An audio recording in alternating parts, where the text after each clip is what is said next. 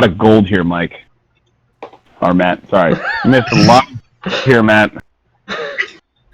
Okay, great. So that's how we're gonna start. So, perfect.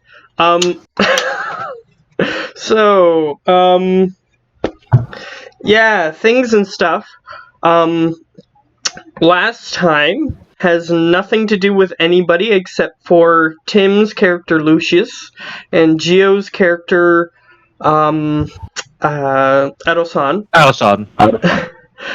Because nobody else was here. So it would be pretty irrelevant for me to bring up that stuff, but I'm going to do it anyway. So they basically had a vision, and the way I try to run my visions is they get to interact with them in however way they wish. So, yeah, so that's what they did.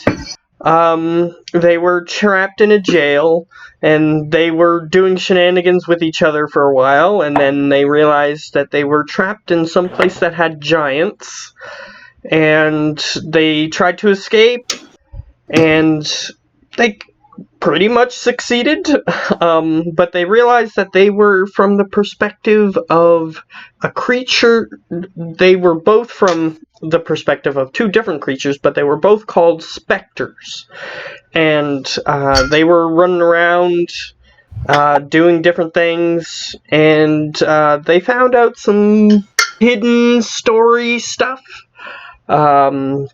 that your characters might not be aware of, and I'll let them tell you if they wish to tell you. But otherwise, the necromancer guy, he tried to make sense of their vision, and that was all that they did, pretty much. He didn't really get to make sense of the vision yet, but that is to be determined. So that was last time. However, the time before that will be more relevant to everybody else. The people at the camp were doing things at the camp. So they were doing their variety of things, which is Lucius and Howler. They were the only two at the camp. So they were doing their things, getting their month's worth of stuff done. And Edo-san and Lily were back at the airship. Yes, they were on the airship in the Aquan Veins, which or the water veins is what it's called. So they were there trying to rescue a group of people, and they succeeded in doing so. The reason why I'm not going into too much detail is because I get to describe what happened to Lily during that time. So that's what we're going to be starting off with. Since Lily wasn't here during that, I auto-played her. So a variety of things happened. You were trying to steer the airship, and you were succeeding for a while, but then suddenly a man came on top of the airship. You're not sure how he got there. He just sort of was flying, and he came up above the ship and landed on the ship. He is wearing black leather clothing, and he's covered in shadow. And he seems to have some sort of weapons on his back. You're not sure, you can't identify them. But there is going to be some roleplay here. However, the main events that happen have already been determined, unfortunately. So, I'm just going to tell you when random things happen. So, just so you're aware, Tim, you're making a lot of grunting sounds. Not just me. Cool. I'm not making grunting sounds, I'm just making noises as I'm trying to do things. Okay. Yeah, a lot. You're very audible. Yes, you're very loud. That is the only problem. Okay, so it sounds like he is muted. Okay, perfect. So, the guy, he gets into he lands onto the ship, and he just sort of goes, "Hello, it is I." That's what he says to start off. Hello, I. No, that isn't my name. He goes, what was his name? Crap.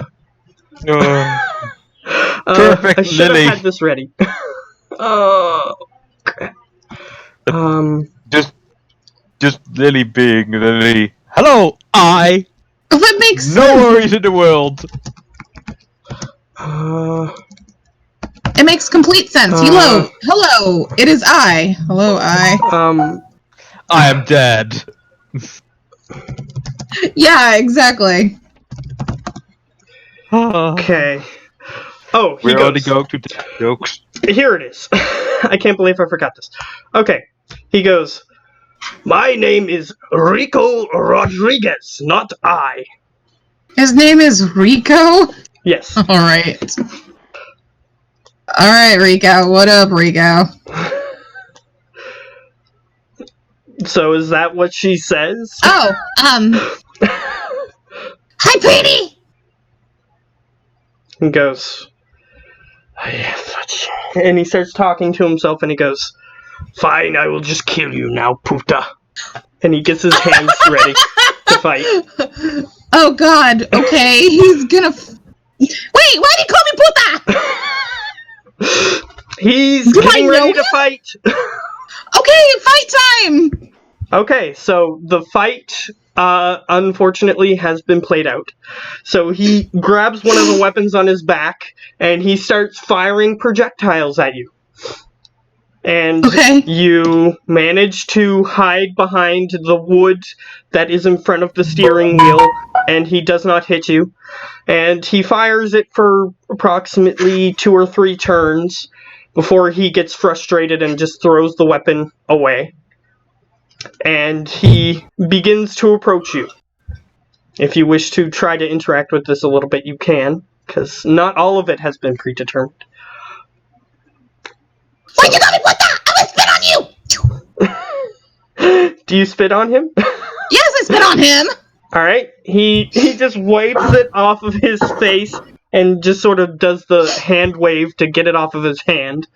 And he points his arm at you, and you see that there's some sort of mechanical device on his arm, and he shoots you with it, and it connects with your armor, however it does not hurt you, and then he fires it again at you, and suddenly you notice you have a balloon connected to you.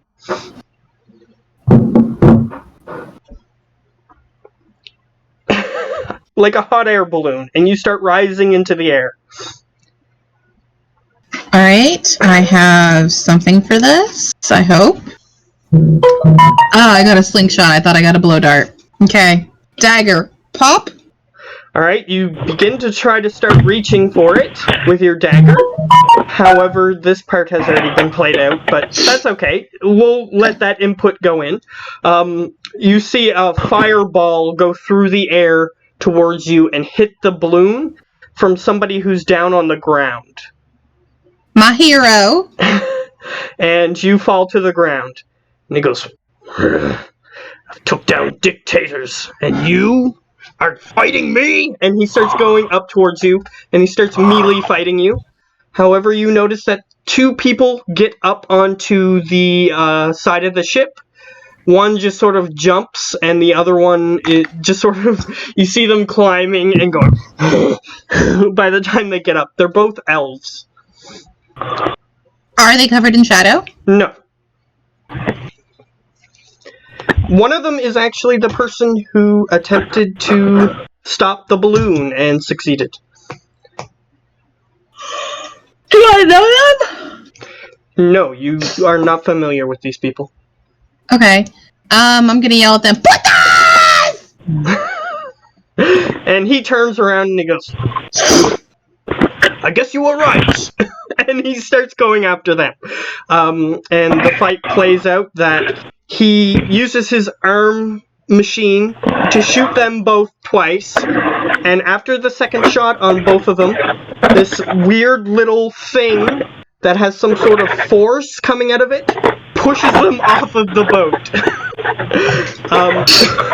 And he turns over to you, and he gets very angry at this point, and he just grabs you by the throat, and he lifts you up, and he's just about to throw you off the edge when you hear a familiar gunshot-type noise, and he gets hit in the face and stumbles back and drops you back onto the deck.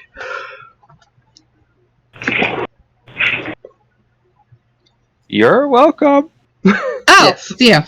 Yes, he did shoot the guy in the face during the fight to prevent Thank you you. from being thrown off the ship.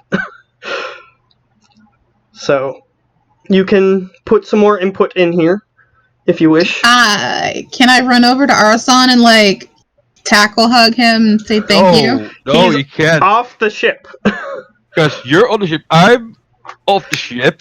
Yeah, and I'm fighting. he's basically telling you to start getting ready to take off. Yes, because I'm Okay. basically fighting a gigantic squid-like ball blob of shadow that's chucking stuff Yeah, at you our look off the side of the ship and you see like a hemispherical black thing that has tentacles emanating from it, and it's picking up like pieces of debris and now is throwing the pieces of debris at the ship. Okay. Shoot. Ah! Don't worry, you don't get hit. That's what I can tell you. For sure. Yet. He already got out of the situation, so this situation is already played out, but I'm telling you what happened, so that way you know what happened. Okay. So you can try to interact with this more. He's telling you to get the ship started to take off. I do accordingly. Alright, so you rush toward, which actually happened, you rush toward the steering wheel, and this Rico character, he starts trying to prevent you from using the steering wheel to lift the ship off, and he's using his hands to prevent you from doing this. Now, this part hasn't been entirely predetermined because Erosan didn't see this part because he was doing something else. So, he's got his hands on the wheel, so what do you want to try to do? Kick the boot on the balls.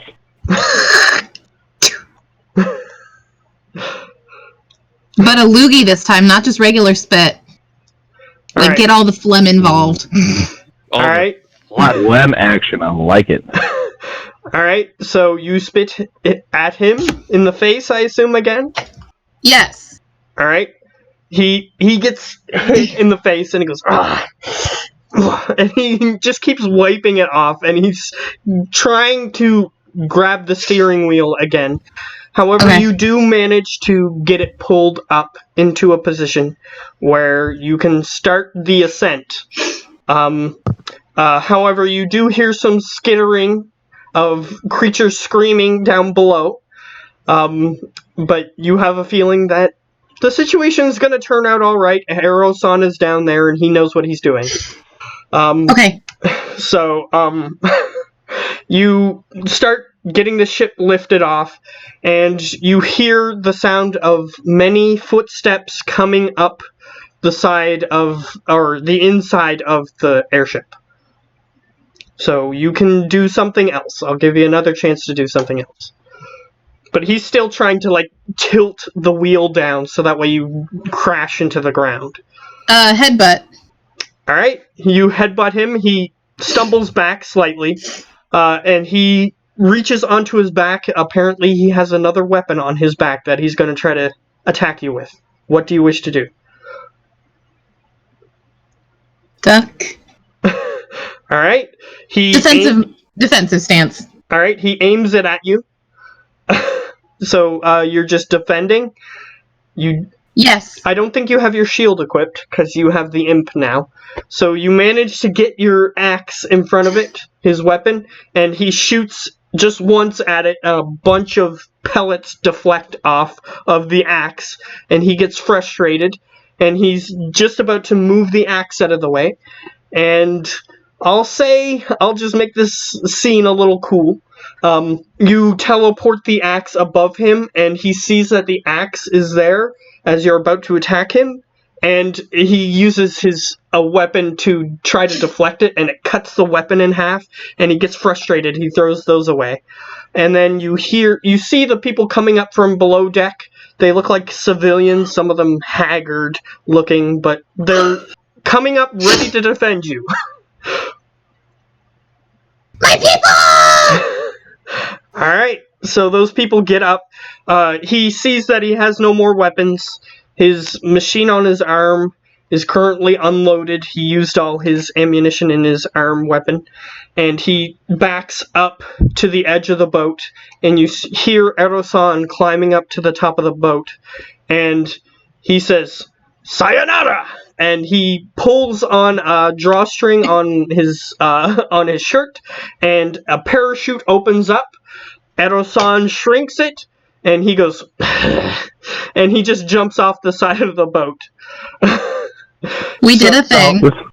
So out of his normal parachute, there comes a tissue-sized parachute. Yeah, so he got frustrated, and then he just jumped off the side of the boat. Yeah, as soon as Elson sees a jump, he just lets go of the concentration on enlarge and reduce, and it's a normal parachute. Alright, and I'll give you a little bit of time. Since you weren't here, Erosan was interacting with the civilians. If you want to try to interact with any of them, you can. You do notice, however, some of the civilians are giant praying mantises. Okay. So you know because you played one of them before in one of our side stories. But and there are 2 high elves in the group as well. Yes, and they seem to be paying heavy attention to Erosan, you notice. You know the mother like licks her fingers and then rubs his face. You have smut on your face. Did he cut out? Matt, you cut out while you were talking. Oh, no. I was just... Unless if you still can't hear me. I can hear you now. Okay, I just stopped talking. Preben is speaking to us if one of you don't mind. Oh, sure. Yeah, I got it. I believe Ben is talking to him. Okay. If he can come in, it might fix our problem with Tim being gigantic. No, I want to be in the middle. But either way, yeah, we couldn't figure out how to change who was in the middle. Because I would have preferred to have been in the middle just because I'm the DM, but it doesn't really matter. It doesn't really matter. I'm the fattest guy. You guys are all orbiting. That's how gravity works. Alright, so hopefully he can get in here. Because I'm not going to give him as much time as you guys to figure out what he wanted to do during that month. That's definitely not going to happen. Because I wanted to get to the aftermath, because we were pretty close to that.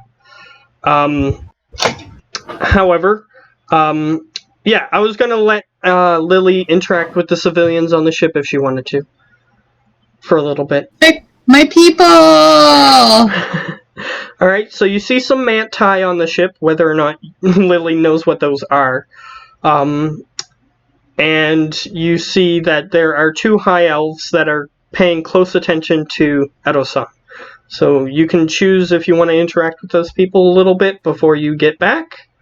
One a bit less than the other, as we all know.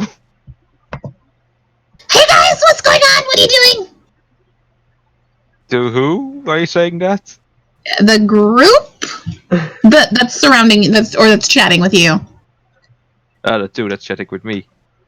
Alright, so Erosan, if you want to say something, because they look at her slightly surprised that this small creature can produce such noise. Lily. Well, these Well, I've been talking a lot about them, but here they finally are. Okay, so who is Mr. Creepy who called me puta? No clue. Do we eat him? No, we just chucked him. Well, he just chucked himself off the side of the ship. Can we go back and eat him? No. Oh. Well. Okay, so who's Mr. Crazy? Does it... Wait, y'all are really tall. Yeah, I'm tall. They both are tall. Are there any connections? Or is there something I've been talking for the past few weeks? Well, past month about with you? Oh, we gotta get DT. Yeah, and Yeah. you see DT at this moment, and he is severely damaged. He has, like, electricity sparking from him, and as you notice this, Edo-san tells him to go into a rest state, and he just sort of sits on the floor and goes deactivated. Dude, honestly, I'm surprised DT is still functional. That's kind of cool. Yeah, he has, like, he sparks and stuff flying from him. Like, He is arcane so sparks. he's so damaged. He's at 10 HP at that very moment. Yeah, and he was taking damage over days that he wasn't getting fully repaired, so I said that he has taken severe damage. So he has, like, his faceplate was broken. It's not even like a face. It was just opened up, and you could see, like, this glowing cube in the middle of his head. Things of that nature. The glowing cube is a soul box, whether or not your character knows that. That's what his brain is, basically.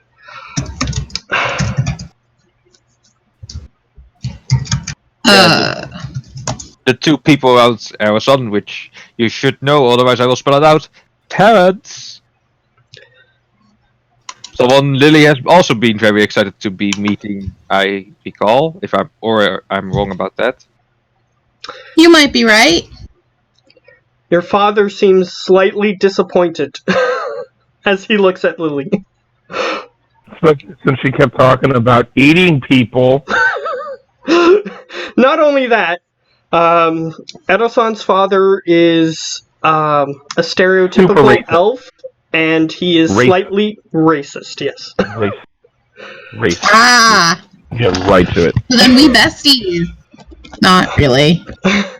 Like, really, son? You're spending time with this person?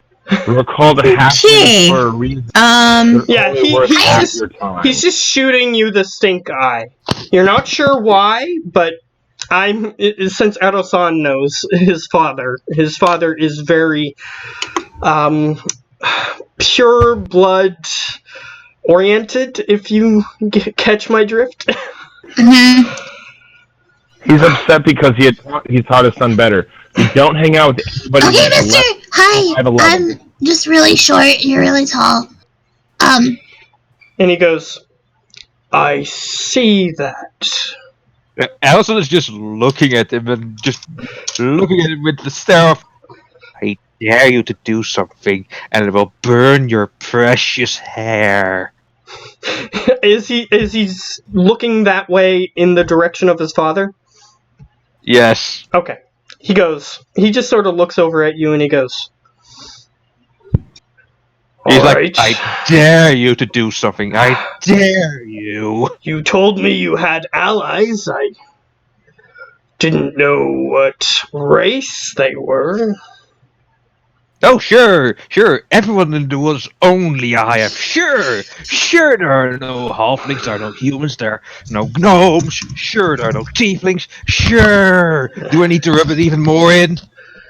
He goes, whoa. You could have at least found a half-elf. And he just sort of walks away. Do I have something? Because now I really want to use also, some kind of magic. I need you both to make an insight check. Inside. Okay. Where's the other one?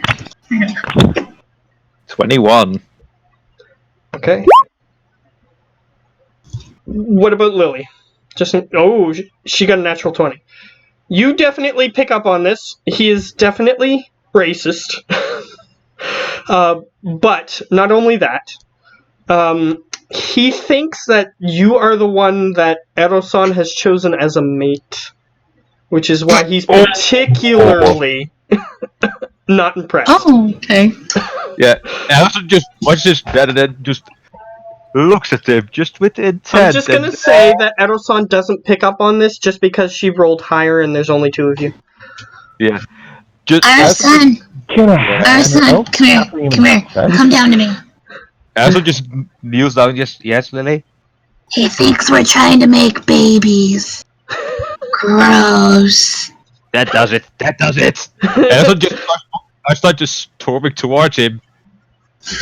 Oh, and Preben is here. Yes. Your daddy's home. I Preben, but Well, apparently I can only see 4 screens at a time. I don't see either. Alright, Preben, How's it just to be? give you some context as to what's happening, you didn't miss too much. These guys have just been wanting to do lots of things during their month off, so we still haven't gotten past that. So you're gonna still have time to do your stuff that you want to do during your month off. Unfortunately, since we wasted so much time on this, you're gonna have to take a lot less time than they have. But yes, you will have a chance to do something. It's just that we're in the middle of this scene, so I thought we would get through that first. Alright, so let's get back to what we were doing. So, Edo-san said that does it. That's where we left off. Yeah, and he's gonna storm after his father. Like, if he's gonna try and run away, Arson just lifts up his finger like, I'm gonna firebolt your ass. Alright. And he's a wizard, so this is where you caught on to some of the nuances of magic. You learned some of that from him. So when he hears the startup of a firebolt, he just stops. He knows what that is. So he just sort of stops in his tracks and he goes, "This again?" No, this! And as he stops, smack! Alright, he takes it. However, he is a stoic elf, so he doesn't, get moved or anything. He just sort of stands there and takes it in the back of the head. And he just turns around. Stupid idiot! He just turns around to look at you. You really think that, well, no offense to Lily, that she would be the one that I choose? Hey! He did say no offense, to be fair. Yeah. That makes it all better. Yes, apparently. Either way, your father goes, "Well, you are traveling for extended periods of time with this female, so it was an assumption, yes, but Not a wrong assumption. not a far-fetched assumption." A very far-fetched assumption. Alright. And he just walks away. As Edo-san, your mother is just sort of, looking at Lily and touching her hair and stuff like she's a doll. Mom, stop. She's not a doll. But she's just She's so living. cute! Can be adorable, but she can also be very, very Lily. I used the wrong voice. Here we go. Well, I notice she does have an axe, so I assume she is formidable. And she's saying this in front of you, Lily. She's not, far away or anything. She is... And then you cut out. Oh, she is formidable. Oh yes, she's very feisty. As she's, pumping her arms, apparently. Lily. Yay. Or however, I don't know how they do it. Either way, She goes, "So your name is Lily?" Yes, it's Lily. Yes, ma'am. You're very, halfling, if you don't mind me saying. Yes, I'm a halfling. You're very happy, is what I'm referring to. I don't take drugs. Oh, that isn't what I meant, although hobbits are known for their indulgences, if you will. Tobacco. Yeah, Lily is not like that because, well, again, no offense to you, Lily, but she has some memory loss. Who are you? How is that offensive? I'm kidding. I remember who you are. Technically, she has regained her memories, but yes, that's okay. That's alright. And, well, that time has shaped her to be more childlike, happy, and energetic. Well, it's not something I mind. Oh, no, I definitely know you don't mind it at all. Well, your father can be a bit stubborn when it comes to modern ways of thinking. Stubborn is putting it lightly. I suppose you would put it that way. Though I have known him for a few centuries more than you have. Yeah, that's very true. But yeah, now that we're on a topic on ages and such, what have you been doing for that whole month? I mean, it's incredible that you could keep the tea running. I mean, the work that I put each day into him. Well, he's not that much unlike a human being, or other being, as we are, elves. As long as you patch up the parts that are broken, or that are exposed, it tends to be better than not fixing those parts. So, Yeah, that's true. the only difference is he does not heal on his own, which is why he is in such a sorry state. Well, I have to say that the patching you did, well, pull him through, let's say. I would have assumed that most of the volleys he protected us from would have destroyed him if we had not repaired him slightly, at least. But, yes, he seems to be in decent condition, considering. Well, if we hit the city and get settled in, once again get rested and all that, and, well, get you all a place, then he will be having a long time in the workshop as well. Well, I would aid you in that, but I never really had your expertise for tinkering. Oh, no. Aston's just literally carrying every kind of tool on his belt, like having wood carving, smithing, tinkers, leather. You literally have, like, a sack that is just full of, like, different tools. It's not just on your belt. You have a sack full, because you have smithing tools and woodworking tools, so you have a large variety of tools. So, you also have a sack as well as your belt, which has your most frequently used tools on it. Yeah, now that I'm speaking of tools, I really should go and check that crystal for the ship, Ah, yes. which was damaged at the time. Yeah, it was damaged at the time. It has, like, embedded stone pieces in it. And she goes, "Perhaps that would be best to address now." Yeah, wouldn't be fun to crash down to the ground all of a sudden in the middle of the air. Though we are staying aloft, it probably would be best to repair it as soon as possible. Just my handiwork, literally at work. But yeah, let me get to work. She nods towards you. So I'll say that that's the end of that scene. So, just so you know, literally switching machines, hooray! Okay. Knew it was gonna happen. Okay. Go ahead. Ben, Pre-Ben, are you Yeah. just lounging? Yes, he is. You do it very well. Oh, nice. I've missed you. I missed you drinking, buddy. I've missed you. Do do do do do do do. Alright, so Geo is Am gone. I the biggest one again? No, actually, this time Lonnie is gigantic. Mm. Give him that big smile. Give him the big smile. Big smile. Apparently, No big he smile? wants a big smile. Can you hear me, woman?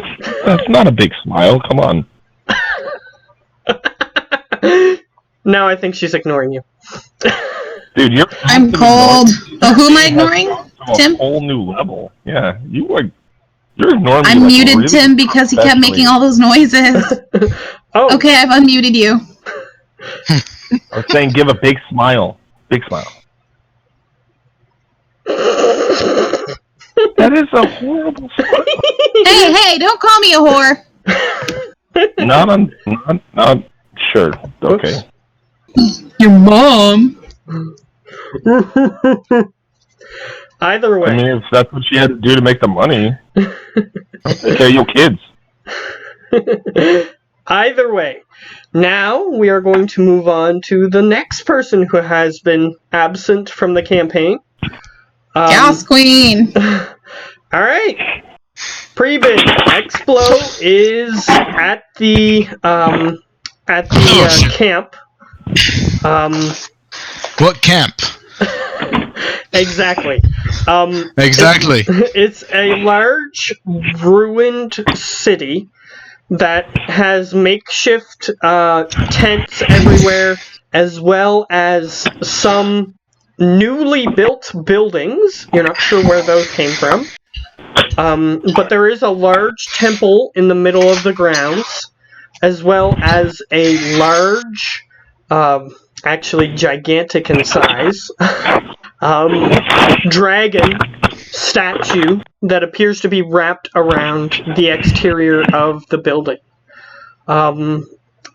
So, you are in a camp. There's civilians here.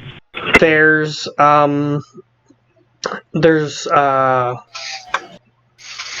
people doing various tasks, attempting to collect supplies for survivability reasons, people collecting food, wood, those sorts of things. And there's just a bunch of hustle and bustle. There was one thing that your character was slightly involved in. You were bragging about stealing stuff from people. And that was about it. Because you were in a scene that required your attention, but otherwise it was it was just you bragging about stealing stuff from people. Worst timing, brother. Worst timing. I'm gonna continue bragging about stealing stuff from people. Okay, great. So So you no, have actually a month not, of because you have a month of time in this camp. So, what do you want to do during your downtime?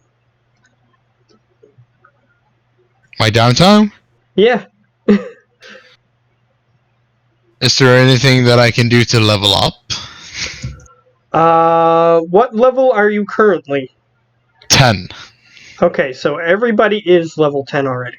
So unfortunately, in a month, if you spent most of that time training, I could give you a level. Sure. If you want to just spend most of that time training.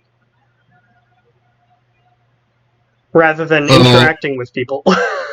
Completely AFK, not doing anything. I think Explo would actually spend most of his time just researching explosives, basically. Okay. Yeah, you can do that. Is there anybody who wanted to interact with Explo while he wasn't here and do something that required him?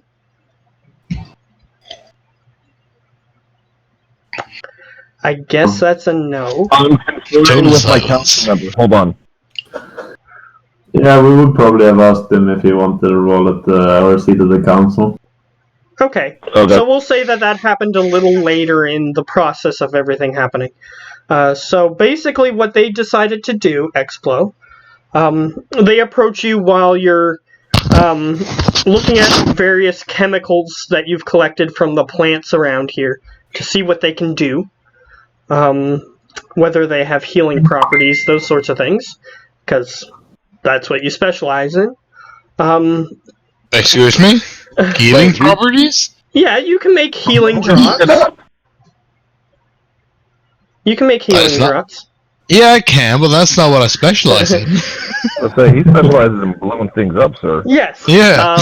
You also look for those things, however, you don't find nearly as much as you might have been trying to find.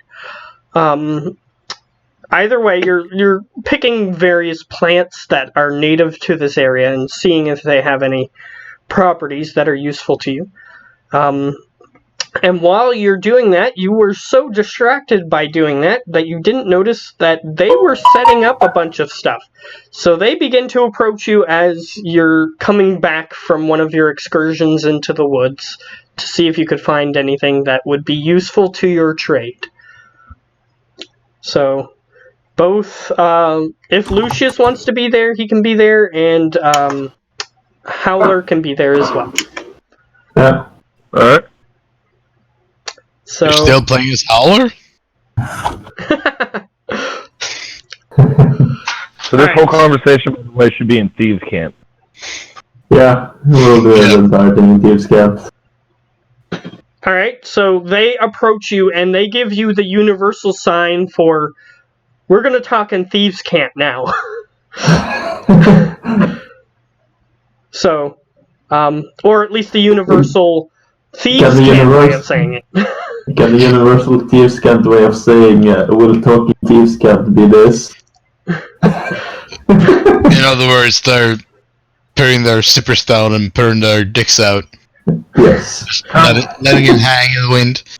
Yes. And yeah. Thieves' Camp. That's just strong gust. It ain't moving. It's just hanging there. Yeah, it's just hanging there. If it's moving at all, it's not Thief Camp. It's just a creepy old guy. Alright, for canon's sake... Demonetized! For the canon's sake, that isn't actually what you have to do.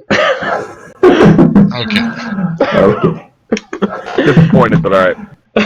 Alright. Well, it wouldn't have worked anyway because I don't have a zipper. Yeah, his... So you always been hanging out. Of course. You can only see me from the waist down. His trousers don't have a zipper in them. You just have to pull them down, which is a completely different message and Thieves can't. Yeah. So it means choke me, daddy. I don't do that. Either way, so what did you guys want to talk about? Yeah, I'm sorry about that. I'm not. I've missed you, Pre-Man. Alright. I missed you all so much. Okay, go ahead. What are you doing? Me? Yeah, No, what are you guys talking about? I'm gonna let Howler take the lead since he knows Pre-Man a little bit longer. Okay.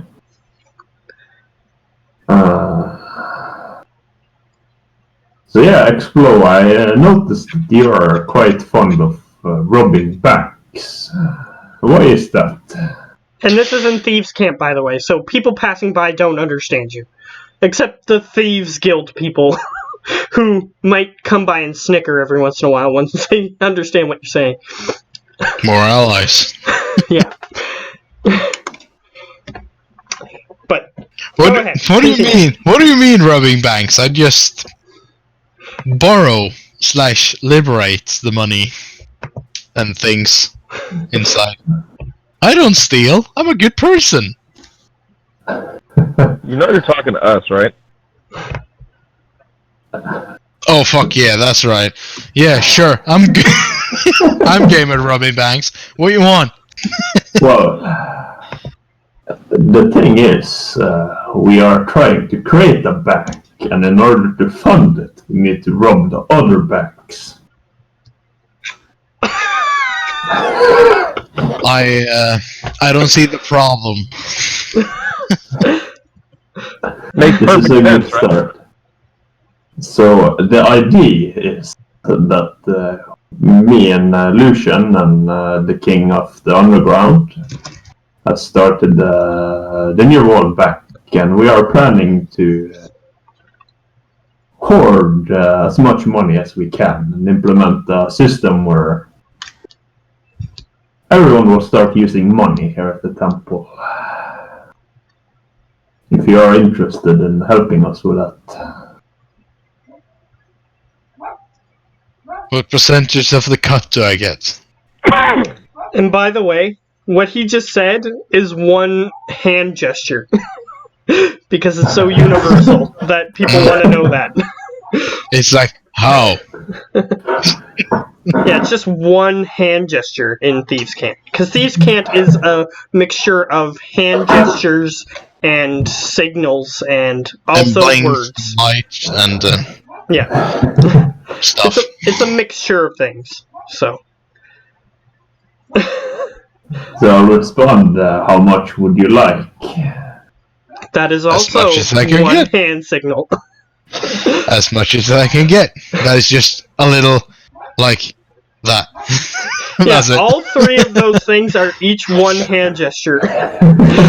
Because those are so commonly used. So yeah, this is the point I would like to decide, and I'll discuss with him. Actually, I have a message. Don't I have to double check? I can tell. I knew I picked Magic Nested for a reason. Ooh, we're talking secrety. Ooh. Yes. Yeah, he's not an arcane Ooh. trickster, he just has a few spells that he got by his, I think it was, feat, maybe? Yeah, it. Yeah, like I used to talk poorly to a bunch of different people, and I liked Vicious Mockery, so I have this now. Yeah, so he has Vicious Mockery, he has Message, and he has, I think he has Comprehend Languages as well, yeah. Yeah. So basically, I would ask Lucius, what do you think? I think he'll be valuable. I mean, he's proven to be an expert at robbing banks already. We could have him rob other banks for us. Oh yeah, and I'd say 20% straight off the top of whatever we get goes straight to him. The rest goes into the New World Bank, and we should see about having him. Sorry, see if we can get him to invest his money into a checking or savings account with the New World Bank. Basically, you want to have access to his money. Basically, yeah, like try and see if we can get him to rob everything, take his 20%, and then have him hand it all to us. Still, Do you want to have access to my 115 gold? Basically, the idea is like, yeah, sure, you own 20% of whatever you manage to rob, but everything is still stored in the bank. Of course, you can still have your share in. Are you telling me this? No, we're still discussing a message. Okay. But yeah, Yeah, that's the so idea, he's so you know the player. messaging Lucius. So you can see that he's casting a spell, but you don't know what they're talking about. Because he's Well, not hiding the fact that do he's an casting a Arcana spell. check to see if I know that he is casting message. Okay. I am doing like this. Which is a 28. and to Expo, I'm like, just 1 second, buddy, just 1 second. Yeah, It's very unfortunately, suspicious, because I cast a spell like this when I whisper. yeah, unfortunately, with a 28, I have to give it to him. He knows what you're doing. He knows you're casting a spell, so that way you can whisper to him without him hearing you.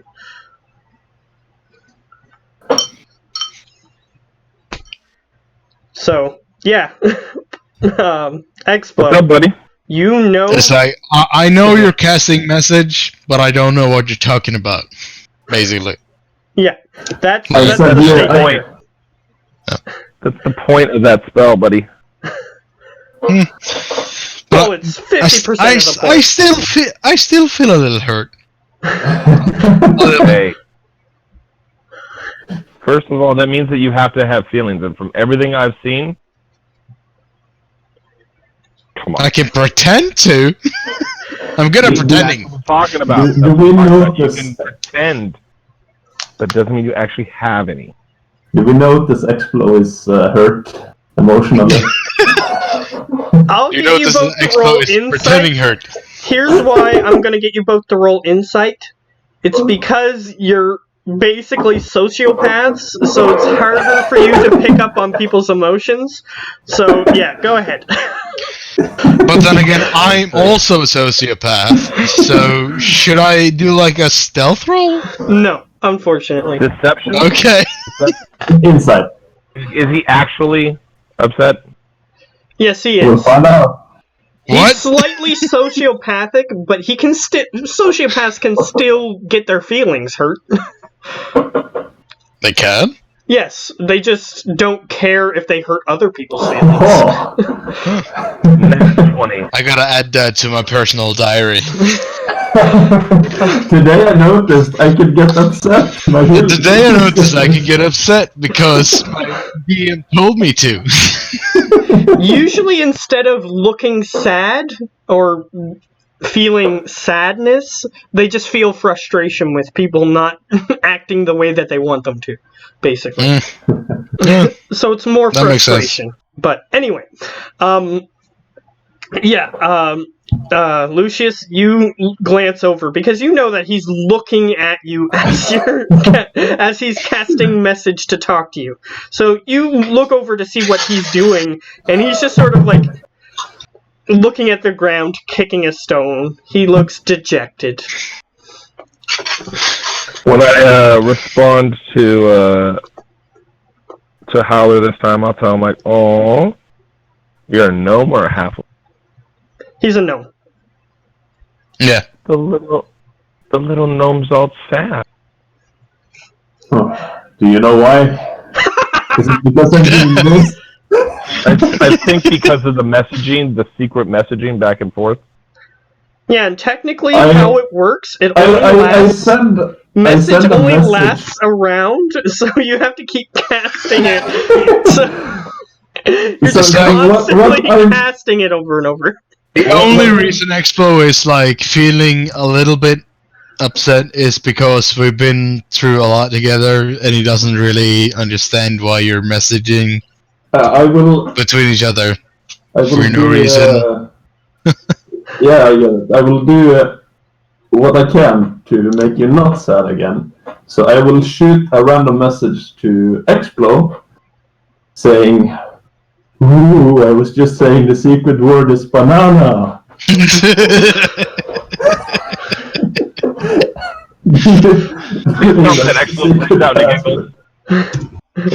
Please, you break out into giggles in the middle of the street. Okay. No, I just sent him a super secret message to Explo that the secret password is banana.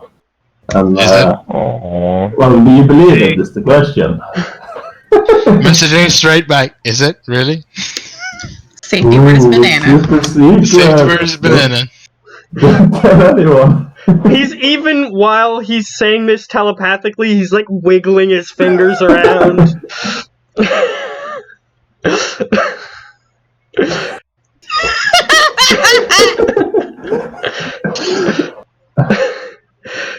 He's like pretending he's making ghost sounds when he's just talking to you telepathically. She is back, alright. Yes. For a second I was about to be like, oh man, Pre-Ben lost his internet already? He just got that back. What? Hello. Is it Geo from his other PC or whatever? Yes. By the way, I think my last safe word was actually pink toothpaste. So anyways, I'm going to go ahead and just say it out loud. Yeah. How does 20% from the take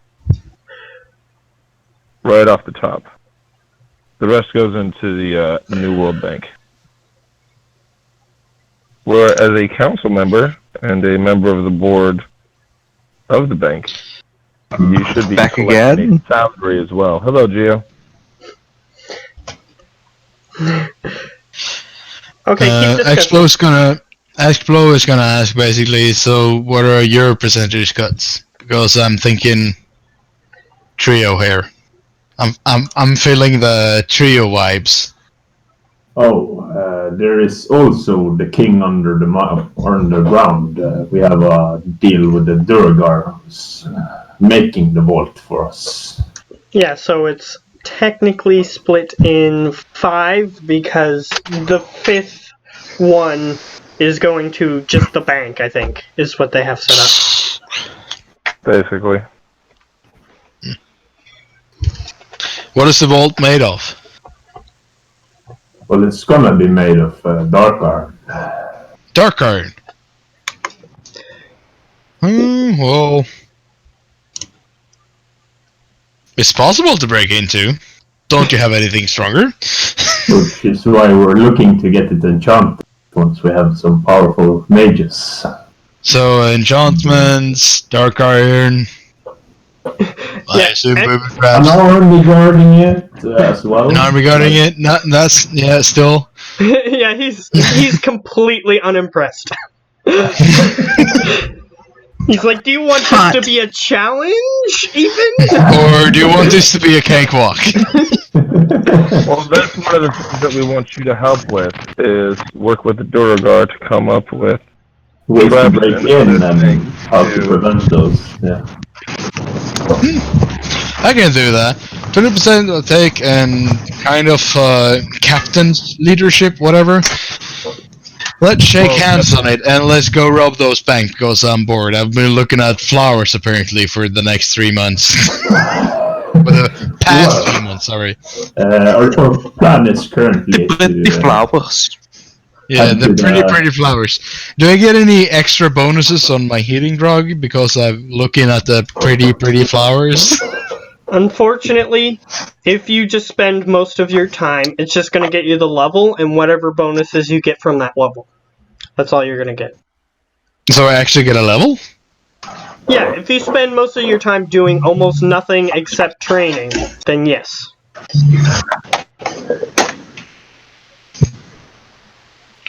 Oh, for fuck's sake! I gotta level up. That takes time.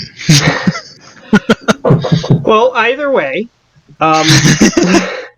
so they're inviting you to join in this accord, which means you have to sign a physical contract. Made by. me, the contract man. Oh, also, just so you know, we have full. And before you actually join, you have to meet with the Duragar King as well. We'll need everyone's approval in order to make a new member. Also, Yeah, myself. Edison is against this whole venture. Of course, yes. But signing a contract made by Howler. I'm gonna take a really fucking good look at that contract.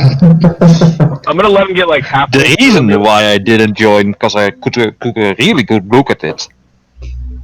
Well, no, you can let him get halfway through, and I'm like, I did the same thing, buddy. I did the same thing.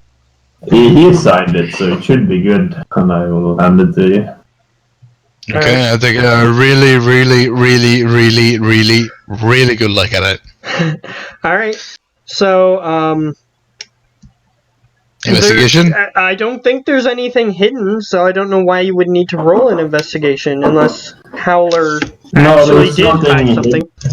The only thing is that you require the signature of like all the well, I don't know if I would have all, but he did. Yeah, probably all. So we would have to see the Duragar King as well to make it official. Because that was one of the things he wanted. Yeah. But he can read through it as you're walking him there. Yeah. Alright, so they take So there's no investigation checks on the. During the 2 hours of walking, there is no hidden stuff. It's just that you're part of the One World Bank. You're going to be one of the chair, or the chief chair members, I think, is what they're trying to get you. Basically, whenever money is accrued to the bank, you guys get huge bonuses, which is 20%, and the bank gets the rest. So, I like the word chief. Chief chair member, Big Daddy Explo. It's a nice ring to it. You sound like a pedophile. Do you want a paneled van? Do we need to get you a paneled van? I mean, What you say? it doesn't. A paneled wagon. A panel. Yeah, it says free money on the side or free candy, whatever. it is No. both of those things. Yeah, free money and candy. Come get it, kid. No, I think these days it'll say free Wi-Fi. Scratch in. Actually, yeah, that exactly. wouldn't work. If it said That- free Wi-Fi, they'd get close to the van and realize that there's no connection and then run away. What if you have stable. Wi-Fi in the van, which is actually possible nowadays? Yes, but they would stand outside the van Yeah, but and then you go realize out that and there's grab no them. connection and run away. But Because then you, the connection can't be stopped from going outside the vehicle. So why you buy a Transformers van who can take people for you? yeah, like Bumblebee. Either way, I mean, Like, X-Flow get 'em, has the thing to be a transformer. Yeah, this is getting too creepy. Demonetized for the max, man. Let's go see the Durga King. alright, No? so What? Yeah. he's sitting in his tent in the Durgar camp, which is just like a war camp. It's got tents everywhere, there's smoke and flames from various forges creating things, and it appears that they are already underway working on this vault, which they weren't sure how big to make it, so they made it bigger than they thought they should. So you can see that they're working on it. It looks like the vault itself is going to contain like safe boxes, so that way you can put precious valuables in, and it's also going to contain like just a big area where you can put money. So Do I see like a construction guy? They're Duragar, so they're still warrior. They look warriors, but they're still like lifting up base pieces of the like they have one wall completed. Based on the measurements of it, it's approximately 300 feet long, the wall. And they're using pulleys and stuff to attempt to get it up into position so that way they can move it. Yeah, but is there like a guy that looks like he's like The foreman. managing the whole? Yeah, there's a guy at a table, and in front of him is a blueprint of what they're trying to make. Okay. I walk over to the guy. Oh, wait a minute! I gotta sign a contract before I can do anything. Yeah, that's true. I'm gonna go back to that guy afterwards. Okay, so you go to the king's quarters. So yeah, before we get there, basically what I inform is that you'll have to show to him that you'll be of value to the New World Bank, and then and that I suggest that you would be some sort of head of defenses against robbery, since you're the expert in the field. Any ways to break in you can think of, find a way to not make it possible. Head of acquisitions and security. Yeah, that's better. Head of acquisitions and security. Are you typing it in? Me? No, I'm not Typing? Yeah, I'll type it. Yeah, you'll type it. What did you say? Head of... Acquisitions and security. Sorry, I'm in the middle of painting stuff. I'm not good with the typing. Acquisition and Yeah, security. I'm- Security. I am actually going to have to Google what Aquaman I don't know what it is. means. Spelling it was different. You I acquire found it. things. You Yeah. get the money. Okay, acquisitions. Okay. So I get the stuff and I secure the stuff, basically. So But that Easy means peasy. That means we have to redefine the title as well, because right now you're just board member, Lucius. So what should your title be? Because this is the most important. Yes, it is. This is why it's been taking so long for you guys to get through 1 month of off time. So what will your title be? The New World Bank top executives. Head of Operations and Arcana. Head of Operations and Arcana. Arcana or the Arcane? The Arcane. It's either way would work, probably. Yep. And then we have the king. He was head of security. What should we call him?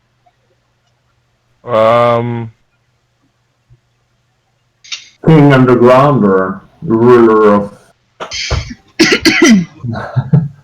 I'm trying to think. Is it me you're talking about? No. Maybe go ahead and keep him as head of security and pre-ban Explo as just head of acquisitions. Yeah, that makes sense. What? I was promised security and acquisitions. You can't just...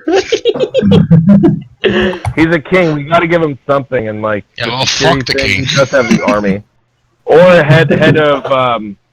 head of New World Bank Army. More like provider of the security. Head of defenses. Yeah, head of defenses, and yeah. Okay.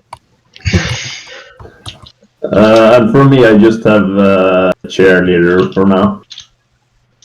That perfectly works. Okay. So... How do you write acquisitions? That's the Is it ACQUIS something? Discord. I think so. Okay. AQ. Yeah. Ben already put it in the Discord. They put it in the Discord. So you have a message that tells you how to spell it. Ooh, I love copying and pasting. Alright. So here's what's gonna happen. You guys are gonna walk into the tent, and then what?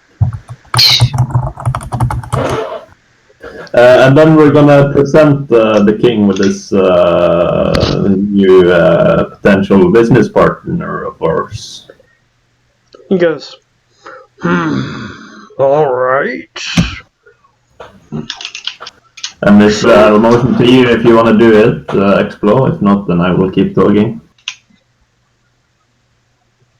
well, I think that you should do it because you Okay. what's it called? You told him that I would be great for this shit, so yeah. Yeah, okay. So I will then proceed to tell him we figured out making a bank with this substantial amount of wealth would lead to people wanting to get in. And I found a professional bank robber who is going to work with us in finding any ways to break in. Exterminate I wouldn't them. really call myself a bank robber. I'm actually telling this to the king. I wouldn't actually call myself a bank robber. I'm more like a liberator of money and valuables.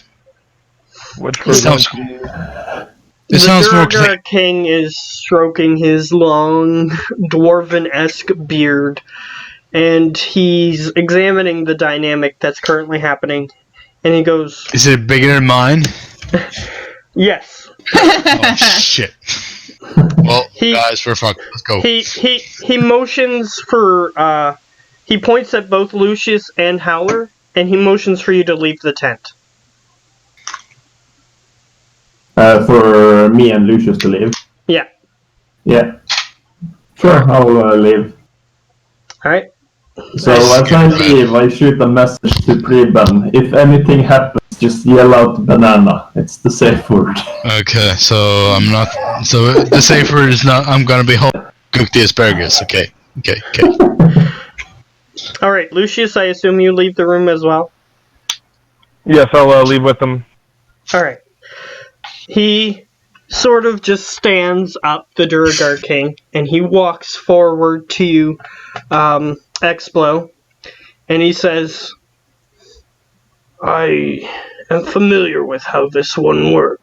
And he motions towards the door, and he says, so you tell me in your own words what you're going to be bringing to this partnership. Well, what did you like that of it? What did you say? So you tell me in your own words. In my own words. Yeah. What you're going to be bringing to the partnership. Well, basically, from a young boy, I've been a slave to your kind. And I broke out of that, and then I started breaking into other stuff for pieces of chocolate as a child. So, basically, there is no bank, no vault that I can break into, and I know exactly what to fuck up other people that are dumber than me. Because there are no other people that are smarter than me. Alright, I'm gonna get you to make a persuasion check. Advantage normal. Advantage, of course. Because you did make a good case. And because I suck at persuasion. But you did make a good case. So, go ahead. Advantage. Script gods, don't fail me now. Wow, they're both the same. Yeah, that's. Can I get a +5 just because they were both the same? Unfortunately, no. But here's what happens. He goes, well, you're not very good with words, but I'm willing to give you one chance. My mom used to tell me that I was special because I can read or write. He doesn't know how to take that information. But he continues. He says, I will give you one chance.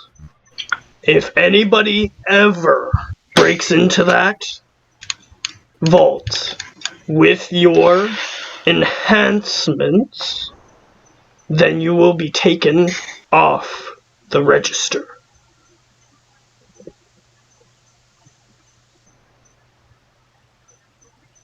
Well, as long as you do what I tell you to, it shouldn't ever really happen.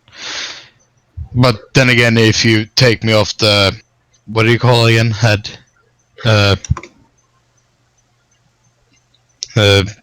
Acquisitions and security. Breaking into other banks. No. Matthew said... Off the council, yeah. But then again, if you ever take me off the council, and this is the only bank in the city, it would probably empty in a couple of days. Alright. Since you're gonna pull that route, make an intimidation check. Really? I'm not trying to intimidate the guy, I'm really just trying to threatening him.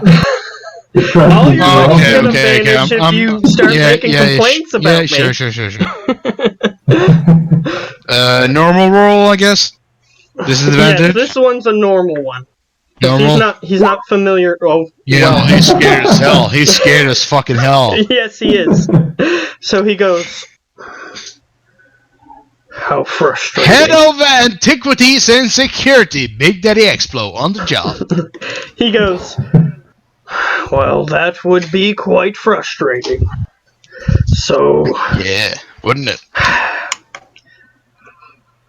I will consult with the other two. You will leave this room now. I'll leave the room. Alright, and he tells you to bring the other two in.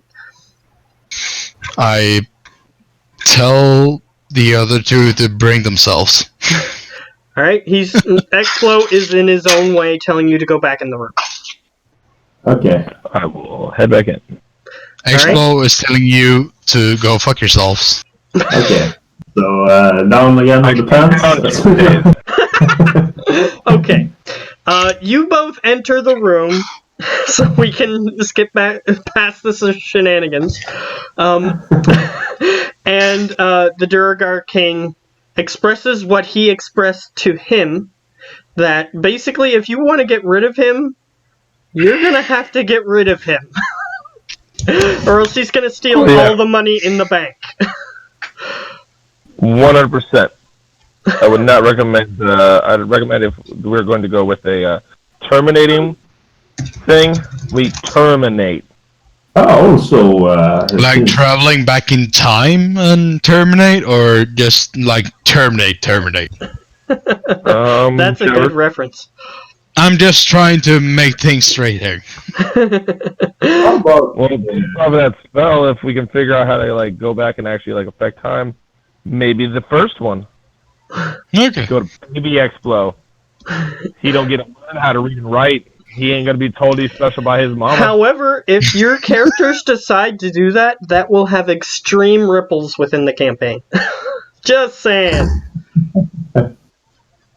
So yeah, well, Because Explo is basically the backbone of this campaign. That's what I was gonna say. It'd be hilarious if we go back and we kill Baby Explo, and then we come back to the future. There's no darkness. You come back to the Leaving Explo alive in the world. normal. And that is how the whole campaign ends.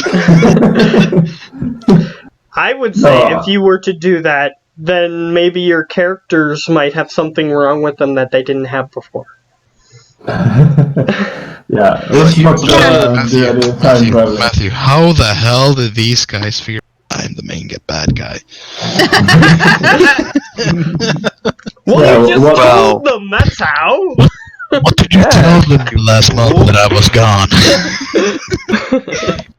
Either way, yeah, he expresses that Explo is, if you guys decide to get rid of him, he's going to steal all the money in the bank because he knows all the secrets. So, what if we add in a precaution that if someone would be terminated by the council, that they would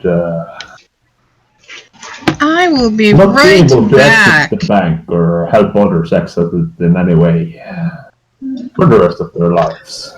Perhaps we could have a sophisticated enchantment that is tied to their physical attributes or something. I motion No, towards tied to their soul. I motion towards the contract unwritten, which should have been, because I normally do it, we can't attack each other. And I pull out one of my daggers and I ask the dwarf, stab me, and you'll see what enchantments I have in place. He Remember, hesitantly you're not allowed obliges you, to do this. and he grabs the dagger, and he's going to lunge towards you. So, is this your standard? Told to harm him, but he's not sure what's gonna happen, so he doesn't intend to harm you. Yes, Well, but he's I a just stand Duragar. there. He's a Duragar, so they have different sensibilities on these sorts of things. He probably just goes, neck, more shares for me. Yeah, he just sort of is ready to harm you. Yes. So is it your standard layout? Like, you can't attack each other, that sort of thing? Yeah, like, Okay, so then yeah, what's you going to would happen have to to him? move 2 circles to do something like that. Alright, so I'm just saying that the thing that's going to happen to him is based on what you worded it to be. So he just basically, his arm stops before it hits you, and he drops the weapon, and he goes, ah! And he just sort of grabs onto his head, and one of the Duragar guards kind of just checks into the room, and he motions for them to go back because it's all right. And the guard leaves the room. And he And goes, I pick up my fancy jewel dagger back to the slot. fair enough. And he, Ooh, Foster's! That's a good beer. Yeah. all right. So, yeah, he goes back to his position and he says, so this will be affecting him as well? Yes, as soon as he signs and it's agreed to the terms, which we can discuss here. So that would apply if he just tries to rob us? If it's mentioned in the contract, yes, which it's not currently. I assume we can addend this contract. That would be possible. Alright. And he But it would motions... require, basically, I'm not entirely how it works. I'm assuming it would need all three of our signatures to make it a new one. To update it, basically. Yeah. The addendum, But, any addendum, including on your magical contract, requires the signees to either initial or fully sign the new addendum. But to remind you, the only one that can hurt the console is Arasan. At the moment, yes. But we'll get to that in a bit. Okay, so he sort of just pounds his fist on the side of his chair, and the guard comes in the room, and he tells the guard to bring Explo back into the room. And you guys are all convened in this room to sign the new addended contract. It's like, I would say because I looked at the contract the Yeah, whole you way notice down. that there is an addendum. Yeah, that was exactly what I was gonna say, because I looked at the contract the whole way down, but since it's actually Howler's contract, I would Well, unfortunately, actually in order for still... them to add an addendum, it has to be longer. So you notice that there's more added to Okay. it. So look at it. Yeah, I read the whole thing. Alright, you see the new addendum that you guys can't attack each other and you can't steal from one another.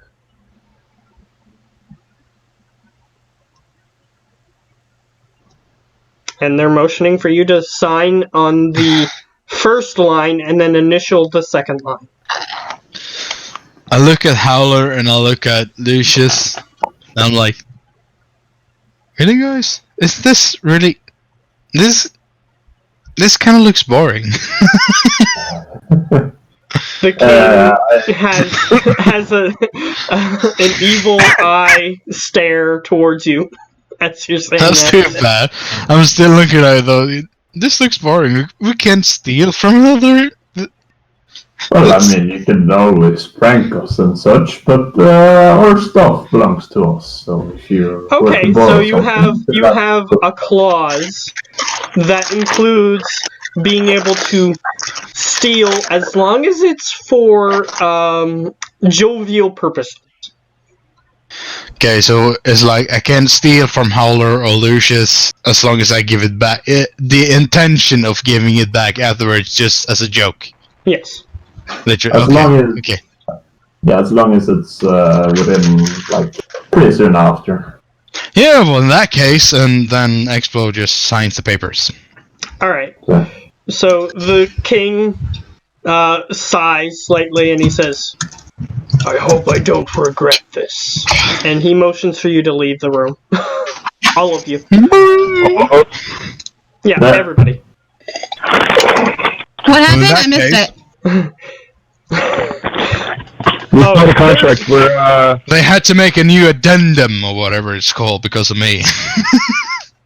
let's just say we're going to be the new leaders of this whole multiverse at some point. Yeah. It's seeming like that. Right here. They're But trying. then again, Whether or not they succeed depends on how they tend to go about things. I am Daddy Explo. That was a bad joke. As opposed to Mommy Explo. I am Iron Man. That's the care. Yeah. Poor Iron Man. Yeah, if Explo's right? character ever gets married, then there's gonna be a Mommy Explo. Mommy Explo. It's gonna be big Mommy Explo. And she's gonna, oh hell no, you didn't do that. Oh, dude, he's gonna end up with like a giantess. Yeah, something like that. Me snoo snoo. Expo is gonna Death by snoo snoo! Death by snoo snoo for life, boy. Alright, so you guys leave his tent. So if Explo wanted to interact with that that vault, he can. I am going to do that. Alright, so there's the same guy you saw before. He is currently talking to what looks like a warrior type guy. He's a Duragar with a war pick in his hands. And he's sort of just telling him to do something. And the guy goes over and he sticks his war pick in the side of some of this dark iron to try to lift it up. And you walk over to this guy after he's finished talking to him. Okay. I'll walk over to him and say, hello, I'm head of acquisitions and security. My name is Big Daddy Explo. Alright, he looks at you and I'm gonna roll for something. Because most Duragar do not speak common. He doesn't speak common. Well, in that case, I will speak Gnomish to him, which they should know because they usually use gnomes as slaves. Okay, that is actually a deep cut into your backstory. So, yes. Pieces of shit. He actually has advantage to know Gnomish. And he does. And he does. So I will speak Gnomish to that piece of shit. Alright. So he looks at you confused when you speak common. And then you try Gnomish just for the hell of it. And he goes, "Oh, so you speak the language of the slaves?" Fuck you. And he goes, "Probably deserved, but we are allied at this moment." At this moment, tell that to my mom, and my dad, and my uncle, and all that shit. But still, I want a full,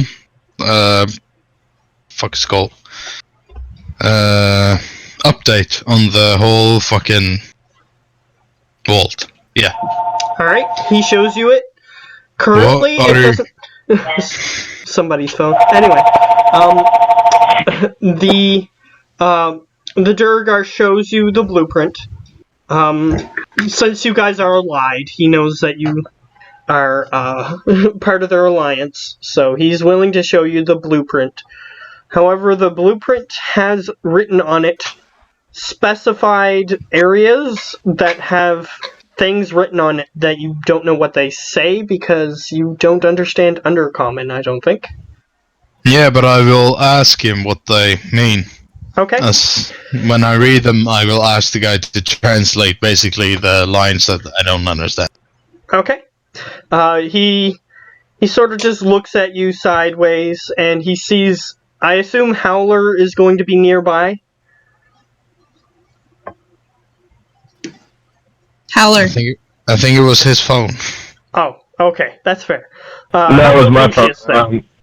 I would be there. Okay, so he sees that you're being accompanied by someone who has a very serious agreement that has to do with his vault with you, and Lucius just sort of motions for him to continue. However, Lucius, I don't think you understand Gnomish. I'll cast comprehend languages. Okay, so then you would have. Also, They were. point when he looks Yeah. Okay. when he go looks back at me to get like the nod, I'm gonna actually step forward and be like, "Really? How about next time if somebody just walks up and asks you, hey, I'm now like one of the big shots. You check before you show him the blueprint." He says in Gnomish. I mean, I'm which, just saying, like, yeah. At this point, it's a little, like, really? I mean, you've already, Yeah. that train kind of Here's already what left. he says in Gnomish. "I figured that our construction was hardy enough to withstand any penetration. Plus, he doesn't understand what these things say." Says he doesn't understand them. doesn't mean it's necessarily true if somebody is coming down here to try to gather information. Fine, point taken. And he shows you the words that are written on the page. And I think comprehend languages also applies to written language. Yeah, I just had to touch it. Yeah, it does. That's the page. Okay, so you actually see what it says, even though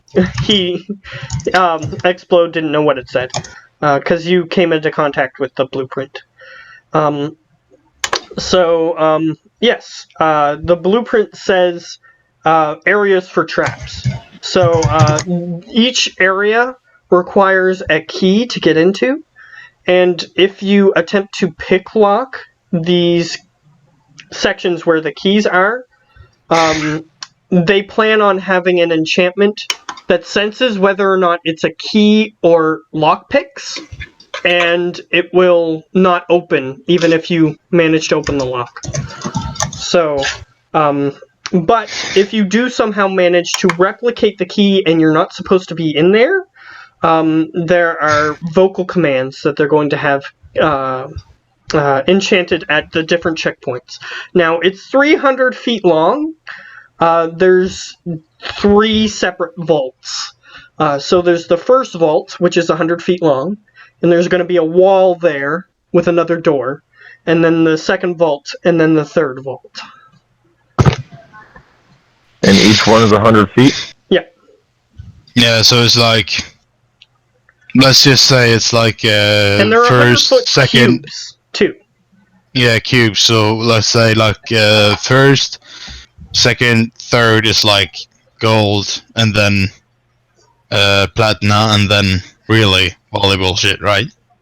Yeah, and in each one of these vaults, there's about 10 feet worth of wall space that is used to have basically safety deposit boxes. Mm-hmm. I asked him what the safety deposit box are made of. He says, well, we were just going to use dark iron like the rest of it. Good. And both ceiling, walls, and floor is made of dark iron also, right? Yes, and the vault doors themselves are made of the same thing, dark iron. It's Do you all have dark iron. Do you have enchantments on each deposit box? Well, we thought that if they managed to get that far, then they were someone who belonged in there. But if you... No. Okay. You should have a different spell on each deposit box. Whatever it is, just make it different.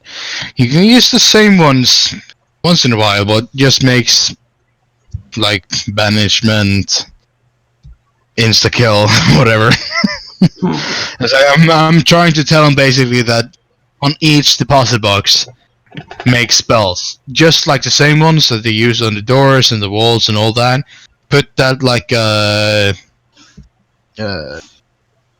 default basically. All that stuff to get into the vault is default on everything.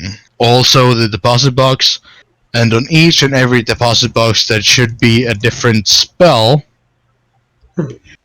or enchantment. And he says, well, that will take quite a bit of time. Plus, we will need the... And? Plus, we will need the additional... additional mages. Additional mages to enchant it. I'm just saying what will be required. Yeah, sure. And? Well, if that's fine with you, then great. But I'm just saying what will be required in order to do that. You should say, yes, sire, it's doable. I should make my name Sire, head of the actually. No, you're now captain. Sorry. I said sire, not captain. Either way, the guy goes, we'll do our best.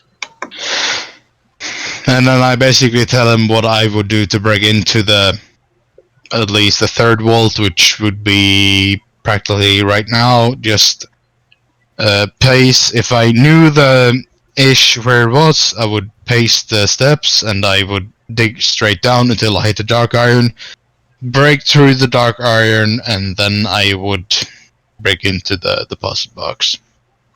Okay, and he says, Because, yeah, dark iron is pretty fucking hard to break through, but it is possible. yes. So he goes, we will also be enchanting the dark iron, so that will make it sufficiently hard. However, I do see your point. You could break through. However, if you enter the room in such a way other than the door, then you are teleported to the Nine Hells. Okay, that was actually what I was gonna tell him, that if you actually touch one of the walls on the outside of the bank thingy, you would be banished or teleported. Yeah. So far away. he basically what he said is the entire room is going to be enchanted, and if you go into the four walls in a way other than through the door using the key, then you get teleported to a different dimension, basically.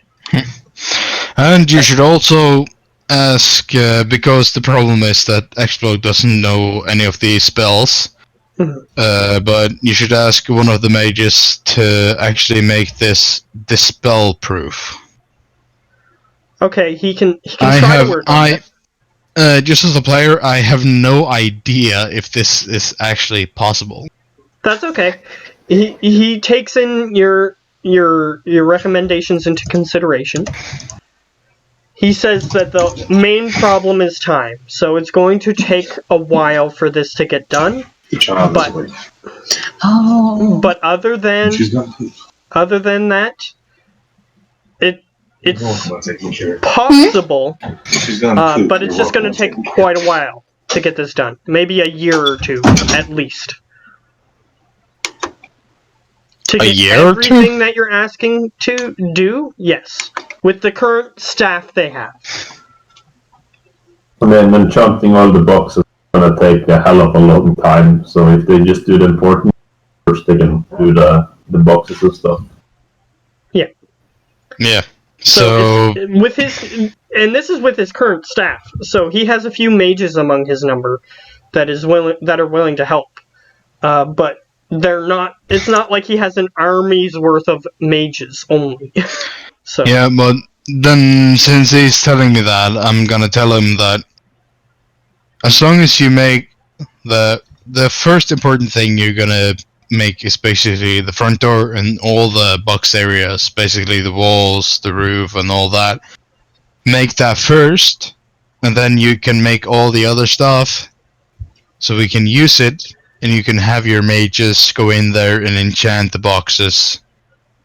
Yes. From the back to the front. Basically, the most important stuff first, and then they just work their way out. Basically. Yeah.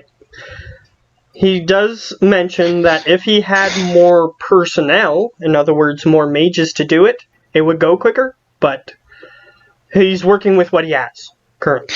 Which means we have to go get more mages. Exactly. And then I turn to Lucius. We need to get more mages. Is Howler in the area? I assumed I would have. I turn to Howler and say, Howler, we need to get more mages. Yeah, I played with Lucian. He's in charge of the arcade. Do you have mechanics or artificers? I know a guy, actually. Maybe we can make him help. Well, I mean, that's one person. You need, maybe 100 people to speed this up significantly enough to get it done. That's fair. So, you can. I mean, it is an additional person, but it's only one. It's like, I'm just telling you how to make it 100% bulletproof, except if I were trying to break in, which I'm not allowed to anymore. Because That it's was also a funny thing. Well, What? no matter what you do, there is going to be a way to break it. But how hard you make it is up to you. Yeah, but the big people, that's just waiting for a work incident. Yes, there could be on-site incidences that you guys might have to pay a bunch of money to somebody if this... No, we'll assassinate their families. We won't have to pay. Oh, I'm Easy. going to bring you the news. Your husband, he died at work. Sad. Badly, He died at painfully, work, and you horribly. just shoot them in the face. no payout. No, that's terrible. I have some horrible news for you. Your husband died, and so have you. Bang. Yeah, so, Okay. Matthew, basically everything is going to be made from Darkon, right? Yes, they're gonna make. That's then- what they have plentiful amounts of anyway. Yeah. So So, what I told them to do is to make roof, floor, walls. Basically the first main thing of impenetrable with spells and incantations, and then they will start with the deposit box okay. on spells So- and incantations from the back, also from the floor that is the furthest back, basically. Yeah, and they of do- course, Okay. all the 3 vault doors. Yes. So 3 vault doors and all the roofs and thingies. Yeah, they haven't completed the construction of the actual skeleton of this vault yet. But while they're doing it, they do have mages like carving in runes and things of that nature to help with the enchanting process. So while they're building it, they do have people who are currently like starting the process of enchantment. I tell them to try to every piece that I need to make walls, deposit box and all. For now, walls and deposit box and doors is like have the pieces that you need to make the doors and walls go through the mages before you put them onto place. And we will try to get more mages to enchant to make the inscriptions and all that.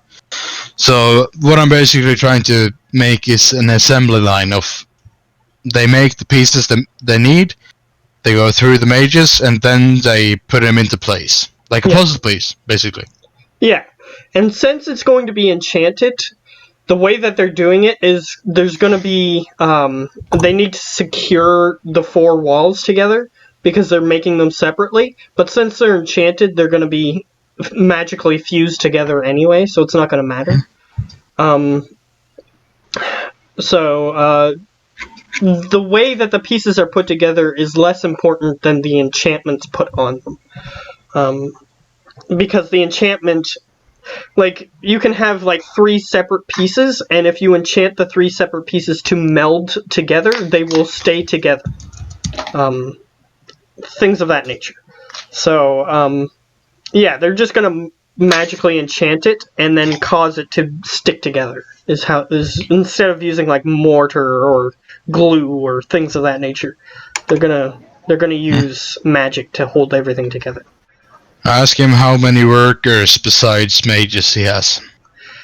Well, he motions towards what you can see in front of you, and he has approximately 20 people who are currently like just trying to get the metal in place, but there are an additional couple of people working forges to mold the smaller pieces.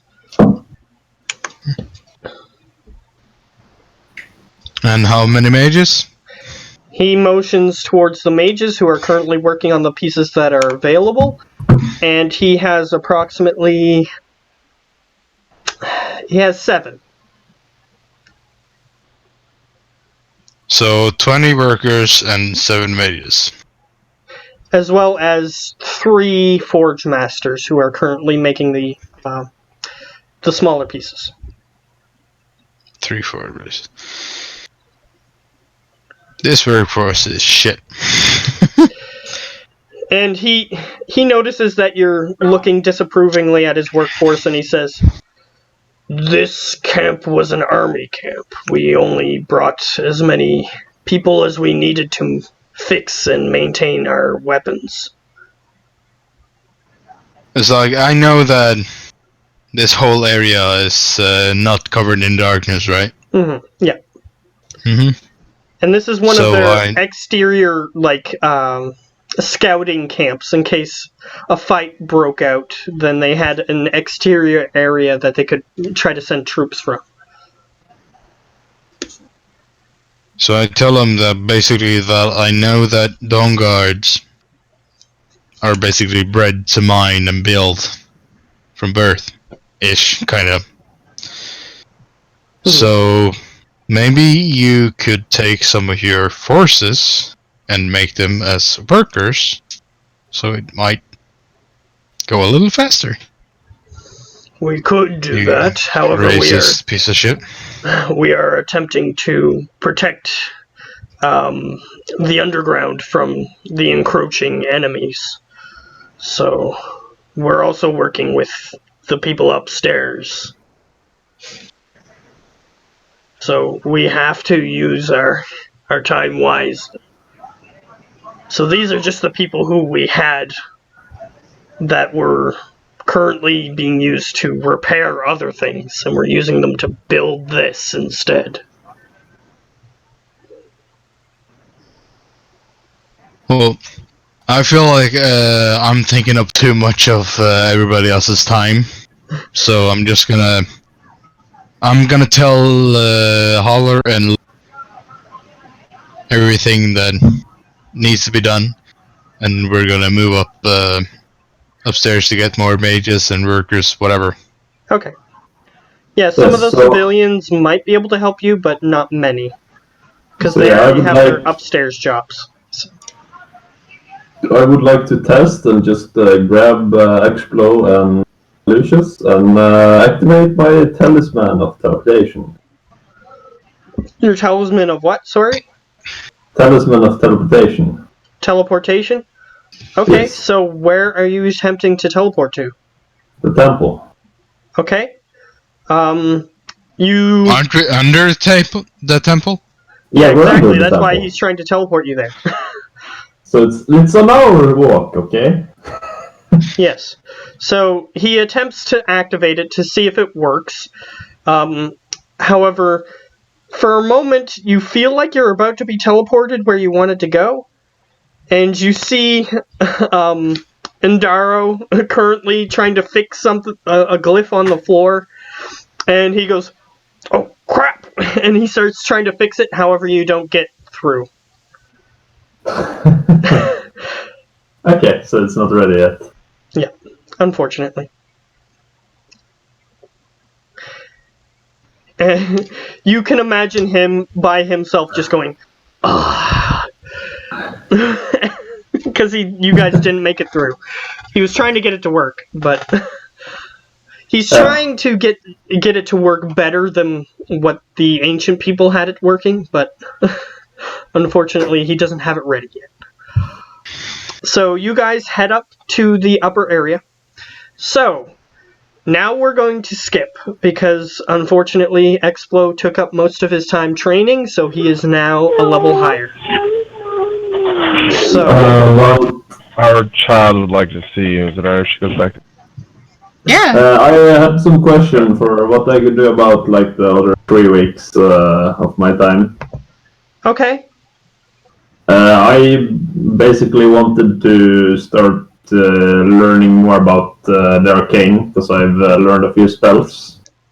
So I would like practice with Irndaro, some of the other mages, to see if there's any way I could improve on that level, either by just learning more about magic or if there's a few tricks I can pick up. Okay, so you're going to spend the additional 3 weeks doing this, or just 1 week, or... I mean, that's all I had planned for the rest of it, so I guess 3 weeks. Okay. Here's what I'll do. How is it that you cast your spells? Do you have like a little book with the spells in it, or is it like... Let me check the feed, I'm not sure. actually. I don't. I'll check if it specifies. If it's not, if it doesn't, then I'll just come up with something. Okay. It is. What's the feat called? Magic Adept, I think. No, that's Martial Adept. Magic Adept.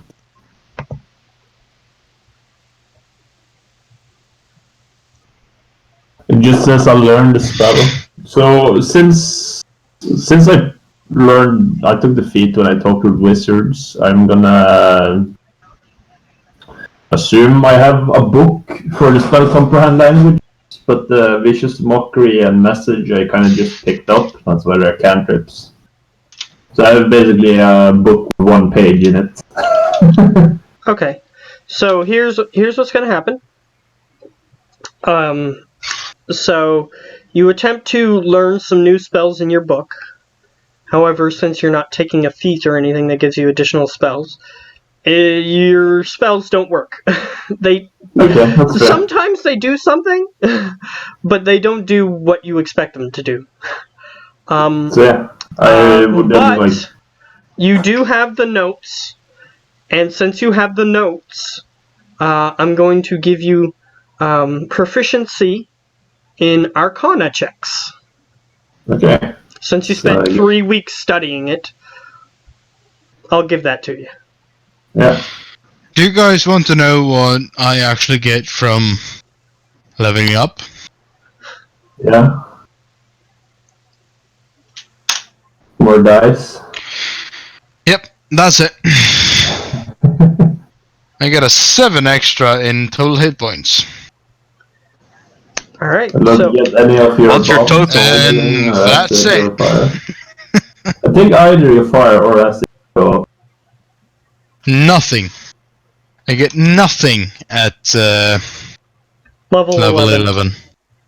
Nothing. Just hit points. Seven. Nothing else. 7? Yeah, he's level 11 now, because he spent most of his month doing nothing but training. Okay, you're 1 level ahead of me. Hooray. Yeah. Yeah, you suck it, player. And I'm Your fine bear with has doing a that because he did universe. literally nothing else with his month. So, I'm fine with that. You get a new spell learned, that's for sure. Well, you can look up what he gets and send it to him, because he thinks he only gets hit points, so if he gets something else, then he deserves to know about it. Your acid is 66 now. What? Yeah, send him messages about it. We'll move on. So, is there anybody else who needed to do 1 or 2 things? Okay. Well, how much time do we have left after? Well, you've been spending most of your time studying under the Necromancer. Yes. So, Baby. I'm an artificer. I don't have a spell book. Yeah, well, you have spells, so we just don't want to pay. you keep track of them. You get 1 more spell, basically. yeah, you don't have a spell book. You just know how to cast spells. Okay, So First or second, still. I went on the wrong line. Sorry. $9.99. Like, and she sent that to you guys. By next month, there will be no We bill. had you. We'll be even. Yeah, so Tim spent most of his time with the Necromancer, so is there anything else he wanted to do with the Necromancer? Other than to study how to do his spells and whatnot? Just that, basically, try to get stronger in the Arcana. Yeah, we'll Okay. never pay for all. That's alright. No matter how much. So you learned your spells, and you're learning how to more effectively use them. So, okay, that's something that's good. So, the other 2, Lily and Edo-san, they spent their month traveling, so unfortunately you can't do much else. But I think we are back at the point we did last week, I think. Yeah. So now we're back there. So, you guys arrive at camp. It's been approximately a month since you arrived at the camp originally.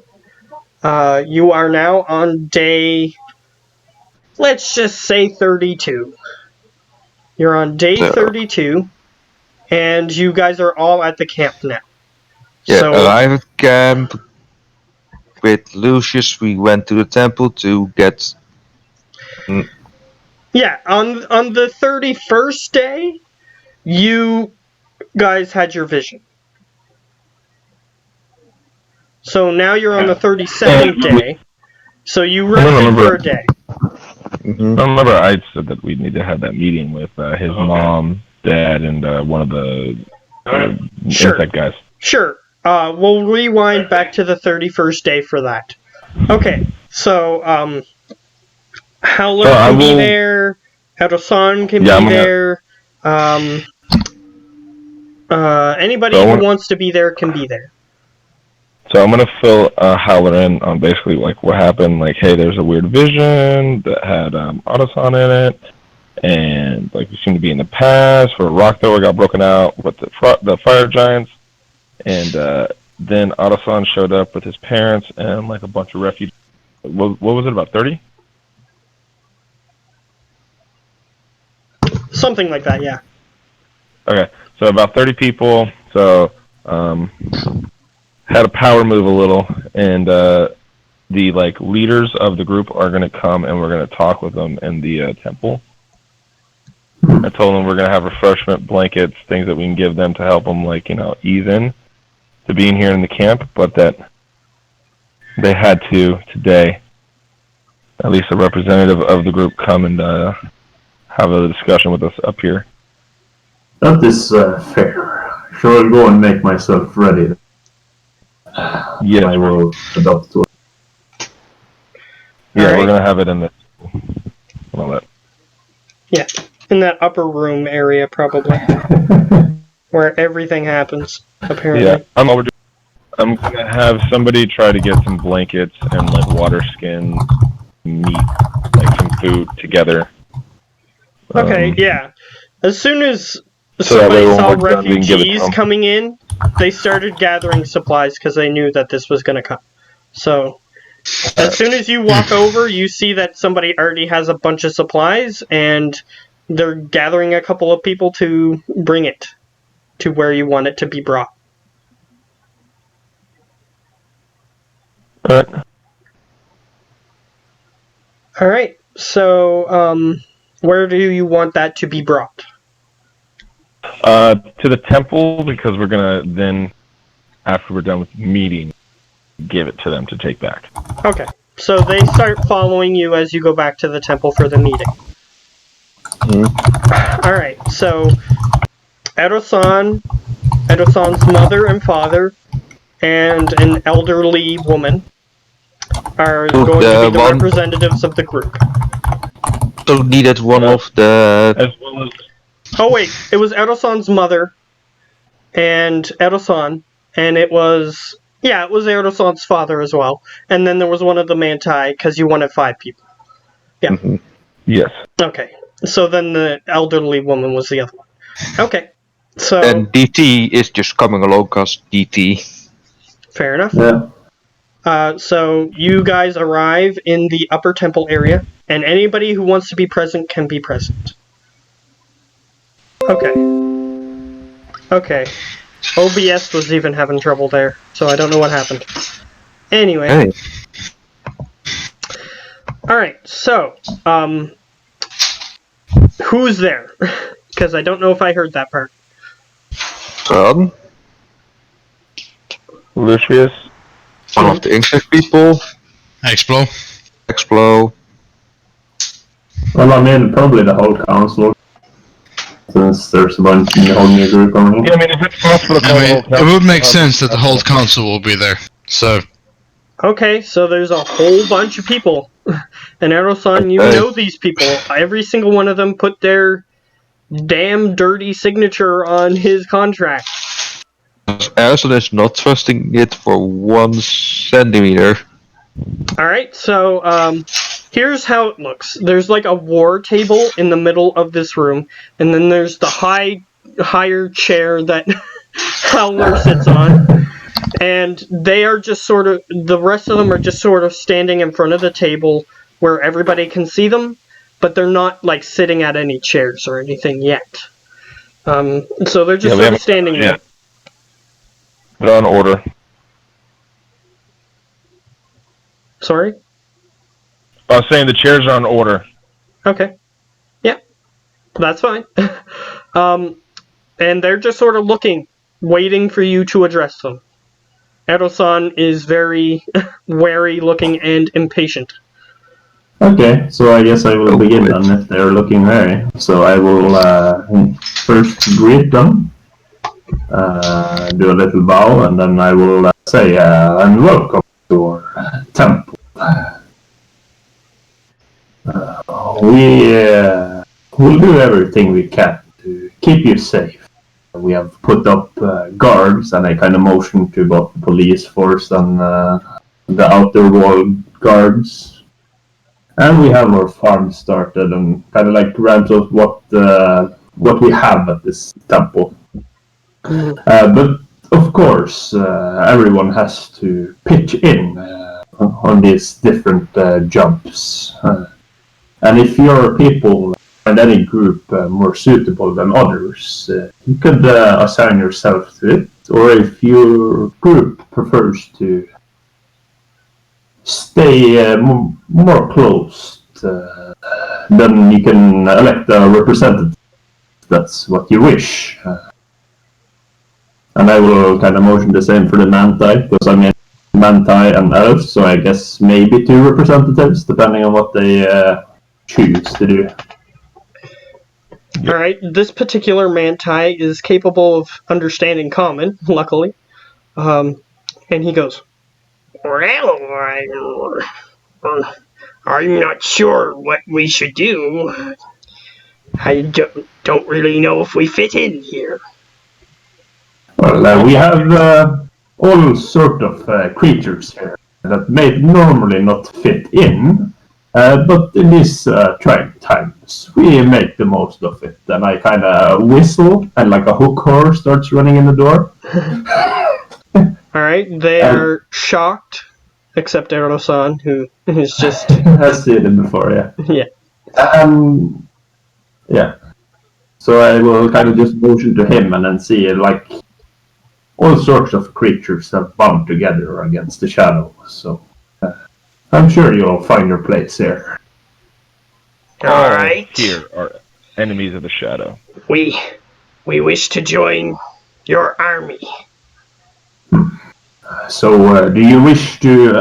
I kind of want to get a recollection. How many? Or I don't. I want to make a history to see if I know if they're Manti or not. Okay, go ahead. History. Let's see. +1. 18. Yay. This species only came into existence 100, maybe 150 years ago.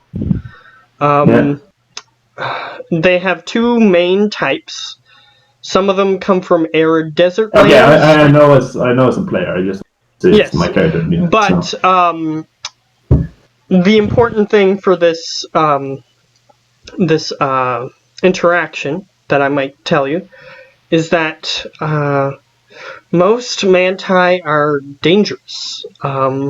They usually form factions that would basically do terrorist attacks on various lands. So that would be the thing that you would want to be most cautious of. Okay. So if you Manti would like to elect a leader amongst yourself and agree to the same terms as all the other group, and I kind of motion around, not referring to like we're not attacking each other, that sort of stuff.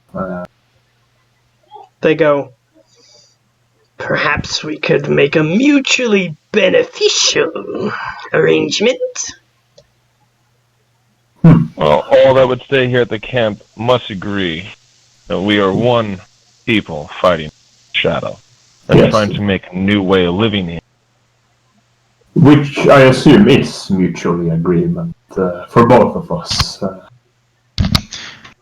Literally, if they don't want to join the resistance against the shadow, we will basically destroy them. Well, calm down on it. And I Destroy is a harsh word. Obliterate, maybe. Obliterate. Don't Because you'll try be to exiled. destroy. You're going to end up being destroyed because you will be kicked out of this safe area if you're not going to be joining in a beneficial way. There is a group that is here that currently does not wish to partake in money and the new society that we're trying to build, but they are still part of the camp because they still provide a benefit, and we are able to help them. Don't take me for a fool. I know what Manti have done in the past, but I'm hoping we are willing to look away from it, and I'm hoping you prove yourself better in the new world. Alright. So, I suppose we can agree to work with the weaker ones, if it helps. If you are going to be joining our army, our guard, you will be working with, if I'm correct, starts with an R? Oh yeah, which one of them are you thinking about, the orc or the human? The orc, I think, is the one in charge of the guard. Yeah, he's Kawn. Kawn. You'll be working with Khan. What is he? We motion towards him. I'm assuming he's there. It looks over. Khan doesn't care about racial things, but he says, So one of the green ones. They are quite formidable in battle. This will do. They are. and he walks over towards Khan to stand next to him for the rest of the meeting. Yeah. So that way they can, if they have a chance, they can discuss what would be most appropriate. Oh, I'm gonna straight say, like, Khan, after this meeting, I want you to figure out how to start incorporating his people into the defensive plan. He goes, Well, these characters I've met on the battlefield before, and they can pack quite a punch. Even the baby ones they're quite strong if you try to antagonize them. They have their own natural armor, correct? yes. They have their own natural armor. They have their own natural weapons, which is part of what makes them so hard to deal with. Because they have the two scythe hands, obviously. Yeah. I will, after this meeting's over with, I will pull him aside, Khan, and basically just tell him, like, look, if after a month they've been able to show that they're loyal and they're not going to be an issue, then outfit them with the magical accessories to, like, boost their defense. But until then, just whatever they bring to the table, they get. Let's wait to make sure that they actually are going to be staying and a benefit. Yeah, they tend to not even wear clothing normally because they're just big animals, and they'd have a hard time putting clothing on in the first place. Yeah. So they can, but usually they have the ones that do would have servants or something that would help. Because they don't have hands, so they can't grab things. Yeah. No. But some of them have worn armor, and it does help them, but they do have their natural armor, which can be as good as some improved armor. Did we get the name of this Manti? I would like to ask him if, like, properly introduce myself with the full title, which is Dragonsbane, Grand Admiral Howler of the Aquan Sea, chairman of the New World Bank. And then I would look for his name, basically.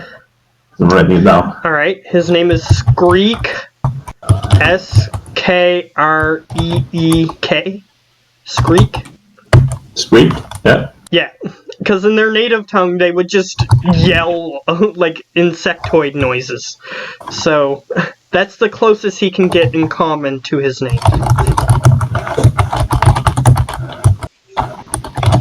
So Skreek. Yeah, that's fine.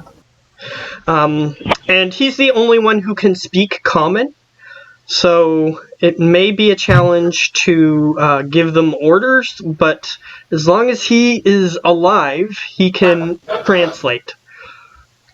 Yeah, we'll have In charge of the group then.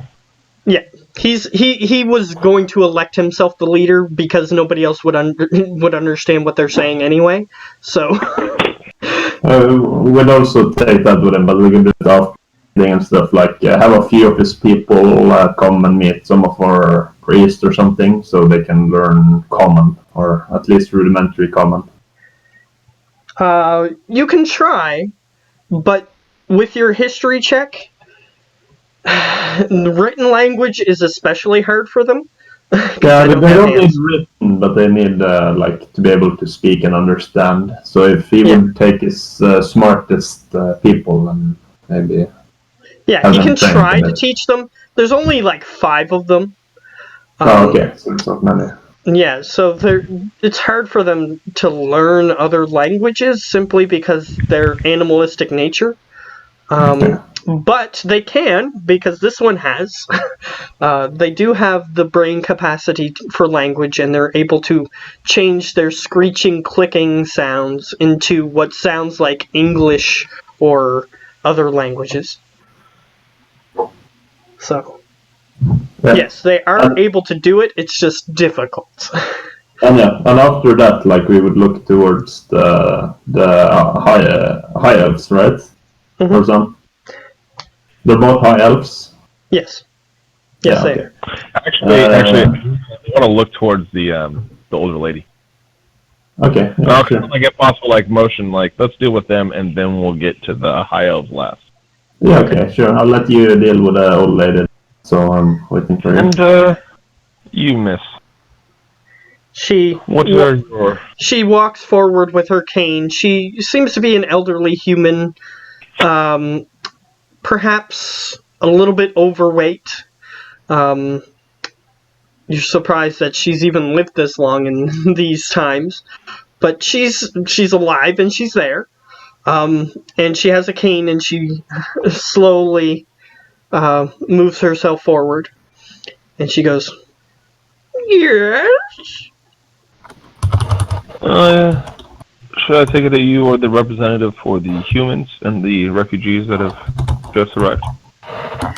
Well, I am a representative in age.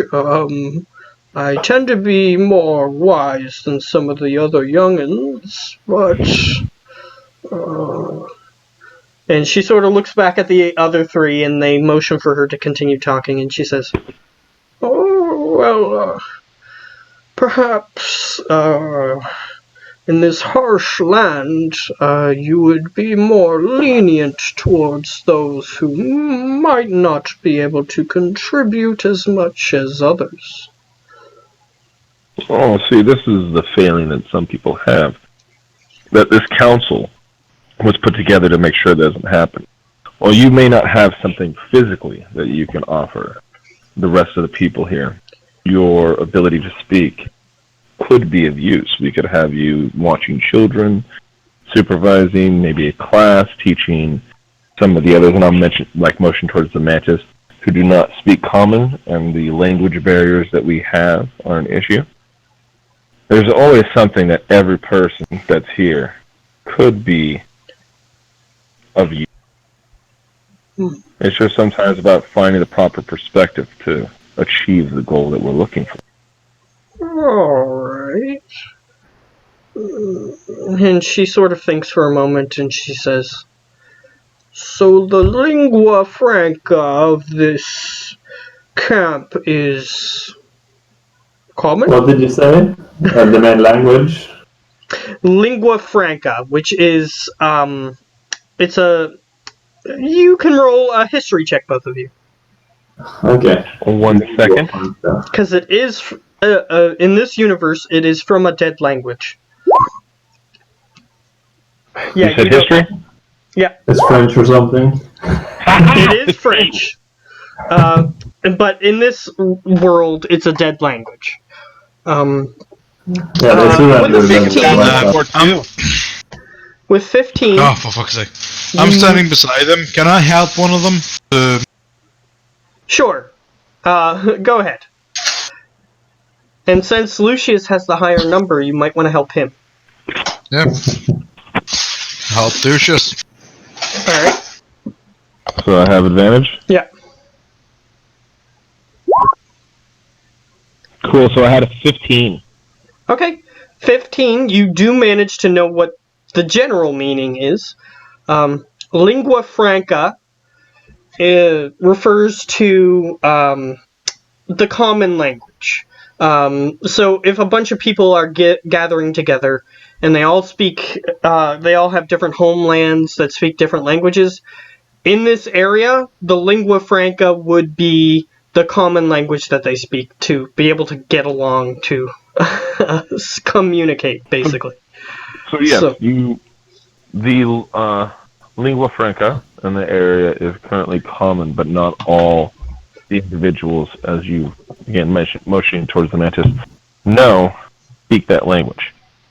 So, as I said, if we can find somebody that may not be able to contribute to the camp physically by going out to gather resources or some trade, we can still use your mind and the wisdom, as you did point out you have, to continue to spread these very important notions and important truths to the next generation and to help bind us even stronger. So, caregiver / teacher role?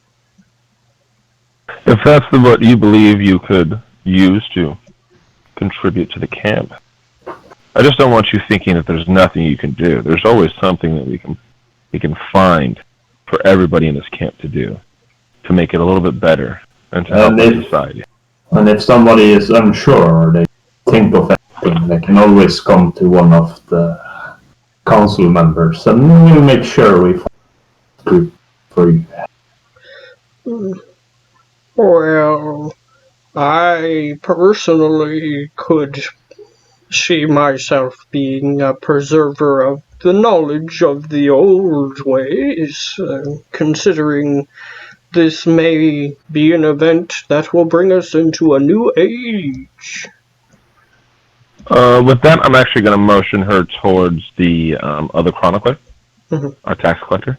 Okay. He is somebody you should speak with then. He, like myself, is a member of the chroniclers. Working with him and under him, we can establish a new library, take in written works as well as oral, and preserve these knowledges. Okay.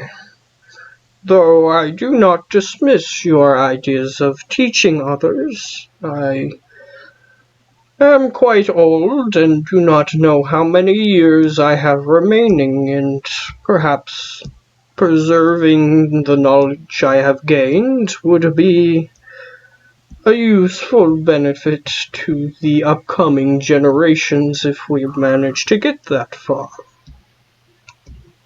I agree. It could be of extreme use. Alright, and she hobbles over towards Jonathan Briggs, the chronicler. Well, they'll kind of like sit back and wait for Howler or somebody to motion for the high elves to move forward. Okay. Yeah, I would motion for the high elves as soon as they're done. And kind of the same like you've heard I'd say to the others, and it would be the same for your group. if you determine that have a large enough group to have your own representative and be able to contribute to the camp in some significant way, we welcome you to the council. Otherwise, there's any kind of motion around to the groups. There's plenty of groups already settled in, depending on your preferences. Alright, so Edo-san, Yes, that's your parents are motioning for you to at least start off with handling this situation. Well, I don't know how well their expertise in, well, telling them and you wares for sale, because for as long as I've lived, they have been quite the merchant fair. well. Can you repeat that? Because you're like some of the words dropped out. Yeah. Yeah, you broke up a lot. Yes, sorry about it. It's not the best connection I'm having right now. But yeah, Erson is just saying that his parents were quite the merchants in their time. Is that it? Just merchants? Merchants are good. Is there any? I see you had a significant group. Are all of them merchants, or are there other expertise? She pipes up and says, well, when everything started going to shit, The mouth of you. she says, well, the people who were around us at the time, we just sort of gathered together and made a way of it. We don't really know. We were just attempting to survive. Well, then we should probably have a single one of you find a representative, and we can guide them forward. Oh, And if it's merchants, your expertise in, you should speak with Saburo. He's the merchant guild leader. that's not all. That's not Also, all. swordswoman and my father quite the smart. Oh, yeah, here's some of the words, but not everything. Oh. If Just I try can do something. A bit closer towards the router, so let's see if that works. Hold on, I might have a better idea. Okay, rejoining. There? Well, How's I see this? him. For now, Yeah, it's good. Joining and rejoining. Rejoining usually helps. Yeah. Well, go ahead. So what I was saying, well, my mother is quite the skilled swordswoman and my father quite the intelligent wizard. So they're more than just merchants. Well, they, on their ways, they of course had to defend themselves. So you said that, and I'm gonna at this point talk to like the mother and the father. So you're a swordswoman? She Swordswoman, goes, yes. she goes, of a sort. I maintain the elven way of fighting. Would you be willing to teach some of your skills to some of our guards so that we may better protect the camp? She leans into Edo-san and sort of just makes us. She snaps her fingers behind Edo-san to indicate that this is a point that she wants to bring up later. However, she doesn't say anything other than do that to Edo-san at this moment. And she says, You sorry? you broke quite a lot up for me there. Oh, okay. She leaned into you and snapped her fingers behind your back to indicate that she wanted to talk to you later about this. Her art is more of, well, certain arts are, how do you say? She stops you there and just draws her blade, and it's a curved elven blade. and she just sort of stands with it at the ready, and she turns toward the wall and just sort of swings slightly, and like an air shockwave just sort of hits the wall. It doesn't damage the wall, but it hits the wall. She is So quite is that the a expert. no, or Sorry, what did you say, Tim? so is that a no or a yes? I'm confused by your She action. places it back into her sheath and she says, "It requires a sort of grace that perhaps not everyone possesses." Oh, you should let me have a try. I'm sure I'll pretty quick. Not that simple, how you literally need to be in the sword fight. Have you not seen how graceful I am? She says, "It takes training as well." Oh, She's indicating that it would take you a bunch of time to learn the skills. perhaps later then. Well, if you can find any candidates within the guard appear that they could be taught and trained, would you be willing? Perhaps I would have to evaluate them to see if they have the proper, how shall we say, Skill set. Elven enough? what Arosan said, skill set. Oh, okay. And so what about you, Father? You're quite the skilled wizard. Yep, he Yes. just takes out his spell book and he says, "Well, this contains the knowledge I have gathered over my few hundred years, as well as some spells." And it's quite a thick book. It's like this thick. So, would you be willing to help on a project? You're actually in need of some wizards. Asking about your... Are you asking about your...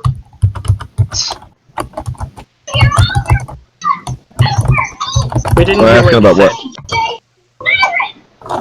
We heard, "Are you asking about your," and then we didn't hear anything. Referring to your... Cut out again.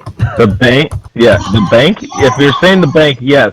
If I'm referring to the vault and the bank, yes. Okay. So, Geo. or... And I'll actually I'm asking. motion towards, pre-Ben to Expo. Could you, tell them a little bit of what we're looking for? Well, I basically tell them that we need skilled wizards to make a safety cube for both valuables and eventually maybe people if all of this goes to shit. Well, if your words ring true, then perhaps I'd be willing to help. This is the We point. would like some time to settle in, if... Of course.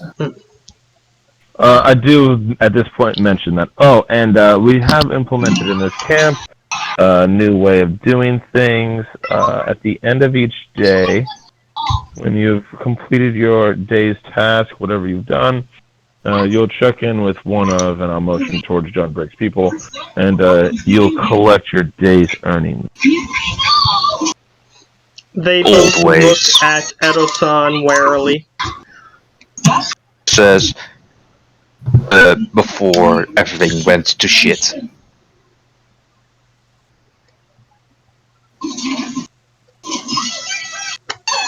Okay. You're cutting out a lot, so I don't know what you're saying. Try again. Well, he's figuring that out. I will just... It's more of a symbolic sum to try and reestablish civilization as it used to be. We're trying to rebuild our society. Civilization we can all be happy to be included in. All the ways, as I said. Okay, I heard you. As I said. Finishes, and there's quite a lot of noise by someone. Yes, that is true. Somebody watching cartoons? Emmeline is. Yeah. I was about to say, I think I know where that's coming from. Yeah, I thought I had it low enough. I'm sorry. It's fine. Yeah, Not you can that just loud. mute yourself when you're not talking if you want. I could. Don't deprive us. Don't deprive us. It's gone, that's okay, that's good. But yeah, as I was saying, Yeah? he's Are you sure? as Go ahead. the old ways they're trying to bring back before everything went to shit. Okay, We're not that trying to time bring I back- heard you. Perfect. We're not just trying to bring back these old ways. We're trying to take the best parts of the past and the best parts of now and make a new future for us all. Which basically means money. Alright. You're gonna regret having Explo on your council. Explo mumbles to himself. All I your don't know. well-laid plans are gonna go to shit when he just goes, well, the evil things we're doing.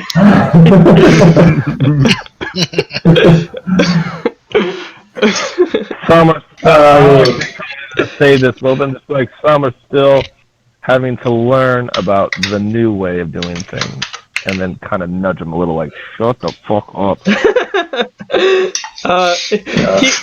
They go, the mother goes, perhaps we should work on survival first? That is what we're doing. The camp is already surviving. It's about looking to the future now. Well, I mean, Expert just kind of blabbers out. I mean, just think about it. What has ever driven humanoids to actually live? Working, making, creating, but for money. Basically, money is a way to kind of repopularize and give people something to live for, work for, make something for. It's basically the backbone of society. We need money, and exchanging currencies will make people live again and make them more hopeful, even though basically everything is going quite shit. Oh, wow. literally He shove actually yourself made in a the good throat. Inspiring. He actually made a good point. Shoot that point straight out of the air for you. However, before you do that, Edo-san, I need Explo to make a persuasion check. Before you make a persuasion check, can I add in something? I see that you're desperately trying to increase this, so what do you add to see if it increases at all? What? Well, I just want to add, and I already have found several other surviving settlements, cities that have currency up and running and have trade for materials, for goods, for the sort of services that we would require here at the temple. Okay, so they're going to ask a question before Explo rolls to see if he gets advantage or not, based on what you just said. So she goes, so what you're saying is we need to give our people the ability to trade with these other settlements? At least the merchants in our town would need the ability to go and bring gold to these other settlements and bring back the supplies we need. Alright, so now Explo gets to roll with advantage. Woo! I just want to shoot his argument out of the air, like. Okay, wait until he rolls, because then you get to roll against it. By the way, it's Yeah, gonna be it's fun if your mom's like, Hey. I'm totally on board, mercantile in this shit again. Let's do this. I like these guys. That's an 18. Like Oh, for so- Okay, money. Edo-san, Come I on, need you to come on, make Mr. Goody Two Shoes. I need you to make your argument, and based on your argument, I will give you either disadvantage, regular, or advantage. Oh, Come you on, said Goody Two Shoes.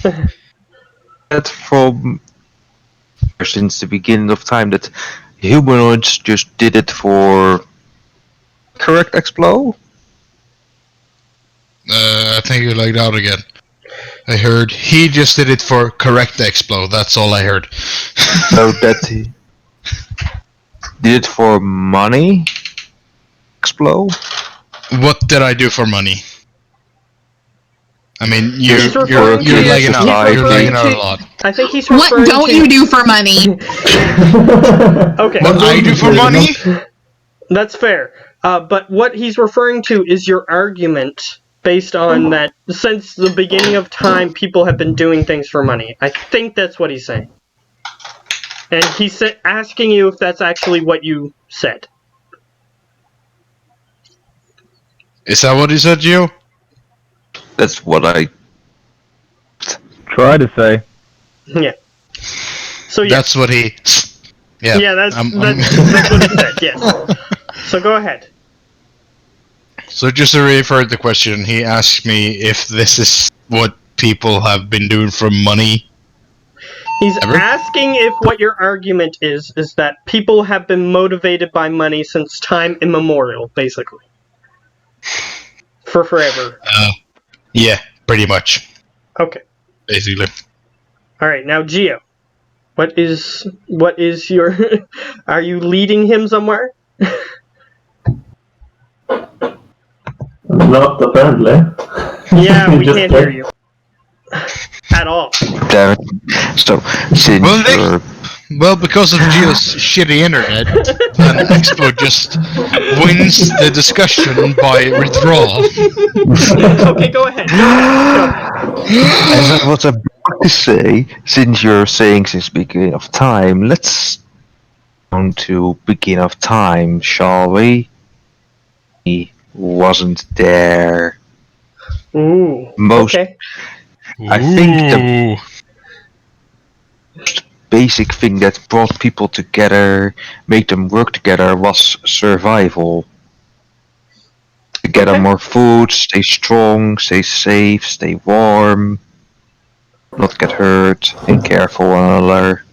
Yes, Okay. and back in those days, as they started forming these groups, they used to trade, like they would trade a chicken for wood or whatever resources they had, until one day they got civilized enough to collectively decide on a material, and I will flick a gold coin onto the table, that would be worth a certain amount, and everything would be valued up against. So even in those primal days, they still used a form of currency, even if it's not gold. I don't see that And as currency. some of those civilizations, they even used beads and things that we do not even think of as value. Very start of time, of memoriam of civilization, back then it was good for goods. Yes, which is a kind of currency. If I were to say every chicken in this camp is worth 5 logs, then we could trade. It would be the same as saying 1 gold coin is worth a chicken. We just collectively See? decided as a society what But The currency value is to is- replace currency a is. single trade system good. to have two goods. Notice how I haven't told you to roll yet, because you haven't made a convincing argument. I know. So go ahead. If That you have anything currency else. You're literally trying to disprove, Geo, that civilization didn't get started by trade, which it did. which is basically what civilization got started on, trading. I'm actually going to throw out too. Like, so what about the people, Gio, who would or Autosan, who would come, like your parents, who are merchants, and what if all they have is a bag full of platinum, and they have no other skills other than being a merchant and being able to take goods from one place to another to earn their living. Now what? We tell them they have to go and collect wood, they have to go collect berries, things that could end up causing them to die? Conflicting two things together. He said in the beginning of Memoriam of Time that on money. Well, it did, even if it is weren't not true. I didn't say the Memorial of Time, I said the Memorial of Civilization. Memorial of Civilization, Mike. I can't say that the Memorial of Time began with the exchange of money. That would mean, oh, are you half an atom? Well, I'm also half an atom. Do you want to become a whole atom? No, because you don't have enough money for it. Well, You don't have enough It's atoms. the logical atoms you're speaking of. Well, that is the depends on beginning of that. the Memorial of Time. The Big Bang, basically. So, if we didn't pay the Big Bang enough money, he wouldn't make the Big Bang, or the Big Bang wouldn't be the Big Bang if we didn't pay him enough money. Okay, let's try to get this back on track a little bit. Adosan, you're attempting to refute his argument. He's on the side of, hey, let's have money. It'll help motivate the people. It will help raise the people's spirits. What is And your the civilization counter- between trade and everything like that, between skills and payment. Yeah, so Literally, what is your counter argument? For different reason. I mean, Mother and Father's group came together for one single reason. Because they're high elves and assholes. What's the single reason, like you just said? I don't survival. like I don't like elves. Sorry. Survival. Yes, I'm sure surviving. Okay, that's I'm true, sure that- but what... Expound on that a little bit. And expect anything in return for it? I'm sure. Okay, sure. I'll let that go. Or However, that's just a regular roll. I'm sure parents would know that they would get gold for their services as their time as merchants. That would be expected. yes, but we're talking about a different time here now. You're conflicting Okay. again. Yes. You've made This your point is that about- they already were in a survival situation and they didn't expect anything in return. That's true. So go ahead. This is Roll. about making the spirit of the people Well, rise. if Because people in- spirits are pretty fucking damn low. Everybody's dying, everybody's getting covered in shadow, and everybody's getting Yes, ass I fucked know. or whatever. I know. But I know what's going on, but I need him to roll because the NPCs don't have the minds of us. So let him roll, and if he beats your number, then unfortunately we'll that's see what how they'll low decide. the high elves will go to make themselves look better than everybody else. Well, let's see what happens. He got a natural 20, Exactly. unfortunately. You have the 3 luck points. So that's too bad. You can't join our society. Please walk into the shadow and disappear. Bye, elves. But they haven't said anything yet. Hold on. If somebody has a luck point, can't you make a reroll? Preben has luck. I have 3 luck rolls. Technically, I'm not going to allow it because this is 2 separate issues, and That is- the people who are involved are not you at all. You're not involved at all in what the Okay. role has to do with. Which So- is exactly what I would say, because luck rolls is more to give away if they really need it in a combat kind of situation, right? Kind of. Luck is No, to it's- enhance yourself or prevent someone from I doing mean, something I harmful can't to you. I can't give a luck point to Geo to give him bad luck in rolling. That doesn't make any sense. Here's what I'm gonna say. It's for augmenting your own luck Yeah, that's in fair. doing something or preventing someone from doing something to you. Yeah, that's fair. So, unfortunately, since the two people or the three people who were involved had nothing to do with you, luck cannot apply to the situation, unfortunately. So you could have re-rolled yours if you wanted to. Yeah, that's too late. Yeah, but that's too late. Exactly. So, either way, they both look at the rest of the group and say, couldn't we just do what we wish to do? Neglect payment? Well, you don't have to take the payment, but getting around here, if you can use that. But We if we simply have just wished to gather our own supplies and help the others with their supplies if we can, and not ask for payment in return. Well, as long as all the supplies are handled by the correct leaders, and I will motion around to like the merchant leader who's going to deal with trade, the water gatherers who's going to deal with bringing in the water, all that stuff. As long as they obey those people, then it's a temporary solution. One that I would suggest you start if this is the route you wish to go. Perhaps maybe this is just a way station before you move on to someone. We did notice on the way in that there was a group of people who seemed to be separated. Why was that? That is the lythropope that we spoke of earlier. They don't wish to settle too close for their tendency to violence. Is it only that, or is it that they've refused to participate in this moneyed society?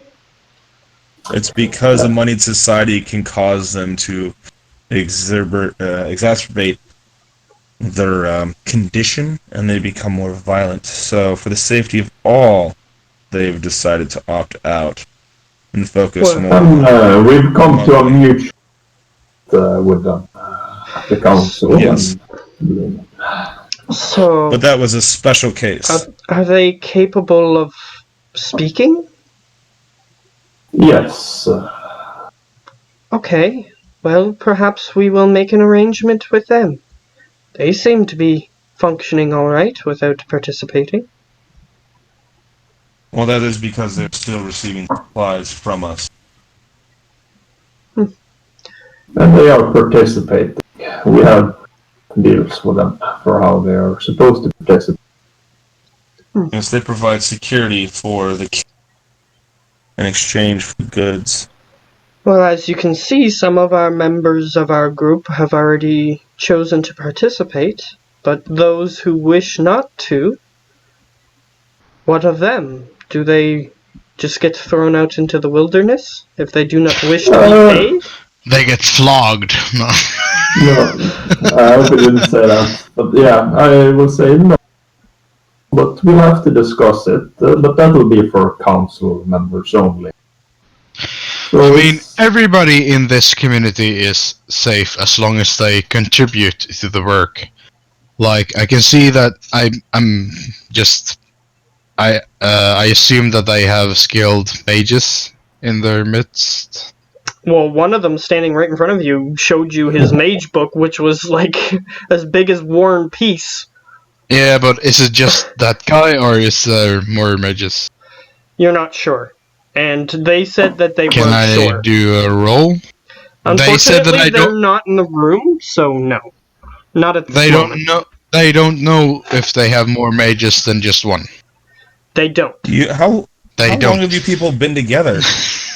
They've been together for a month, but they've been just running away from threats. And the two people who are with Erosan at this moment were the only ones that were defending them.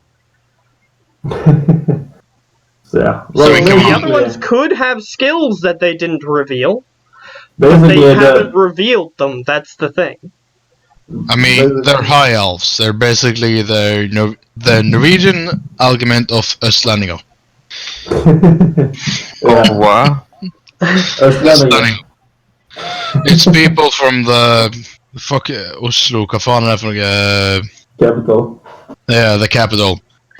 Yeah, Too so fucking high on snobs, themselves to basically. actually.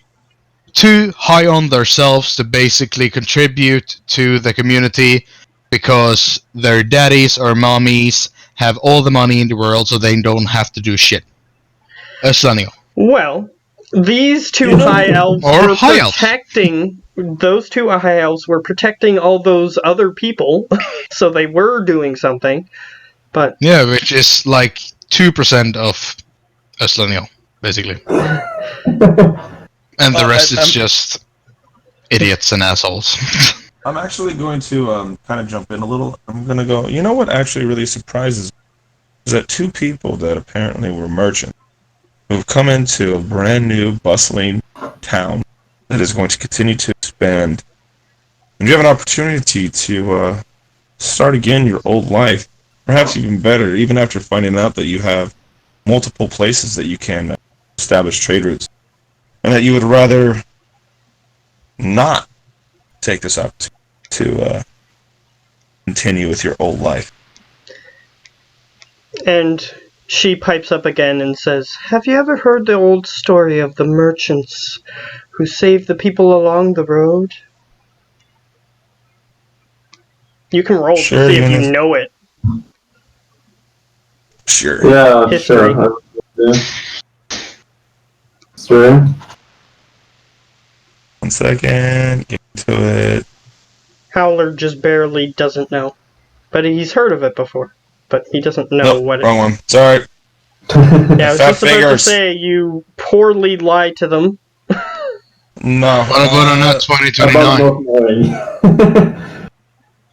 Yeah, Explo knows.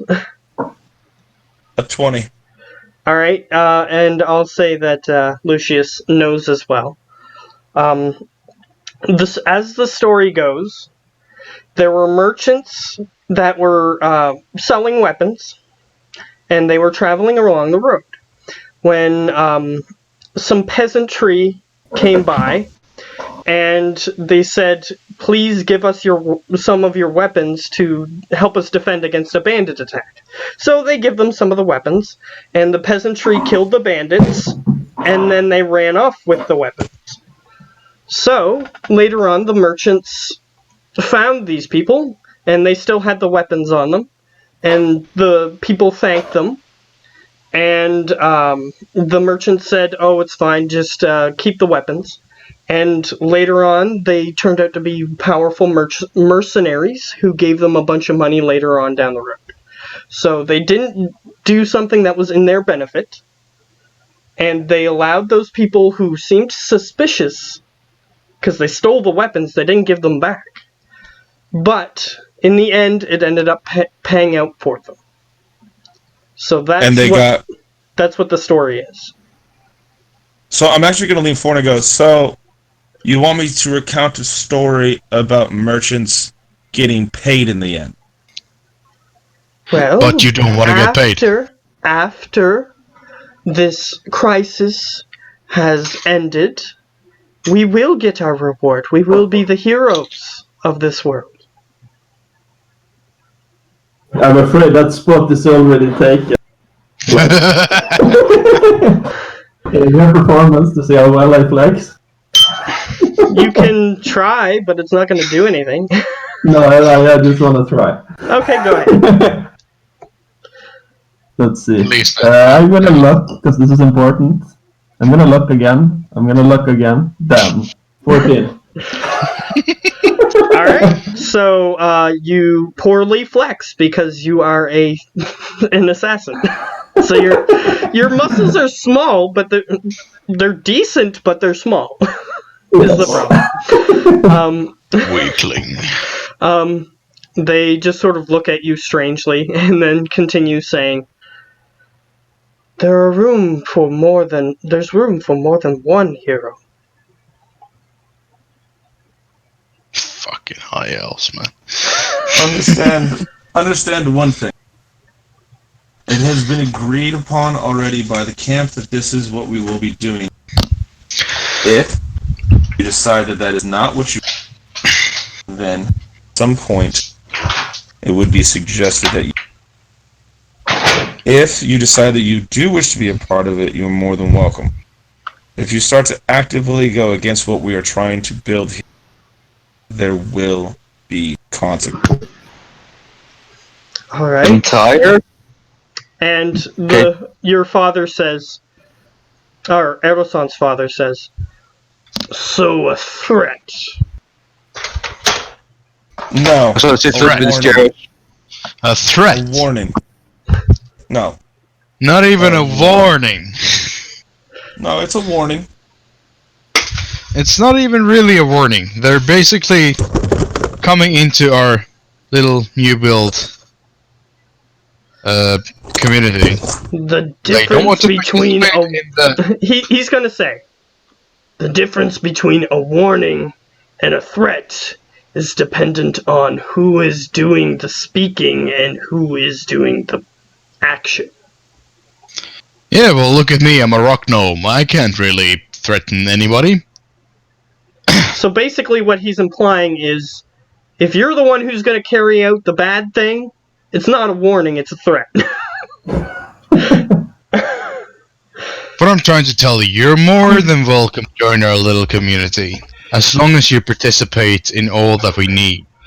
If you have Here's what he's hearing, just so that way you can put this into better context.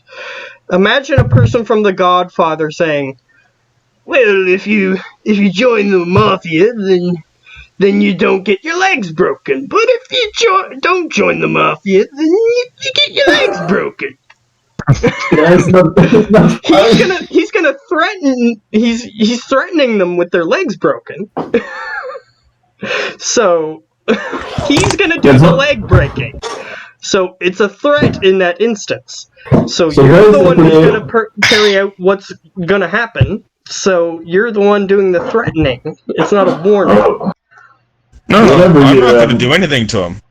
I'll have something maybe I create go kill him. But what I'm trying to say here so it's a warning. Is that we have a community, we capture food, we make weapons, we make armor. We also need competent workers and mages to continue working on what we need. As long as you participate, we are willing to trade you in both food and water. You can't just come into come on, you can't just come into a new town or community and just expect people just giving you stuff for free. This sounds like a Donald Trump speech. Anyway, yeah. Let's make what is it? Let's make the temple great again. Let's make the temple great again. We need a wall. Let the shadow pay for it. I mean, for fuck's sake, they're high elves. They are used to just getting whatever the fuck they want. But still, I'm so sorry. I'm so sorry. Yeah, you're high elves. You are used to getting whatever the fuck you want because you're high elves and you're pompous assholes. But sorry, this is actually the real world. Okay, they're gonna respond. If you're gonna let them, anyway. They're gonna respond, and they're gonna say, "We were offering to help your people for free." For free, so you don't need food, you don't need water. No, we will hunt for that food and water ourselves. And if we have surplus, we will give it to your group. Well, that is what we were mentioning before. Go and hunt and fetch water and do all of these tasks. You need to speak with the correct departments. So basically, like, if somebody wants to go hunt, they need to speak with the hunters. If somebody wants to go collect water, they need to speak with the water gatherers. Okay, so for now, what they're going to agree upon doing, whether or not that's what you want them to do, is that they're going to speak to the correct people, they're going to help them, and they're going to collect a certain percentage of that for their own group, and if they have any surplus when they gather this stuff, they will just give it to you guys for nothing. Okay. Yeah, Well, but as long the as... other... Well, Go ahead. yeah. No, I'm just saying, as like when we put it on the camps, like the people in charge of the gathering water, they will know like a certain percentage they can take, but the rest goes to the camp, so they don't get everything they fetch, basically. So they're still like contributing. These two high elves are willing to take a penalty. They're willing to just take some of it, take it to their group, and give you guys the rest. Yeah, that's what. No Yeah. money. Yeah, that's an agreement for now, and we'll like, as I mentioned to them earlier, like it was a solution for now, but the real issue here needs to be brought up on a council meeting.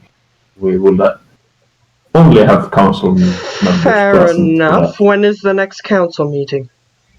Also, we will need to establish within the next few days who from this refugee group coming in wishes to participate in the society and the civilization we're building, and those that wish to take your points.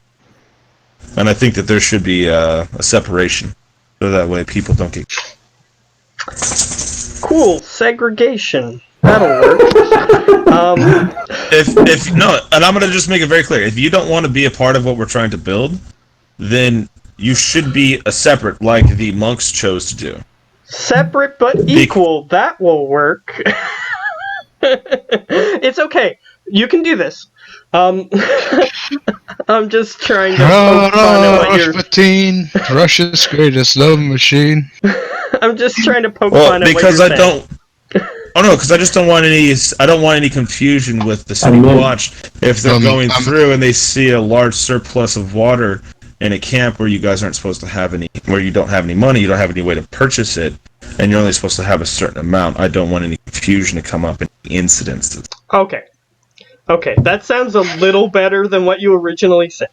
That's okay. This is the intent of what I was going for. Is if you don't want to be a part of the group and what we're doing, that's fine. But I don't want anybody who is a part of the group to start getting upset. Like, why do they have more? Yeah. The way that you phrased it originally, it just sounded like, oh, you guys are just the same as us, but you stay over here.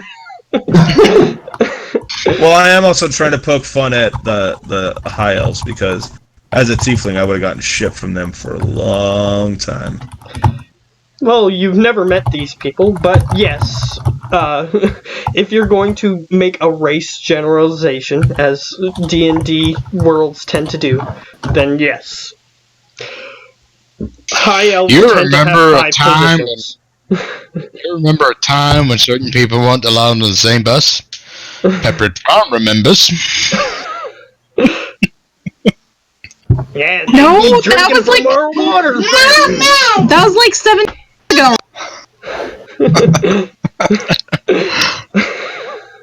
They'd be drinking from our water fountains, and that shouldn't be. That's 70 years ago. I don't even know. My mom was barely alive. Sad part is there are still people who believe that. Idiots. However, it's a tentative agreement, so they decide to leave. Yeah. And I don't you guys trust can them. try to visit them. However, I'm going to say that we're going to skip to day 32 now. Unless if there was any small, tiny thing. Yeah, I just wanted to know if did the council members, are they kind of like on our side, like, hey, what the fuck, like we're trying to do something here, you should be jumping on board if you're going to be here, or are they like, all the people who have signed the contract are on your side. They're willing to join together to build this. However, you do know. This is wanted to literally. I wanted to ask, are we building the bar, or are we building the home? Oh, yes, cool. You're getting your bar. There is already a building that, at this point, has been set aside for merriment. So that is going to be the tavern. We're getting a tavern? Yep, we're getting a tavern. Yeah, they. Why isn't Why Lily isn't was the one Why who isn't this the main point of issue?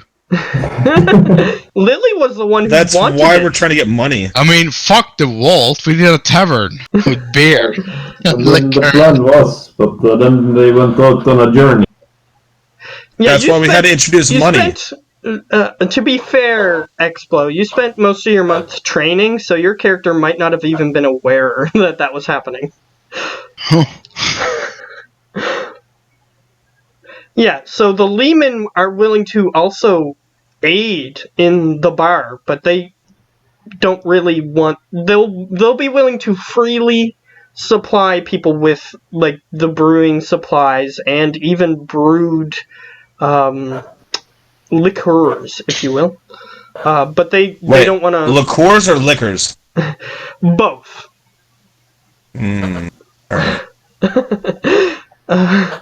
So they're willing to provide those, but they don't want to participate in it. They only use their because Lugus the Daft has said that he wants to drink, but they only use their drinking in during their meditation sessions. Yeah. No, that's the kind of monk I want to be. I gotta meditate. Hold on. I gotta meditate. I gotta meditate. They're actually gonna legit meditate, whereas you might not. Hey, if I drink enough, I'll start meditating or something. All right, so we're gonna move on So to yeah, day 32, which is But before that, I just kind of wanted, while we had the council, not council left, I would just like kind of make sure that we have the pricings correctly and stuff, and like take up with the guild leaders. For example, we take about 50% of whatever they gather, so it's a split. Yeah. So just to kind of make like, oh, I see more food and water if I took payment and showing those people. That's kind of the idea. Okay. So they're gonna try to set up like merchant stuff. They've already got this partially set up. However, it's just the same like 45 people. So it's not like business is booming, but there are things that are happening. They're getting things in place. Well, that's pretty cool. We can just go down there and grab whatever the fuck we want for free because they don't want any money for it, so... Also, with the 45 people, are you counting the Oni and Death Naga? Sorry, you cut out a couple times.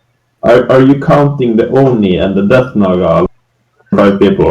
Oh, I meant like that was an exaggeration. Your camp has approximately 115 people. Okay. And we just got like another 30? No. That's including the 30. Oh, okay. 115? Yeah. I should write it down. 115. That number can rise or lower depending on events that happen or if you need more people to be there. We just need to get everyone to start donating people. Well, there's a mix of races, so you might get some interesting hybrids here. Either way, so we're on day 32, which is where I wanted to be halfway through this session. And sorry. It's pretty much the end. That's okay. 3 minutes finished. Okay, so here's what we're gonna do. We're gonna start the next day. So, the necromancer. Here's a few things that are going to be on the list of things that are going to happen today. The necromancer is going to be looking for Adosan and Lucius because he said he needed some time to think, and he said come back tomorrow. So, the necromancer is looking for both of you. Rogue's death. Lily, since you just recently got back, they're going to want your opinion on the tavern. So that's a thing that's going to happen. And Let's see. Edosan, you're gonna be wanted by your family group because they wanted to discuss some stuff with you. Let's see. Who else? Prebin, Explo, actually. There's someone who has taken an interest. Excuse me, head of acquisitions and security, Big Daddy Explo, please. Mister. I'm the DM, and I'm just going to refer to you as Explo. So, there is someone who has taken an interest in what you've been doing. You have been left a note to meet at a particular location near the temple. Whether or not you take up on that offer is up to you. Hell yeah. Alright. So Lucius is doing something, Edosan has something. If there was a chance, I would have told Howler about the crazy dream. Okay, sure. I think you did yesterday. We just kind of skipped over it. Okay. Meeting stuff. Yeah, so I'll say that happened yesterday. So, Howler, that's the last one. Yes. You have a couple of concerned council members who wish to meet with you in private. Yes, I'm up for a meeting in private. I have my blades ready. Yes. You're not sure who they are. They sent another person and told them not to tell you who they were. Yes, that's fine. Okay, so the messenger hopefully isn't going to be tortured for the information as he walks away. Just slightly, like I'll kick his pinky. He goes, ow! And walks away. That didn't happen. But yeah, I will turn on the field around me, because I don't know who's meeting me. Like, I'm a bit paranoid, always. Alright, so that should be everyone. Has at least one thing that they need to do. Yeah. So I'm gonna get everyone to roll a dice. A d20. What dice? Just no modifiers, d20. Oh, damn, where's my luck? Yeah, you used them on the flexing, boy. Yeah, it's a new day, though. Wow, 2, 3, 4. What? 4.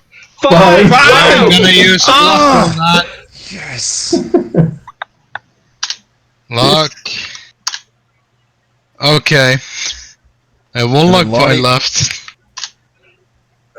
Yeah, an 18 is good enough. Alright, this is just a roll to see who goes first. Yeah, so it's a good... Oh, for fuck's sake. That's not your luck, it's fine. Well... Speed is key. Well, since I'm going first, the first thing I'm gonna do is take a long rest. To get my luck points back. Alright, as you're just sort of lazing about, here's what I'll say. No, you used all your luck points. That's gone. That's too late. Okay. So, as you're lazing about trying to get your luck points back, because you felt like you're just not as lucky today, so you're just gonna go back to sleep. Oh! I actually have one luck point left. I counted wrong. I used 2 luck points. Oh. I think. No, you had the 5 earlier. Yeah, you rolled a 5, a 13, a 1, and an 18. Oh, yeah. Yep, luck points gone. Okay, so you're just not feeling very lucky today, so you're just gonna go back to sleep. However, as you're resting, someone who you didn't see because you were resting, you just heard like the crumpling of paper and it woke you up, and you're not sure who dropped the piece of paper, but you open it and read it, and it says, "Meet me to the left of the entrance of the temple. We have things to discuss."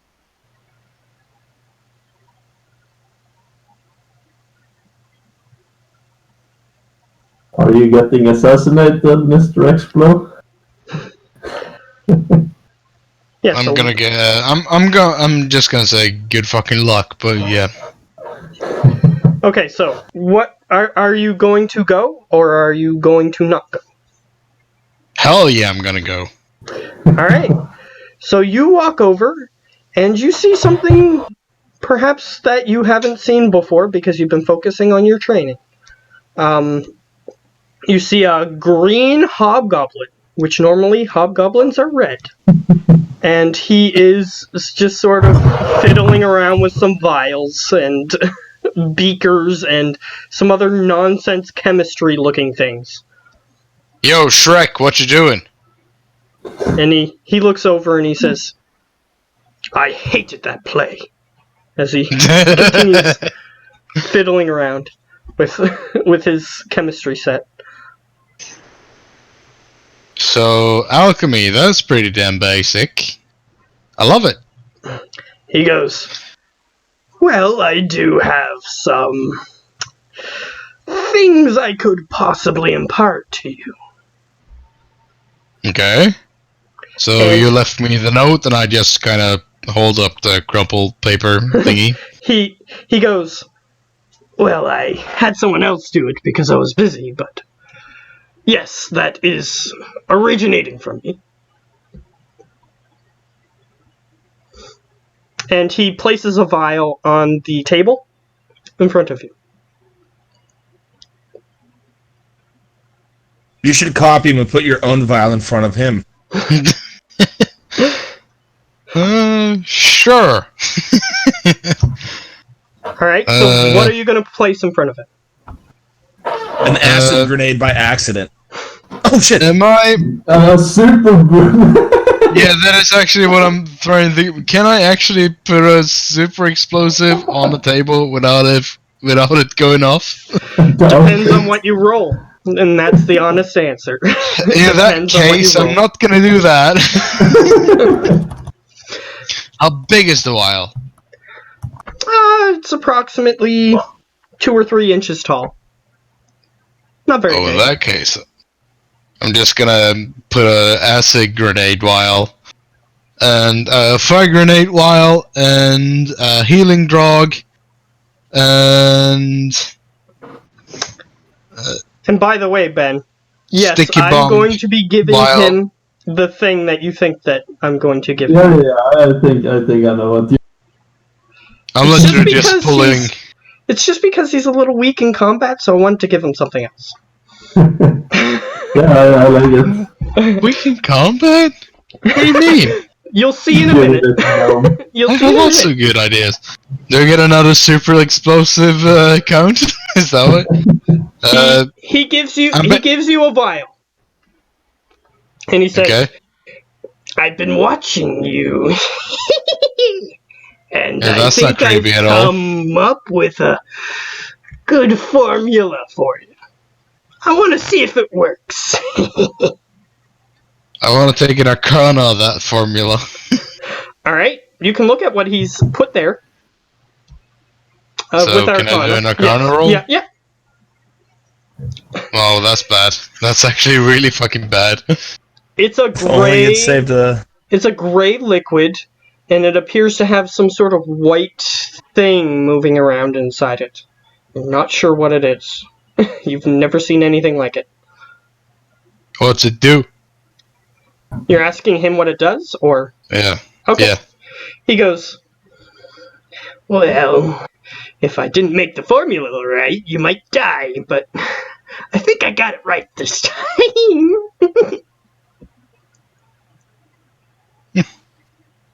That's all he says. Man of my own words. What do I do with it? You drink it, silly. I drink it. Okay. Yes. So do you drink it? Down the hatch. Alright. You feel something weird wiggling around in your throat as you swallow it. It seems as if that white thing you saw moving around perhaps was a thing. You're However- now pregnant. However, In the it few is at days you this wrote, point You're now a that I am going to transsexual give you pansexual. I'm going to give you a choice. This guy, since you don't know, a couple people here know, this guy has the power of basically Jekyll and Hyde. So, Oh, cool. that's what I'm giving you. you are now going to be able to make one of these per day. So, you get to choose what type of attacks your character specializes in.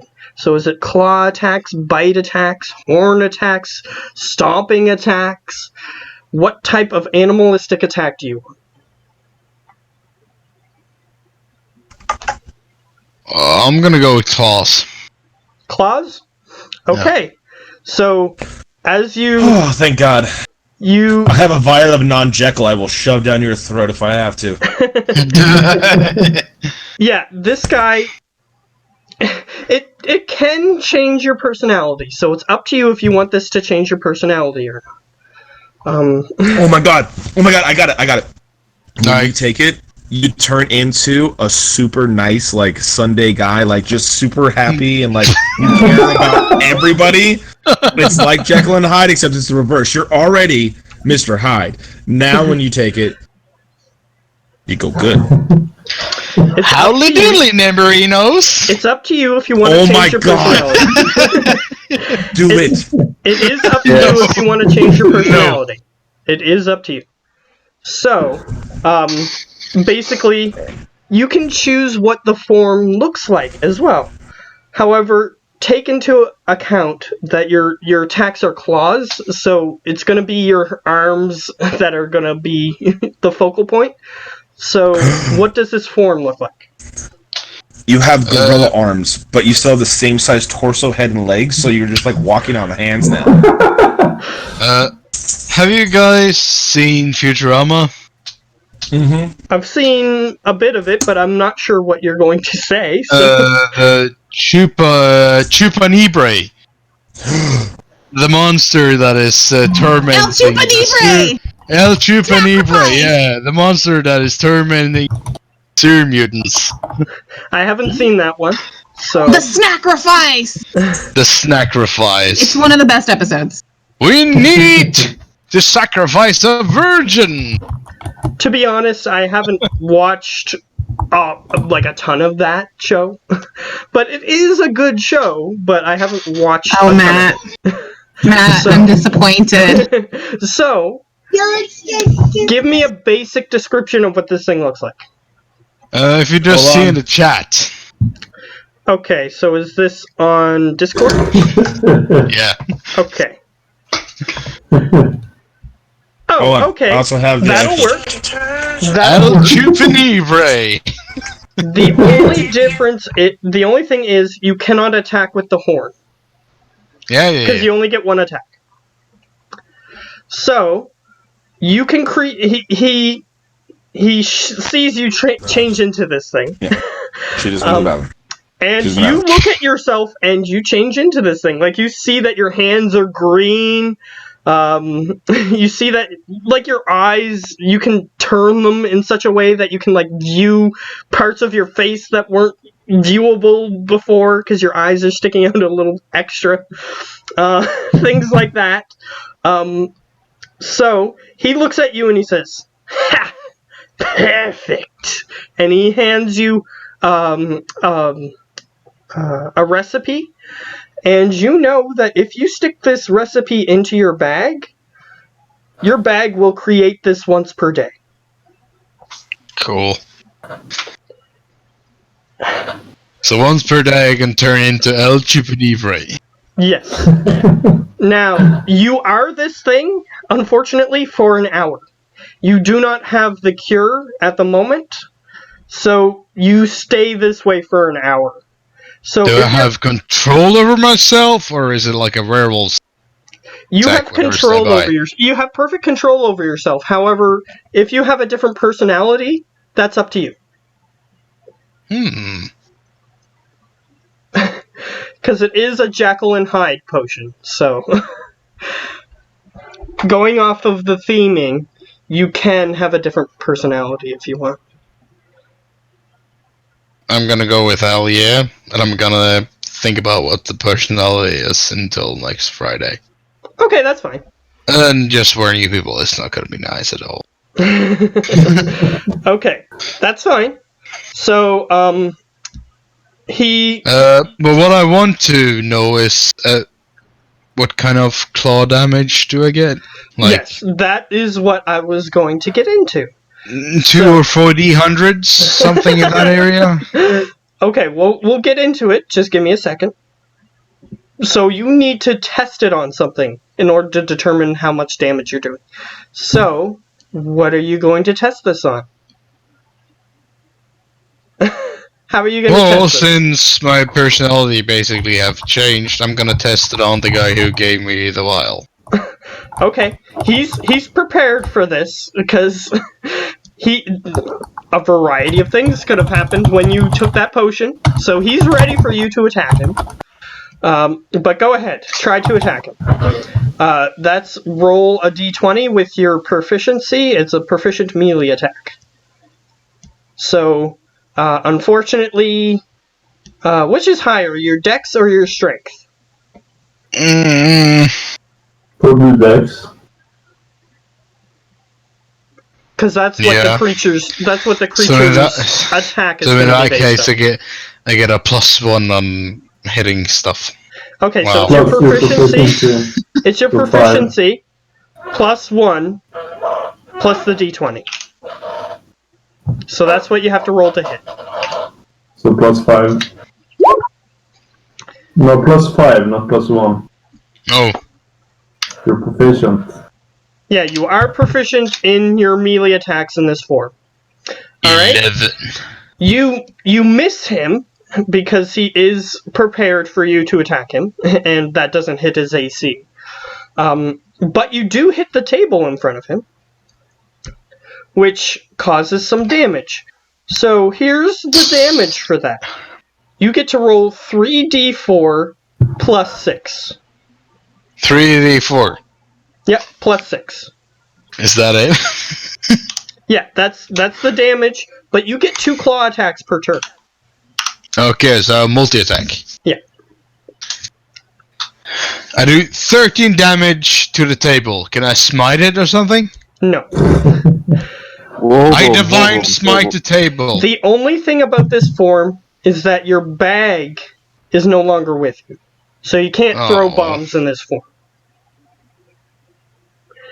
Well, I would be too stupid anyways. Yes, plus 6. It is plus 6 to damage.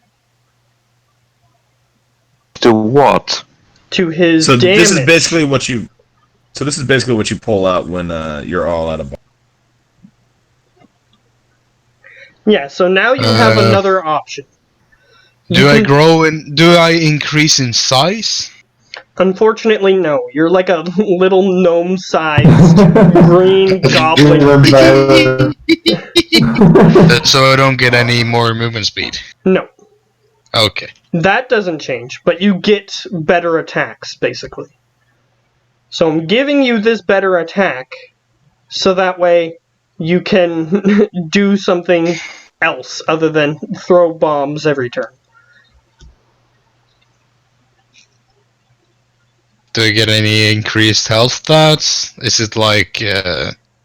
Unfortunately, no. When you're in this form, you have the same health. So if I have 1 health left and I turn into this form, I'll still have 1 health left? Unfortunately, yes. Okay. Because the potion just changes, like mutates your body. So if your body's already damaged, the damage is going to be retained when you mutate. This is where I'd be like, you know what, sir? There's a lot of flaws in this. Just, can you come back when you got Jekyll 2.0? Unfortunately, he had to... let's see if you get that information out of him. I'm not going to reveal that. So, what we'll say is... that's what you did during your time. So we're going to switch to somebody else now. Because you don't have the personality of this thing, and this thing lasts for an hour. So...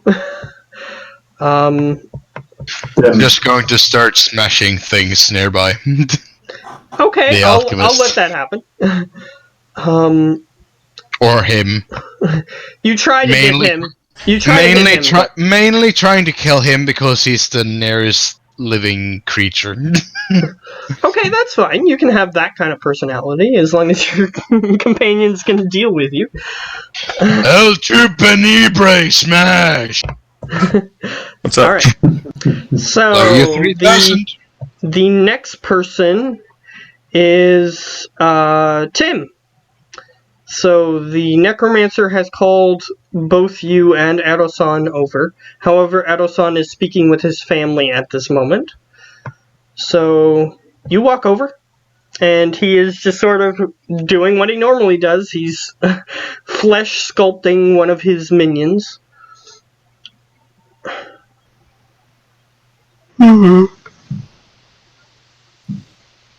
So what do you want to do?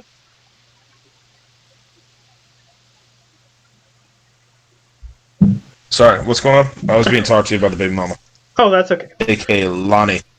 That's okay. Stop that.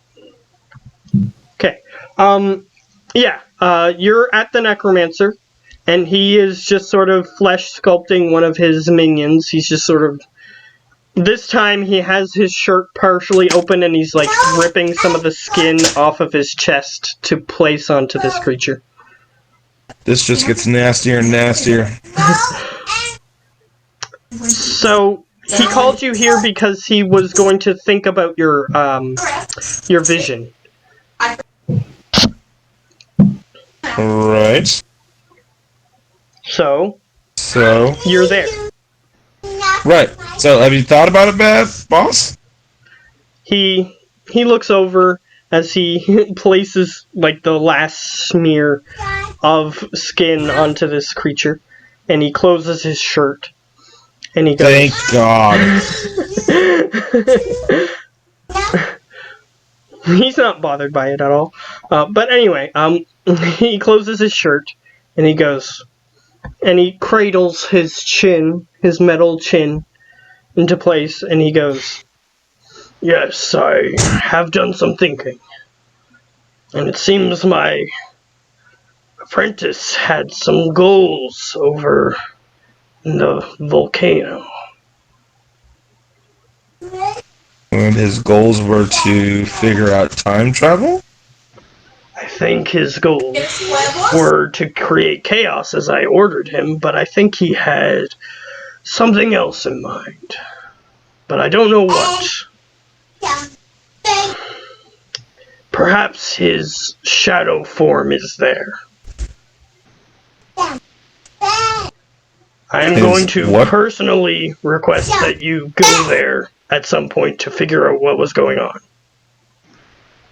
To where the fire giants Yes, the volcano. The volcano in your vision. Right. Okay. A little busy with some other things, so this is going to be going on the back burner. And I assume that someone who is fighting his shadow form is the one who sent you this information. So wait, is he dead or alive? He was consumed by the shadow. I assume he just became a shock troop like everyone else does. And his form is now there at Arcadia. I am assuming. There's a few assumptions that I'm going off of. And it's that the reason that you were sent to this vision was because there's something important there, and it has to do with this event and this person that they showed you in the vision, which is my apprentice. Right. Okay. Did you get all this, Adosan? Adosan isn't there, by the way. Oh. I thought he was there. No, I said that he was dealing with some other stuff, but you missed that part, probably. Okay. Alrighty. You do know I got other things on the burner, so this is gonna go into the back burner. And I'll get to it when I get a chance. Yes, I assumed that there were other priorities, but when you're able, I don't see any time limit or anything on this. At least, not yet, anyway. But if Open-ended quest! Yeah! If If it does become more pressing, perhaps I will find a way to contact you whenever that arises. Alright. Could you do me a solid? I want you to check up on this high elf that just showed up in town. See what his magical skill really is at, you know? He had a big fat spell book, but it's not necessarily gonna be, full of anything useful. Yeah, and just so you know, he did say in the meeting that he recorded some of his research as well in that book. Not just Okay. spells. But I'm gonna tell him, I want you to, if you get a chance, just check up on him while you're in camp, since you're not gonna go with us to the Chronicler's Tower. And, just see, if he really is gonna be useful, or not. Alright, I'll deal with that. I do have plenty of free time due to my minions picking up for me when I don't really want to do anything else. So First I of all, do. let's be honest. You love being around dead bodies. So let's not act like you're just handing that off to them. You know how some mothers love their children? Well, I created these things, so I do have some form of affection towards them. Dude, you made your body into rotting flesh so you can take and sculpt into other dead things. You got a serious love for the dead. Pretty sure you feel more comfort around them than you do around living people, don't you? If I said no, would you believe me? No. Well, then the answer is yes. So, let's, I don't know. Okay, so was there any spells or... Oh, just real quick. Okay, go ahead. Was there any spells or anything that that he was looking for from the Chronicler's Tower? Also, does he know anything about... Oh, you mentioned the Enhanced Identify. He has agreed to show you more of his spell book if you get that spell for him. Okay. So that has already been determined. You already talked about that before. But if you want him, ask him if there's anything else, you still can, but I'm just letting you know that that has been in place. Okay. He helps in the aid of the camp, right? Like, defending it? Oh, his undead creatures are part of the patrol. Okay. So he actually collects multiple payouts, which hasn't gone unnoticed by certain people. But if you guys determine that he is eligible for those multiple payouts, then they'll shut up. But currently, since he has multiple undead creatures, they have just gone to the collection place and collected money for him. So, that's up to you if you want to try to police that or not. I'm gonna let it go for the moment. I will ask him,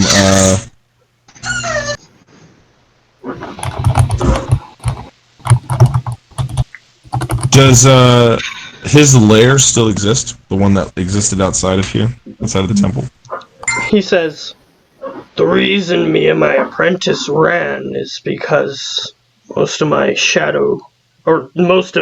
undead creatures were taken by the shadow.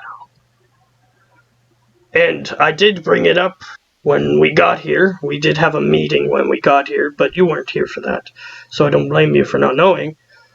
I brought up that we should go and try to liberate it, but it seemed like that wasn't a high priority.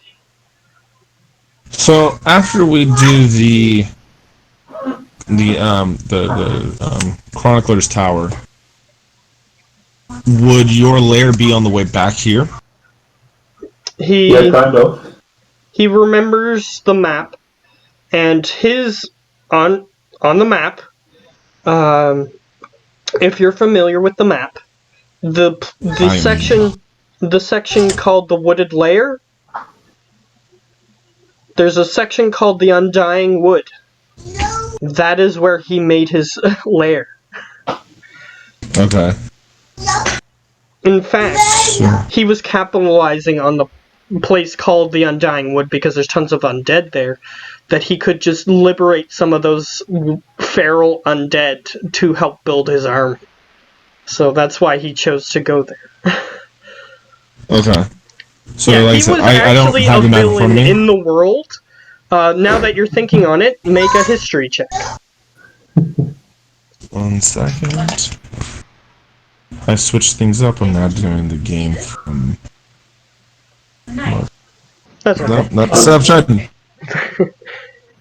I mean, villains only really have PR. I mean, that's the only issue. Okay, with that, you heard that from the area that he was building his lair, there were undead excursions out into the nearby villages just before the shadow hit. Ooh. So yeah, he's a bad guy. That's fine though. We're all bad guys here. So he was raiding villages. You have a feeling that if he would have continued his plans without people trying to stop him, he would have just wiped out that entire half of the world, and then perhaps the other half. So in all actuality, we're not using this guy properly. Yes, we should get. That's what I just heard. I just heard you're not using your nuclear warhead correctly. He has a lair that he brought up a long time ago, but you haven't really asked him about what he did before this, so he's just bringing it up now. Oh, I will straight up ask, like, so, would you say getting back your lair would be of higher priority than going checking out the fire giants? Or the fire giants are of a higher priority? It depends on what your priorities are. Building up an army, then yes, that would be higher priority. But if you're looking for knowledge on how the shadow works, perhaps you may want to head to the volcano. So basically he's saying that lair. maybe there's someone there that knows more about the shadow than you guys do, and that's why they're trying to get you to go there and giving you hints. No, I get all that. I'm just thinking, like, do I want to roll up there by myself, or do I want to roll up 10,000 deep with a whole bunch of undead homies? Like, That is what one of the potential armies that was brought up at the beginning of the campaign. Yeah, I know. I just messaged him about it because he struck the necromancer. Yeah, so there was another one. There was a hidden army of golems. Yeah, I told him about that too. In another section of the world. The army. so we got to get those so we can lock down our area a little bit better. Yeah, that was brought up as a big priority at the beginning of the campaign, but then most of the people left and it went on the wayside. Okay, that's good. Got saved for me. I am going to thank him for his time. Just one, like, alright. And he didn't harvest, like, the small amount of people that he has here at the camp. He had, like, legions of undead at his disposal. I mean, to be fair, the necromancer even dead. He got like all we have there because he kind of ended up, right? No, I'm just saying, like, even if he. Is it just me or does Ben keep breaking up? Yeah, he broke up a bit. There's the better. Yep. That's better. Yeah, I'm past this. Leon, it's getting late for me. Yes. I kind of wanted to get to the other two things, or the other three things at this point, but we can just do that next time. But let's just at least try to finish this one setup. Yeah, Like I said, the only thing that I kind of wanted to do with the necromancer at this point was, like I said, just try to get clarification from him about my the scorpion and like the scorpion tail thing. Like, can I make that actually work with the slot?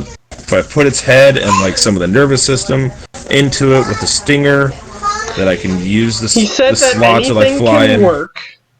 It's just that when you try to do it, it might mess up if you add too many appendages or attack vectors or things of that nature. It might just hurt itself until it dies. Because abominations do have a sort of feeling in them. They have minds, and they can feel when there's just too much sensory input. And their brain might overload and not be able to handle it. Okay. Okay. But you can do it. It's possible. But you have to be smart about how you do it. No, I get it. Okay. It's like if you had 15 arms attached to your body. Suddenly. Don't tease me, bro. I've always wanted extra arms. Eventually you'd get confused and not know how to control yourself properly. Because you only have so much sensory input in your brain. I'm gonna again go to. I don't 36, grab think that cup. I've really thought about having a lot of arms, man. I mean, I might hit a point where I'm like, I don't know what to do with these last 3 right now, but the rest of them I'm using. Okay, so that's what you got. What was Ben trying to say?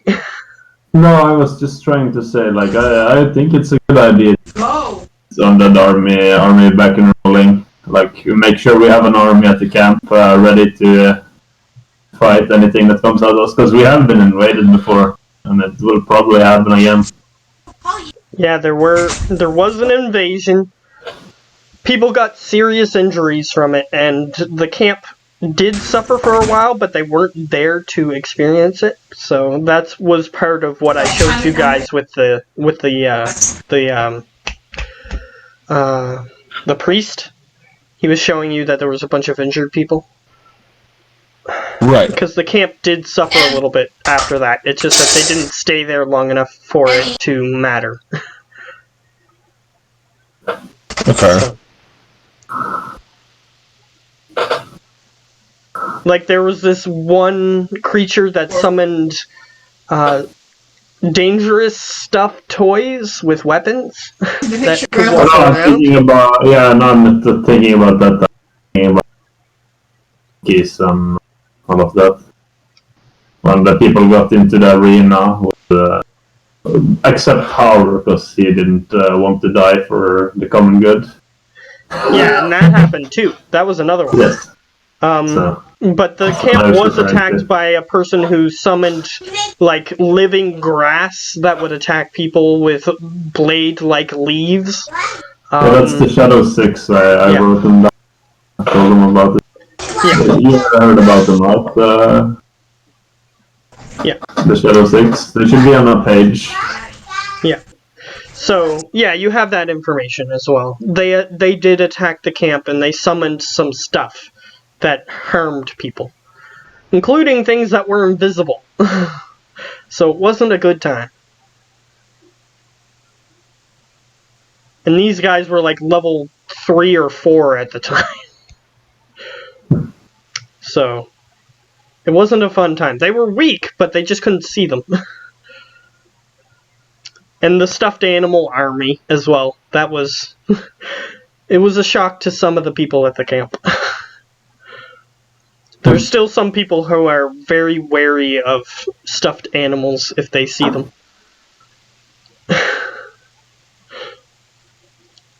So, yeah, that's it for that one. Unless if you wanted to do something else in that scene.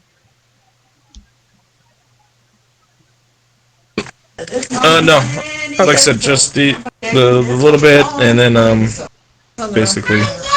Okay, let's try to do Geo next. because he's it's late where he is and he wants to go. So, just to get his out of the way, I want to do his. That's fine. Me and Lonnie had. So. Okay, so, Adelson.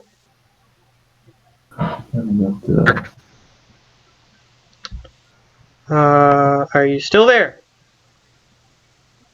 Still here. Okay, I heard you that time. Okay. So, you are to speak with your parents. Your parents have an important detail that they wish to speak with you about. You guys have set up your camp slightly off the, like everybody else who was with you guys. They trust your parents, and they think that something fishy has happened. That there's something more going on than what they are saying. It's they voice an opinion of it's kind of like a cult. There's a bunch of people gathered in a room, and if you don't kowtow to what they are, then there's violence behind it. So they're kind of worried, and even the two Manti are there. They're a little worried, even though they're seasoned warriors. They're a little worried that something that they didn't sign up for has happened. So they're ready for you to speak to them about this if you want to. I just look at them and tell them, "Oh, Like one of the civilians even approached you and said, "Yeah, this seems like a cult." Straight up. how to, well, I mean, if we're not careful, they can literally blow up at us." Okay. I didn't hear every word you just said, but I got the gist of it. That they could do something, is what you said. I think. Could blow up. Yeah, it could blow up. Okay. So your mother pipes up and says, "Well, they do seem kind of all on the same page in a weird, creepy way." Think that as well. I mean, me to sign something. I was like, Especially when they had that weird monster storm in. And they I can mean- control this monster? You've been allying yourself with these people, I know, because you had very little other choice. But if you had the choice, would you be allying with these people?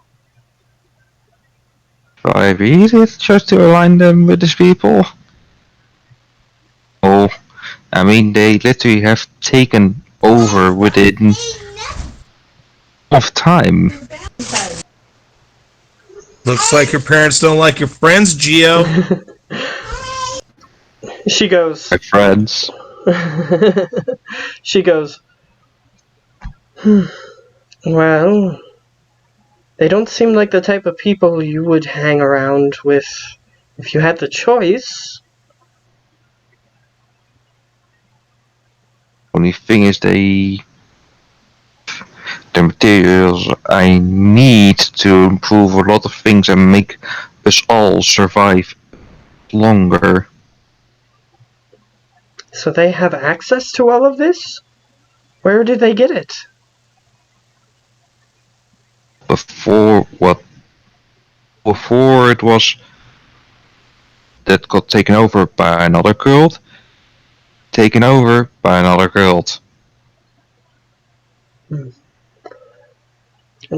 Well, you said that they had supplies that you needed. Where do they get those? They have been, from what I've heard, they have a quote-unquote blacksmith and all that in it. I didn't hear everything you said. Did you mention the Duragar? I say they have a city, they have Tilgar, they have this, they have that. Okay. Down the whole list of stuff they have. Okay. So they go, You could interpret it as they're desperate and are looking for allies anywhere they can get them. But Duragar perpetrated many crimes against all the races on the above world, and even included the races below, such as the deep gnomes, who are generally friendly. Generally, yeah. But the thing is, to also need killer person. Did you also notice that? Sorry, another person? Is that what you said? No, they need one particular person. Did you also notice that? Who was this person? I'm a lost as the DM. Let me type it. Okay. And where are you sending this? Discord. Okay.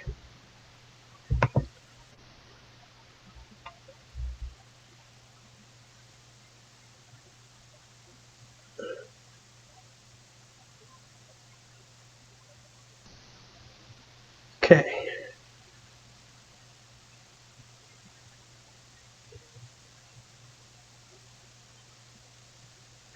Yes, but who was the person they needed?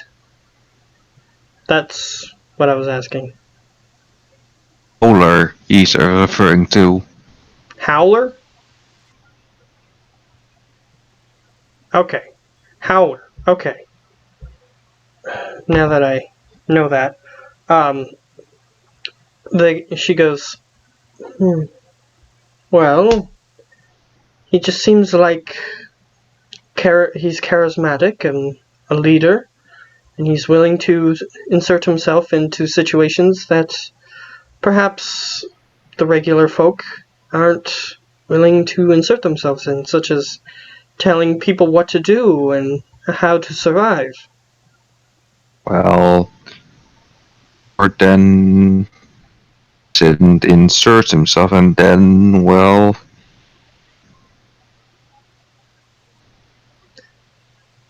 Are you saying that he is manipulative? Okay, I didn't hear you.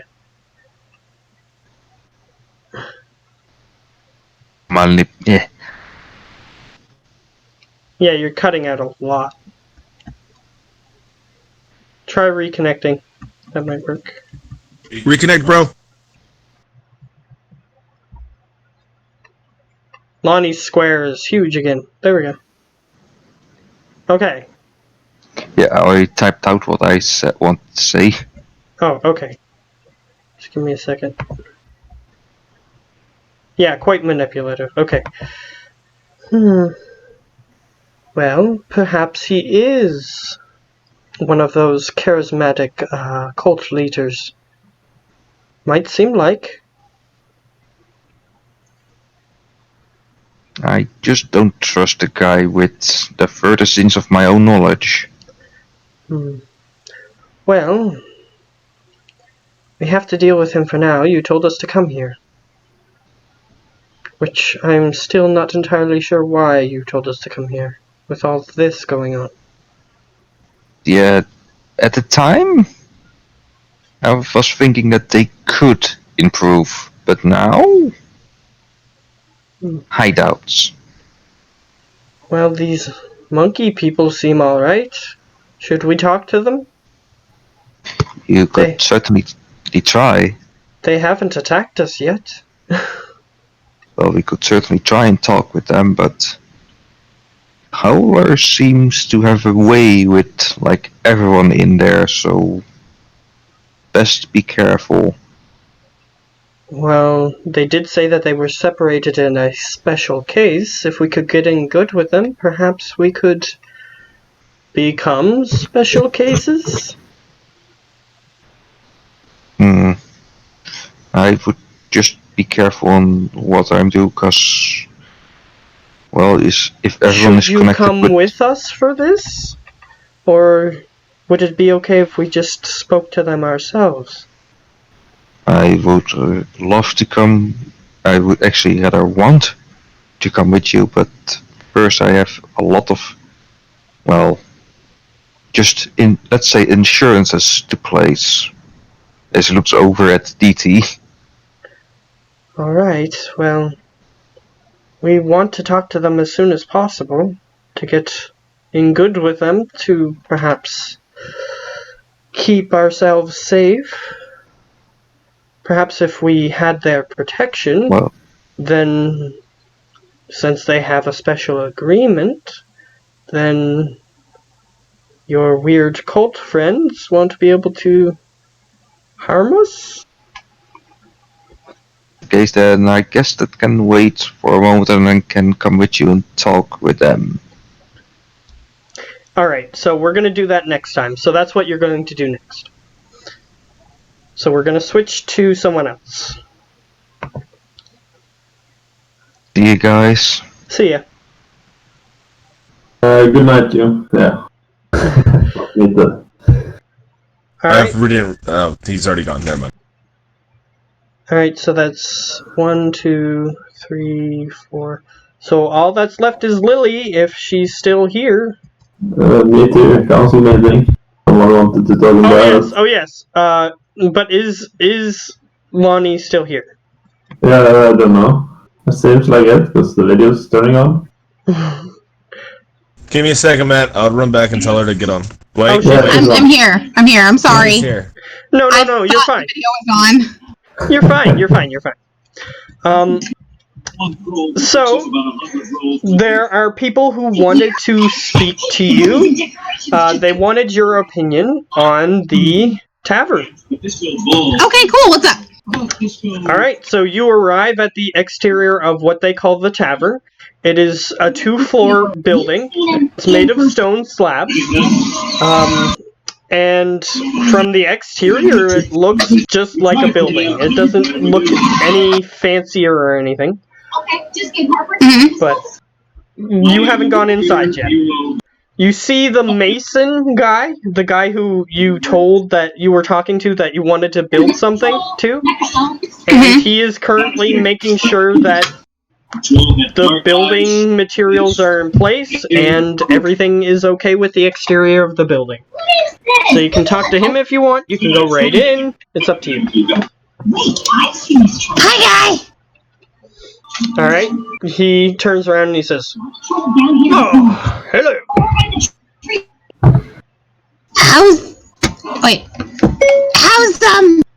How's everything? Well, we were just putting the finishing touches on this tavern. We were hoping that you would give the all clear, if you know what I mean, before we officially open her." Okay, I'd like to go look inside. He motions towards the door. The door is in place and it's made of wood. It's not any type of wood you've seen before. It's this weird, it has like a light brown with a greenish tinge to it. Thank you. I thanked you so hard. Okay. So, you can walk inside if you want. Yeah. Alright. You walk inside, and currently, they do have a bar made of the similar wood, and the floor is made out of wooden planks. Because wood tends to absorb vomit a little easier than other materials.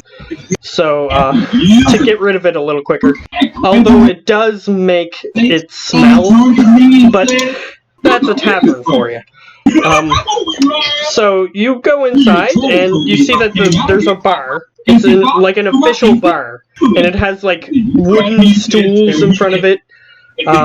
There's tables and chairs that they had made specially for this building. And there are currently people working on wooden carvings that are to be placed on the wall, and they're in this building as well. They're working on them inside the building. However, there are stairs that go to the second floor, and those are made of wood as well.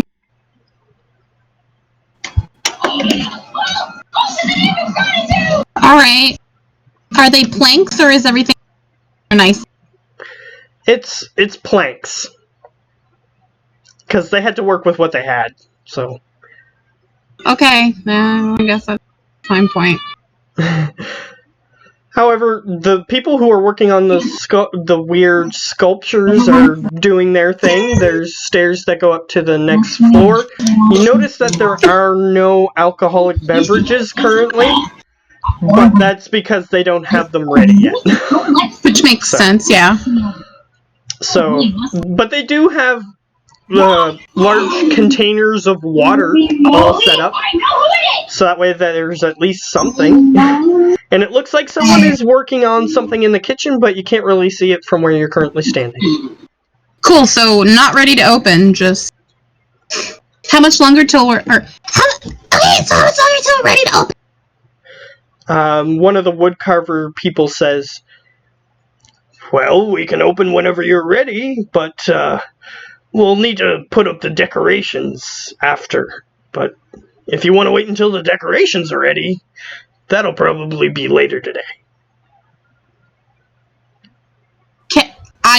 Up until I was talking, I missed everything you said. My computer froze? Okay. Sorry. That's okay. One of the wood carvers who is working on the decorations, he says, "Well, the decorations are about to be ready. But if you want to open now, we can. But we'll put up the decorations when they're ready." There's no alcohol. What's the purpose of opening? Okay. Do you ask that in character? No, just thinking out loud. Okay. Okay, so when are we gonna eat the drinks? Stuff. He points you back to the kitchen. "I think someone has a plan for that. But we do have access to water, so people can still hang around here and gather."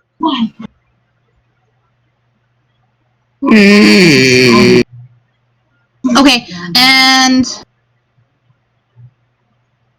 Okay, and the rooms are like furnished and stuff. Well, you haven't looked at them yet. You've just entered. They're up the stairs. Okay, I walk up the stairs. Alright, you walk up the stairs. There are 6 rooms, each containing 2 beds. They look like single-person beds, and they look like the mattresses are made out of some sort of leaf. They just sort of like mulched up a bunch of leaves and put them together to make mattresses. Okay. They're at least something softer than ground to lay on. That's the druid's room. They have... Each of the rooms has some sort of lighting fixture, whether it be a candle or a lantern or something. They had to make do with what they had, so they used a variety of things. And they have some sort of storage space in each one. But they took all month to build this, so they put some love into this thing. They didn't just throw it up. They used whatever they had, and they did the best with what they had.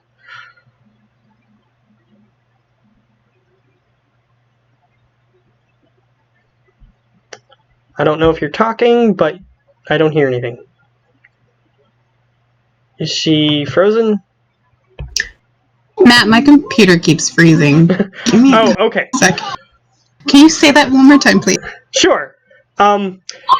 What all that I said was that they put some love into this place. They took a month to build it, so they used what they had, which wasn't the best materials, but they put some love into making this place homey, if you will. Okay, cool. Homey is, homey's better than cold. It's true.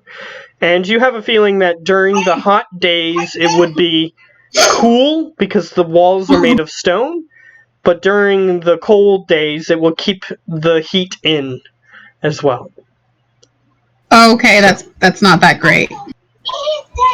Well, it's It's still an establishment. yes. So, you go back downstairs, I assume, because the rooms are. And Matt, real quick, as somebody who used to work in a warehouse that was basically a giant concrete box, which is going to be like what the stone building is, during the summers, it's going to be burning hot inside, and during the winters, it's going to be freezing inside. Stone and concrete don't make good insulation. Well, I work in a building that is mostly concrete, and it's cold every summer day and warm every winter day. So I don't know. Paul Johnson. Did they give you AC? Like, do you have AC in that thing? Nope, no AC. Dude, it's Canada. They don't. Oh, it's Canada. The weather's even nice up there. Shut up, Matt.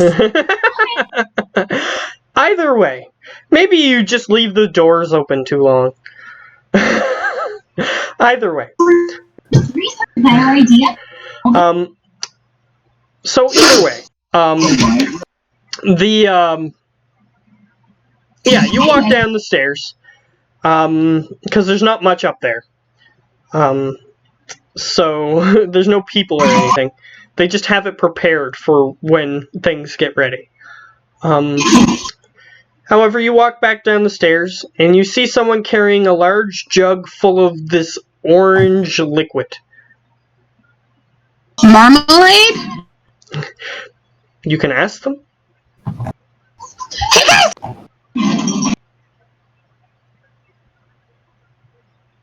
Alright. They heard, "Hey guys." Is that all you... What's Okay. the thing? Okay. They show you the container, and they say, "Well, this is the fruit. Well, we gather fruit from in the forest, and don't worry, it's been tested. It's not poisonous. But during the month that we've been fermenting this particular bottle. We do have an unfermented bottle in the food preparation area. But it's only been a month, so I'm not sure how alcoholic it's going to be. But we did our best with what we had and what time we had." So, alcoholic, kinda? It's slightly alcoholic, you assume. Low Alright. percentage, but it might get some It's people a drunk wine after a while. cooler. Yeah, basically. It's a wine. Your face is a wine cooler. Either way, they do have an unfermented More like a bottle in the spritzing back. sour. Calm down, spritzing sour. They They have do a what? They do have another bottle in the back, and it does make a decent fruit juice. So even if you drink it unfermented, it tastes good at least. So Alright, everyone who's in here heard that you requested this specifically, so they're waiting for your word. Is everything good? I'm gonna head downstairs to the kitchen. Okay, you're downstairs already, so you can go in the kitchen if you want. Cool. I head to the kitchen. Okay, you go inside. You're not. I'm not sure what you're looking for, but there is Just a to place. make sure everything looks good. Yeah, there's like a fire pit. It's like an open fire pit that they use to prepare food, because they don't have many other supplies. There's like there's a cooking pot there, but you assume that they can. They also have like little poles on it that you can use to grill things, that sort of thing. Makeshift spit roast sort of thing. But they don't have any food on it yet. Well, okay, that makes sense. They do have a pile of meat maybe in the corner, but they aren't cooking any of it yet. Okay. Is the meat good? Is it fresh? It doesn't smell rotten, which is a good sign. More realistic question.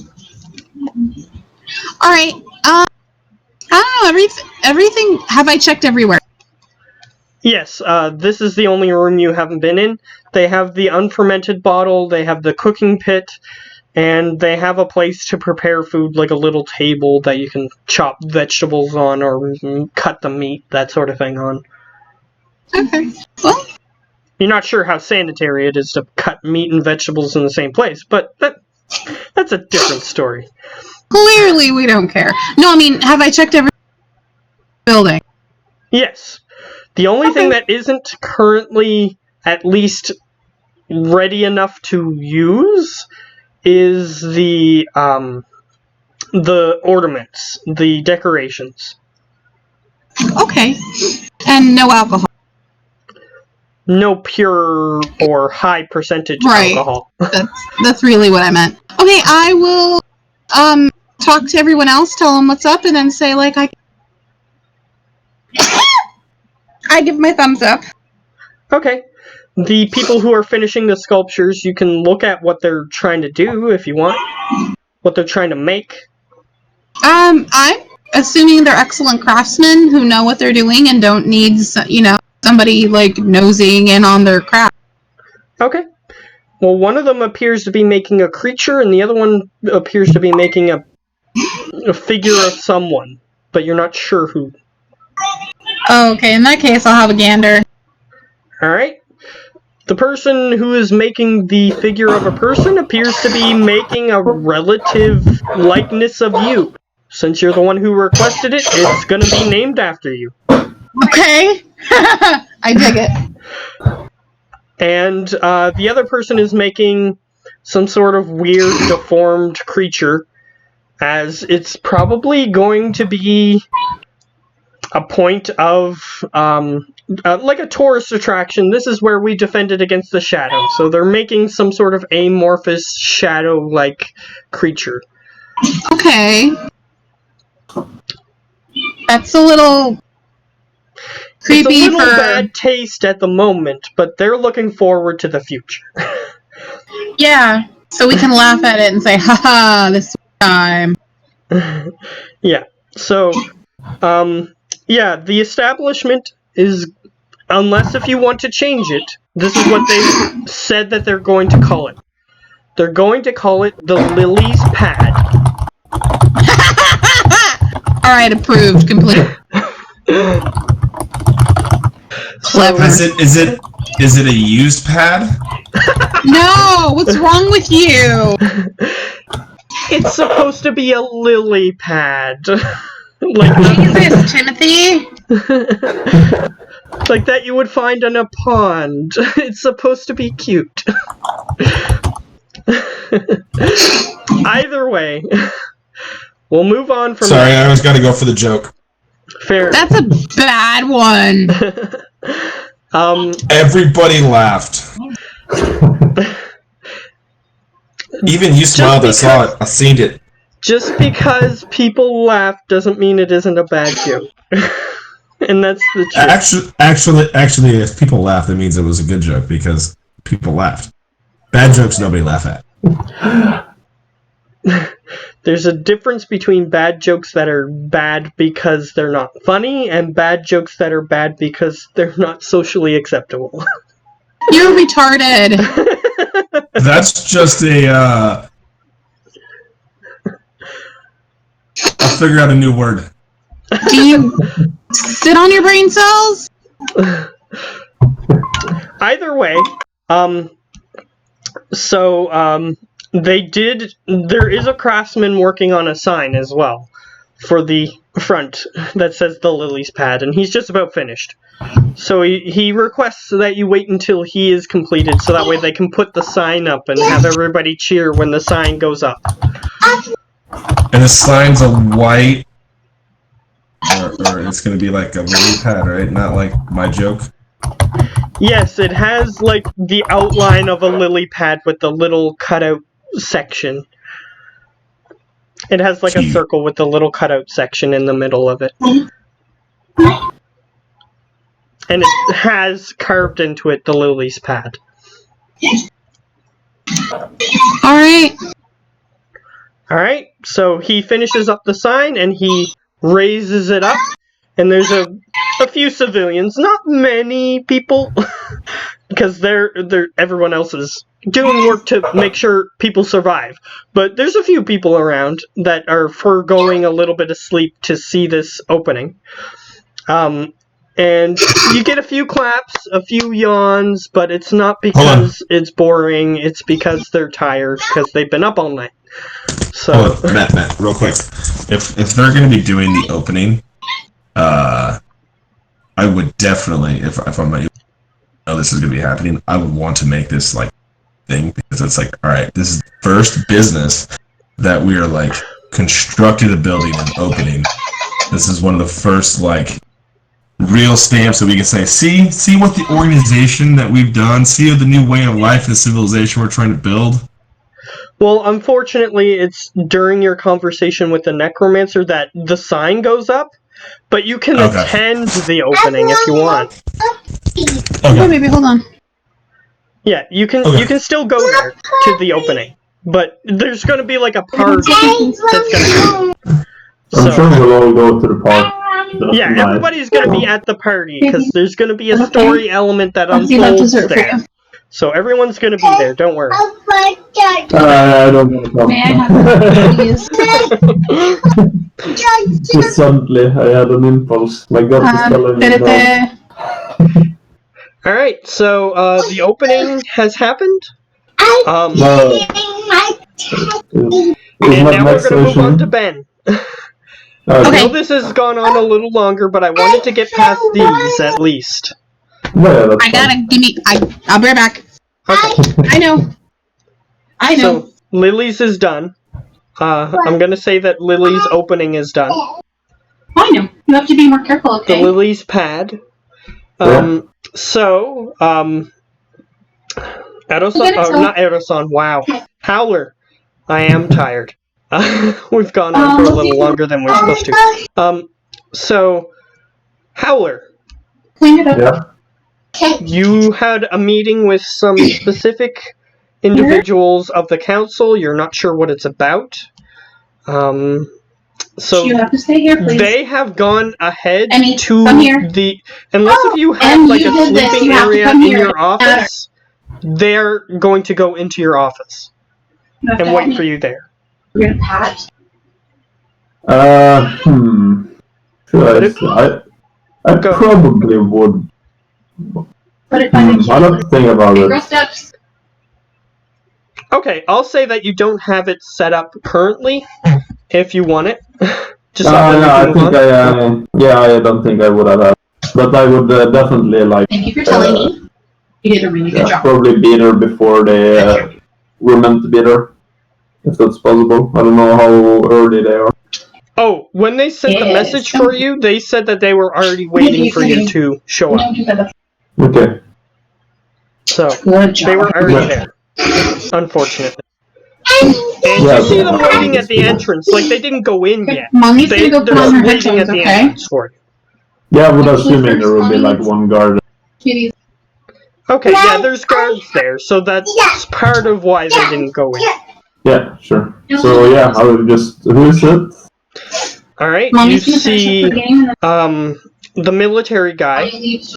Yeah. You see Jonathan Briggs. Yeah. And you see the merchant guy, Zabul or something like that, I think. Yeah. Those three are standing there. Okay, so I greet them. Do you want to speak in private? Do you want to do it all four? Or want to stay in here with mommy? Just a second. Lonnie, you're not muted, so the conversation is slightly overpowering what we're talking about. So that might be one or two shows. Oh, she can't hear you right now because she doesn't even have her headphones on. You're gonna not. Okay. So if you want to, you can go pick up your. Yeah, you can just mute her if you're right. Pick up your ball. Okay. Right click and mute. Right click. It's not bringing up anything for me. Yeah, right click her picture. It's not coming up. That's unfortunate. Huh? You're not muted. Oh, sorry. That's okay. There we go. Sorry, I thought I muted it. That's okay. Yeah, it's fine. Okay, so, yeah, it was just a little distracting for me. That's all.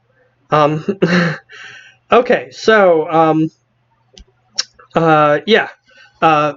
All of them want to meet with you at the same time, the three of them. Okay. Yeah, I'll let them in, and I would sure that.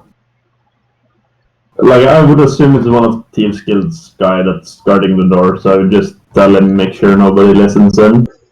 Okay. Yeah, he knows what that means. And you can tell him and Thieves can't if you want, but if you don't want to, you can just tell him. Doesn't really matter. Okay. Come. Yep. Alright, okay. You just tell him, then. And he just stands in the middle of the doorway.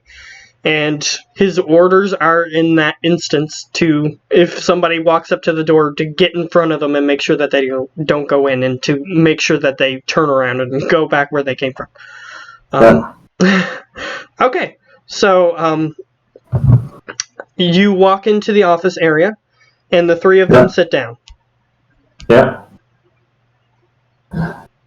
So what is these concerns you brought to my attention? Well, the guards are asking for hazard pay. Additional hazard pay. And Zabul says, yeah, and the merchants don't think that they're getting enough money. And, I think Jonathan Briggs was one of the people who was there, right? I think I said he was there. Yeah, Jonathan Briggs was last one. Okay, yes. He goes, and since I am your running your money, I figured that these concerns should be brought to you since they brought them to me.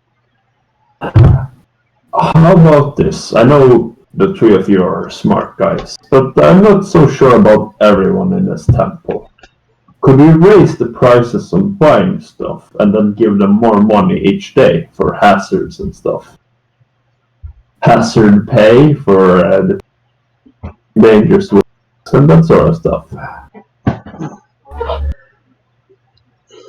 Alright, I'm listening.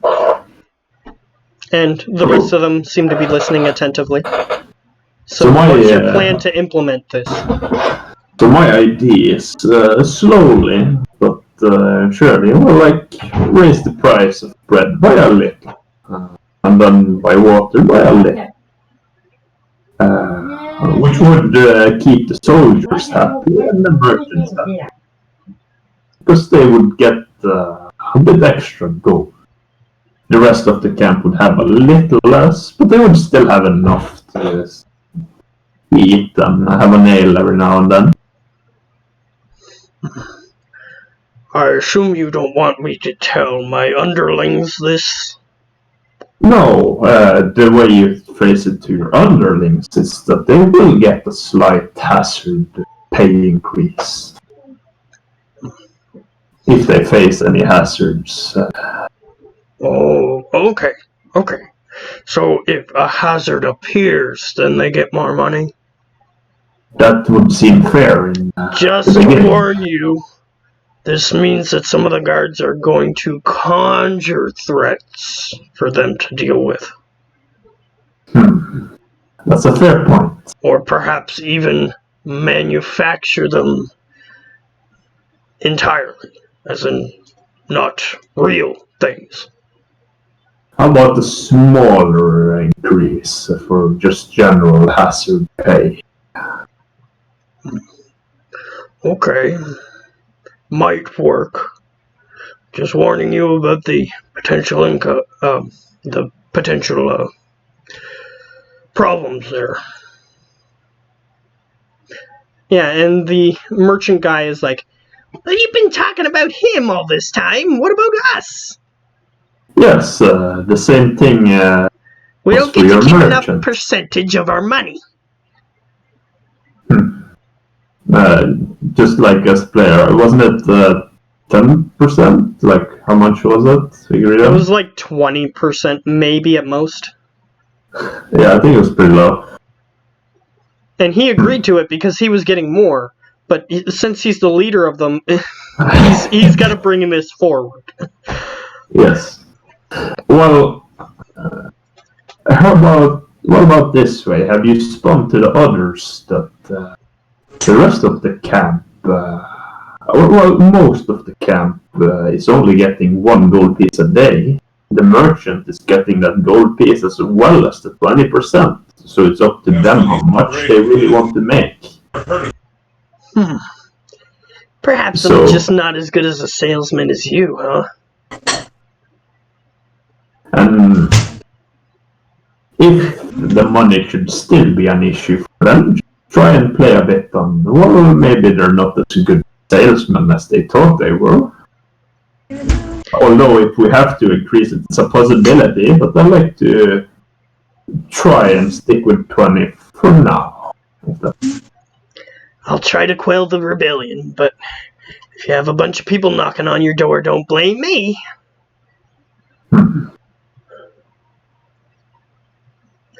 But, using your advice, I might be able to quell some of it.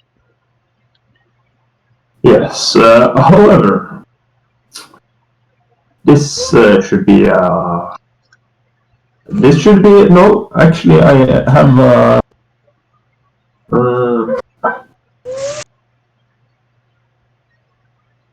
and I kind of like fill in forms, and it's employment forms. I will start writing them as we speak, and it's gonna be like, if you sign this, you basically it's like an employment letter. If they get employed by the new World Bank, so by the board there, me and Lucius and Explo and the Durgar, they will basically bind themselves to work for us, but they will get some benefits, such as like the merchants will get 25%, and the guards would get increased payment for their risks, that sort of thing. So like they would get a bit better, but they would have to like get employed full time, basically. Okay, so they have to sign this paper and you'll get more money. Yes. Okay, that could work. That could work. And like this one,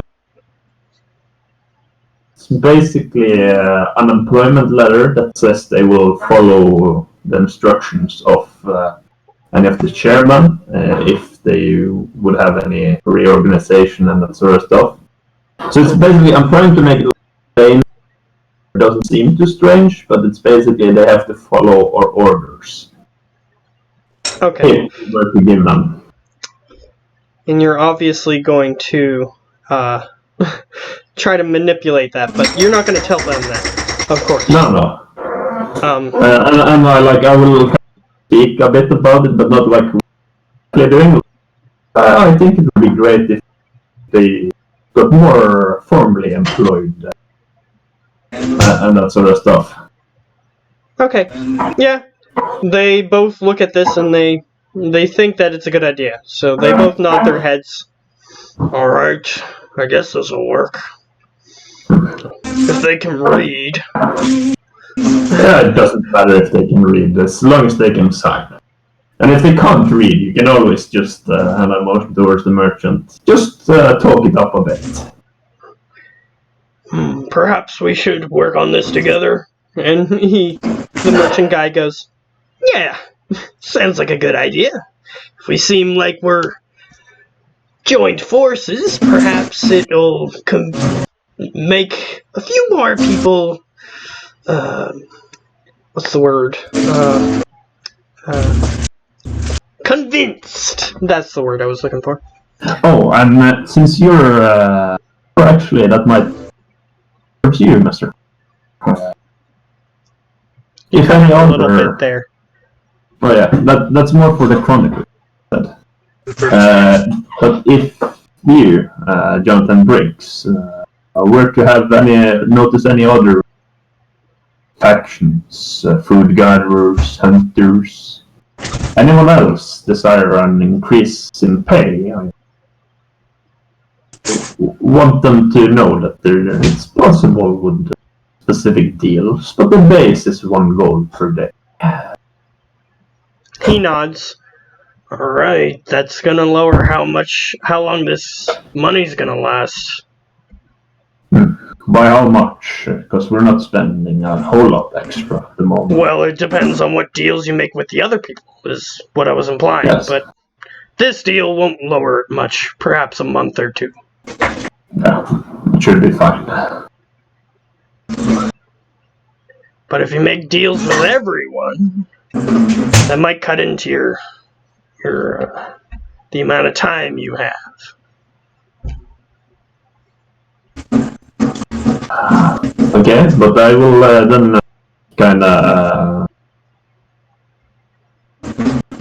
should no, I will kind of just tell him. Well, once we have deals with everyone, start rearranging them to fit our current situation. Alright. Well, as long as you're confident, I'm sure you got an idea in your devious little sleeves.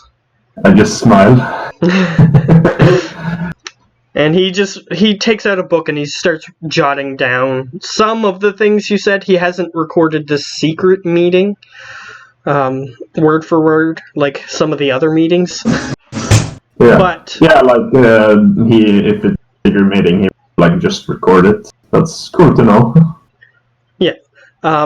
yeah, if it's known to be a secret meeting, he just writes down like the basics of like these people met and they discussed perhaps a general topic. But he's also writing down his tasks. Yeah, that's cool.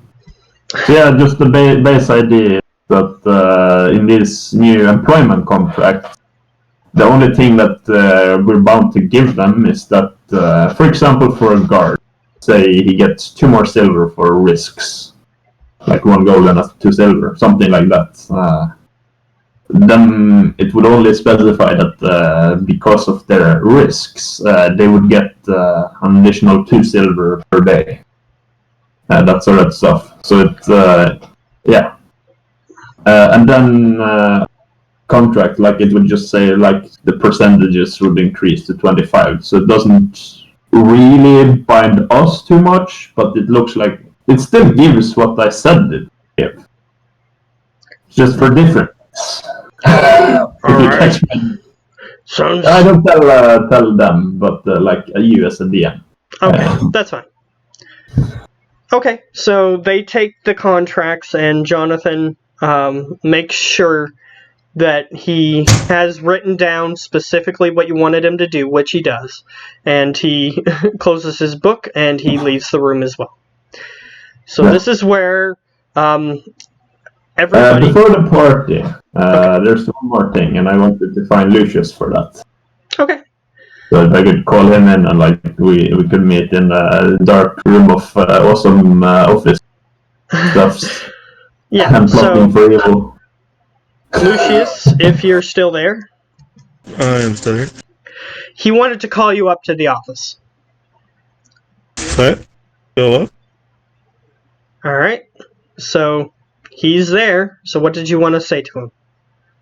Well, I just wanted to say that I think our top priority, like I like the first tower, but before Sorry, you broke up there a lot.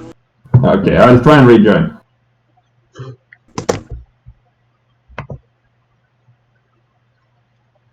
Is this better? Yeah.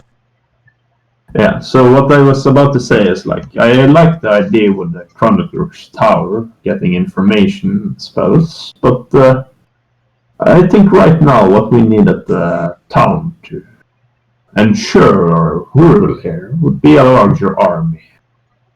I wrote a little bit on it just now from some concerns, but I believe if we either... There's a few options. If we were to manage to get the rest of my guild and Assassin's Guild from Plaza de la Montagna up here, we might have some more leverage. We have the undeads in the Undying Woods that we could liberate and put to use. And there should also be some mutual constructs that I'm sure if we were the owners of, or if we were the one controlling them, they would do exactly as we would say. I agree after this eating the other Autosons. It went a bit troubling, in my opinion. I agree. Yeah, I can use a sore pain in the. So, what is your input? I had these 3 options prepared. That's the ones I thought about. If you have anyone else, I'll listen. But No, through conversation with the necromancer, just about him. I don't know. I just want to. Tim, you're cutting out for me. I don't know if he's cutting out for anyone else. Yep. through the conversation with Necromancer, and okay. Yeah, that's all I heard. Okay, so conversation with Necromancer, go. Yeah, I was speaking with the necromancer, and he told me about his undead army and the undead. As a necromancer myself, taking that army, of course, of value to me, especially to worry about, and they're actually loyal. Well, if we go for your assassin, there's always deal betray us. Yeah, that's true. However, I would, if we got there, I would establish myself as the new guild master, and everyone would have to join this new guild. Signing some contracts, I get it. But yes, I do like the undeads as well. But is there any way you could control them over the necromancer, like the bunch of them? If we, after we go to Chronicler's Town, there might be the library, and we go to where the fire giants were, and we find out what's going on. Maybe even recover his apprentice. I think those 2 things would be enough to get access to all of his spells. There, I might be. Yes, but I'm thinking about now. Should we really go to this mountain? I know you've had these visions and dreams. No. I think we should put a pin in that. We have some other things that we gotta do. Securing the camp is top priority right now. Gathering the information from the library is not going to necessarily help in the immediate. Yeah, the library can wait. I agree. I think we should definitely lock down an army. The fact that the necromancer has signed the contracts, and as far as we know, there's no way to get around them, beat them. Getting that army further on our side, I think, is best there. Well, I must say it's not entirely foolproof. There has been one creature that managed to escape it. From the owner of them. Although he went... No, like the contracts. There has been one that managed to break free of them, but he lost his mind in the process, from what I've gathered. And this is one of the constructs? No, it's the original owner of the contracts. Contract, no contract. Yeah, so it's a man. It's an entity known as the contractor. Okay, and he got out of it, but he went insane. As far as I can recall, yes. Okay, so... Although we did chop his head off, so I doubt he'll be too much problem. Technically, his head grew back. I don't mention that part. Okay. Smart man. Yeah, because I'm not gonna be happy if I hear that shit. So, all right. What's closer, the constructs or the undead? Constructs are on the other side of the Aquan Sea. The complete other side. So Yeah, on the other it's end of the on world. it's closer to the southern pole. So you'd have to go all the way around. Okay, So the undead undead are is closer. closest. Okay. Yeah. So let's get the undead. When we bring them back, we can outfit a group with some of these mantis guys, the dead, few of the others, maybe even Ottison's father. Yeah. And we send them to get the construct arm. No. Okay, so Have them basically first- the plan is send one group down, because I need to know this information if you're going to do it. Well, my only thing is if we're like, I want to send Ottison's father because he's a wizard. He would have the expertise. It would also split wife, weakening that. Okay. But we need to have somebody strong and loyal to us with them that's actually in charge, so that way the construct army comes back and are under our control. Okay. So who do we have that we can pull all this off?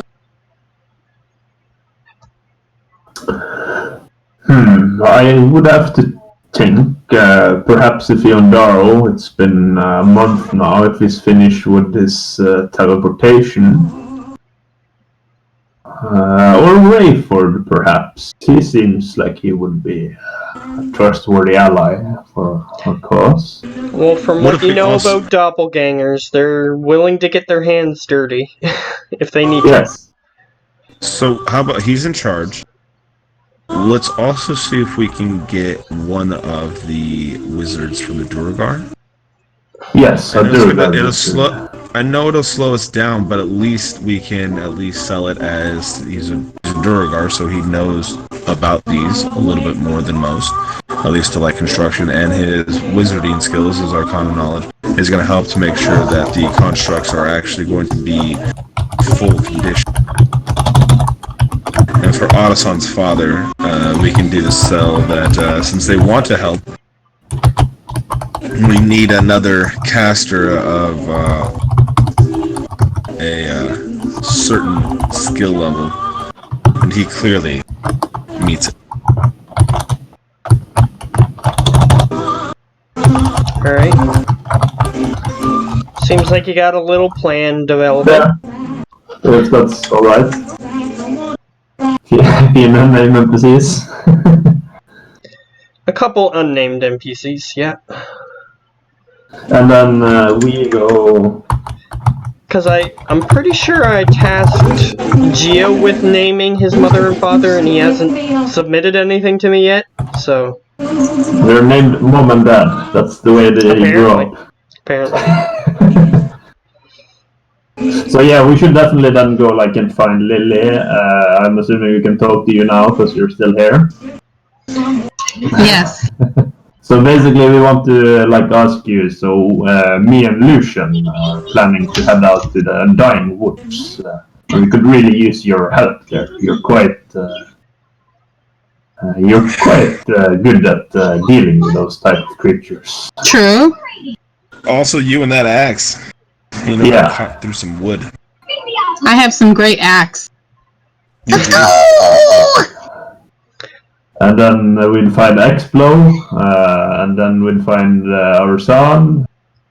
Alright, Yeah, so this is going to be the meeting at the party, is what I'm going to say.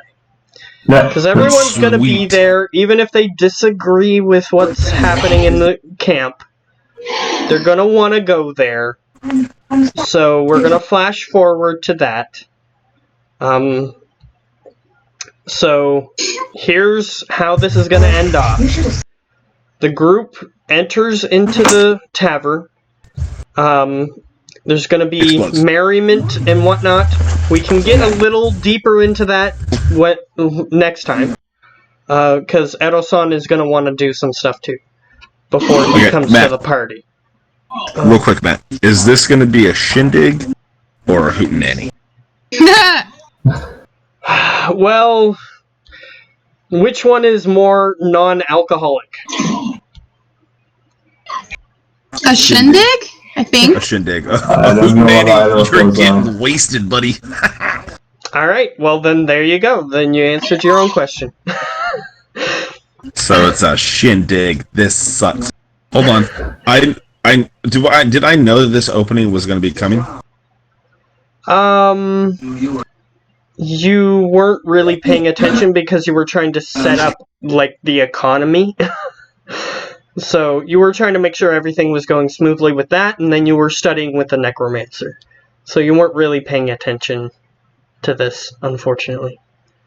The only reason you know about it is because someone sends a messenger all over the place to tell everyone that there's going to be a party. Okay, cool. So I'm going to immediately react to that, and I'm going to ask Howler if he can go talk to the monkey boys and see if they can bring some proper booze. Oh, I'm sure that could be arranged. And I would go and do that. But I would also inform you, I probably would have done it sooner, but I would also inform you about the new deals I made with employers who want, or the people who wanted a bit extra gold. Well, we knew this was going to happen. Yes. I thought it might be longer than just a few weeks, but... But it seems like they are now. Well, at the very least, what happened, so you can tell him this, what happened was that they met with Howler in private with just the person who's controlling the money and the two people who were leading the groups that were having the problem. Yes, and that I had a solution which would basically, it would be really beneficial for us as the head chairman of the, or us as the chairman of the New World Bank. Okay. Well, I mean, we knew that at a certain point we were going to have to pay more, and the merchants would get more. Yes, and then we'll increase the prices, and it'll go out. Yeah, everything will just kind of balance out. But what we really need to do is get another bank. Yeah, I agree. And that's also a good point for the palace, because they were moving a lot of gold there. We also need to start getting the merchants to consolidate their coinage and start trading it in for some of the gems we have, gold and platinum bars that aren't going to be in common trade. You know what I mean? Yeah. Because this will allow to keep at least the coinage circulating, and as long as we don't really have a problem there, we should be okay. Yeah, we should be okay for quite some time yet. And since they're going to have to travel so far, the expeditionary force going for the construction fleet might want to get an airship. Didn't our son come with an airship, or am I mistaken? They had to anchor it, so they could just take that, I guess. Bye, Lonnie. They could just take that, I guess, and use that. But I'm thinking maybe. Oh yes, and if you could get an update from the airship, I sent another boat to aid them. Yeah, that did happen, and nobody checked on that yet. Well, I would have wanted to do it, but yeah. So wait, what happened? So, basically, can you see what happened with my airship and my boat? Oh, you haven't checked on them yet, have you? Well, I don't. Well, I have the magic, but I'm exhausted. Looks obviously like a mine. I'm not hiding it. Alright, well, my thinking is they may potentially run across another civilization city on the way to get in the construction fleet, maybe a merchant. Should also... Yes, but they can't get in. They can only get into small towns, villages. Yeah. So he goes into describe again, that most of the main settlements are surrounded by these weird flutter-like creatures. No, Just I in remember that, case but you I'm forgot. also no, I remember that. But what I'm thinking is we did deal that big blow to the shadow, potentially as a part of that, a part of it, like regrouping. Maybe one of them, the people on the inside, were able to break out. Were able to do something to disrupt them. So I want to have a merchant go to map where the small villages are, where there are still people who might be able to start establishing some, as well as the potential of one of these cities that might have. There is one place that he can point out, because they encountered it. It's the place on the map marked Trading Post. It was just a small trading post during the before the Shadow. And I remember it well. I have got a lot of platinum there. yeah, he literally just stole like one of the abandoned. Well, it wasn't abandoned because the shop guy was still there. He took the guy's lockbox and then later found out that it was just full of money. So, Nice. yeah, they defended that place from monsters that took advantage of that place being abandoned, basically. Yes, which means I only collected my reward as a hero. Sure. Yes. Buddy. Alright. So So yes, what you want that is one place. There are people who are staying there, and there may be more people who go there because most of the places, if they weren't in a city or a main settlement when everything was captured, perhaps they would just be wandering around and gather there. So there may be even more people than there were last time they were there. So basically, check in on them. I'm like, do we want an airship? No, we probably don't want one if we're going to the woods. It's be easier on foot. So yeah, maybe There check are in. clearings in the trees, but whether or not they're close to where you want to go is a different story. That's the problem. It's probably better to walk anyways, because If for us moving, or if we have horses, some type of like land animal, that's great. But the airships aren't going to work. There were a couple of horses in this camp. However, they're being used as manual labor. Okay. And I think food is... Yeah, we can just walk. It's not that far. Yeah, and I got a 45 movement speed up. You could also try to find some mounts. And also, I know that Lily has the ability to summon a mount, which she has never used. Yes, that's true. I mean, last resort, prefer not, but we have an emotion to the hooker. But I like him around here. He's so cozy. And I also motion to the... Well, this is probably a terrible idea, but I've spotted wolves around the jungle here.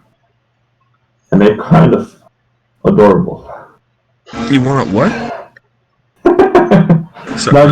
I'm just saying, there's wolves. Wolves? And technically, he is small enough to ride one if he wanted to ride one as a mount, but he would have to tame it first. Dude, you just see a little glimmer in my eye as I say that. Dude, no. Like, honestly, you should ask the hunters to get you a wolf to bring in, and there's got to be somebody to tame with so you can ride it. Oh yeah, do you know the guy that on the priest and stuff that got bitten by a wolf? I think we are the ones that rescued that wolf. It's true. That is the reason why I made that happen. Alright, so let's see. Well, unless if you guys had anything else, I just wanted to do the wrap-up thing. Okay. I can't really think of... Okay. I don't think I can really think of anything at the moment. Okay. So the wrap-up thing. Half the group is gone, but let's do it anyway. Got you. I mean, is Pre-Bennington there? I mean, I see his cameras on. Sover du Freddan? Jag tror att det bara så drit. Don't worry, it's just on the toilet shitting. Ah, enjoy, buddy. I did one of those earlier too. All right. So if he can hear us, obviously. So here is the ending part. There is going to be a little bit more stuff that we're going to get to before we get to this cliffhanger because of how things worked out. But here's the cliffhanger. For one reason or another, everybody manages to get to the party because they want to spend some time with their friends or enemies. And the party is either alcoholic or not. We haven't decided yet. But the party is good nevertheless because it's a party. And in the apocalypse, God says so. It's in the apocalypse, so any merriment is welcome. And as this is happening, you hear a scream from someone outside. And everyone in the group perks up at this sound, obviously having to go towards it, whatever it is. And that is where we're going to leave off. No. You will not fireball my tavern. So, I'm gonna hit stop. I'll fireball the tavern. I can literally do that. I can do that with a wand or the spell. Ha ha! You do it with both at the same time. Alright, so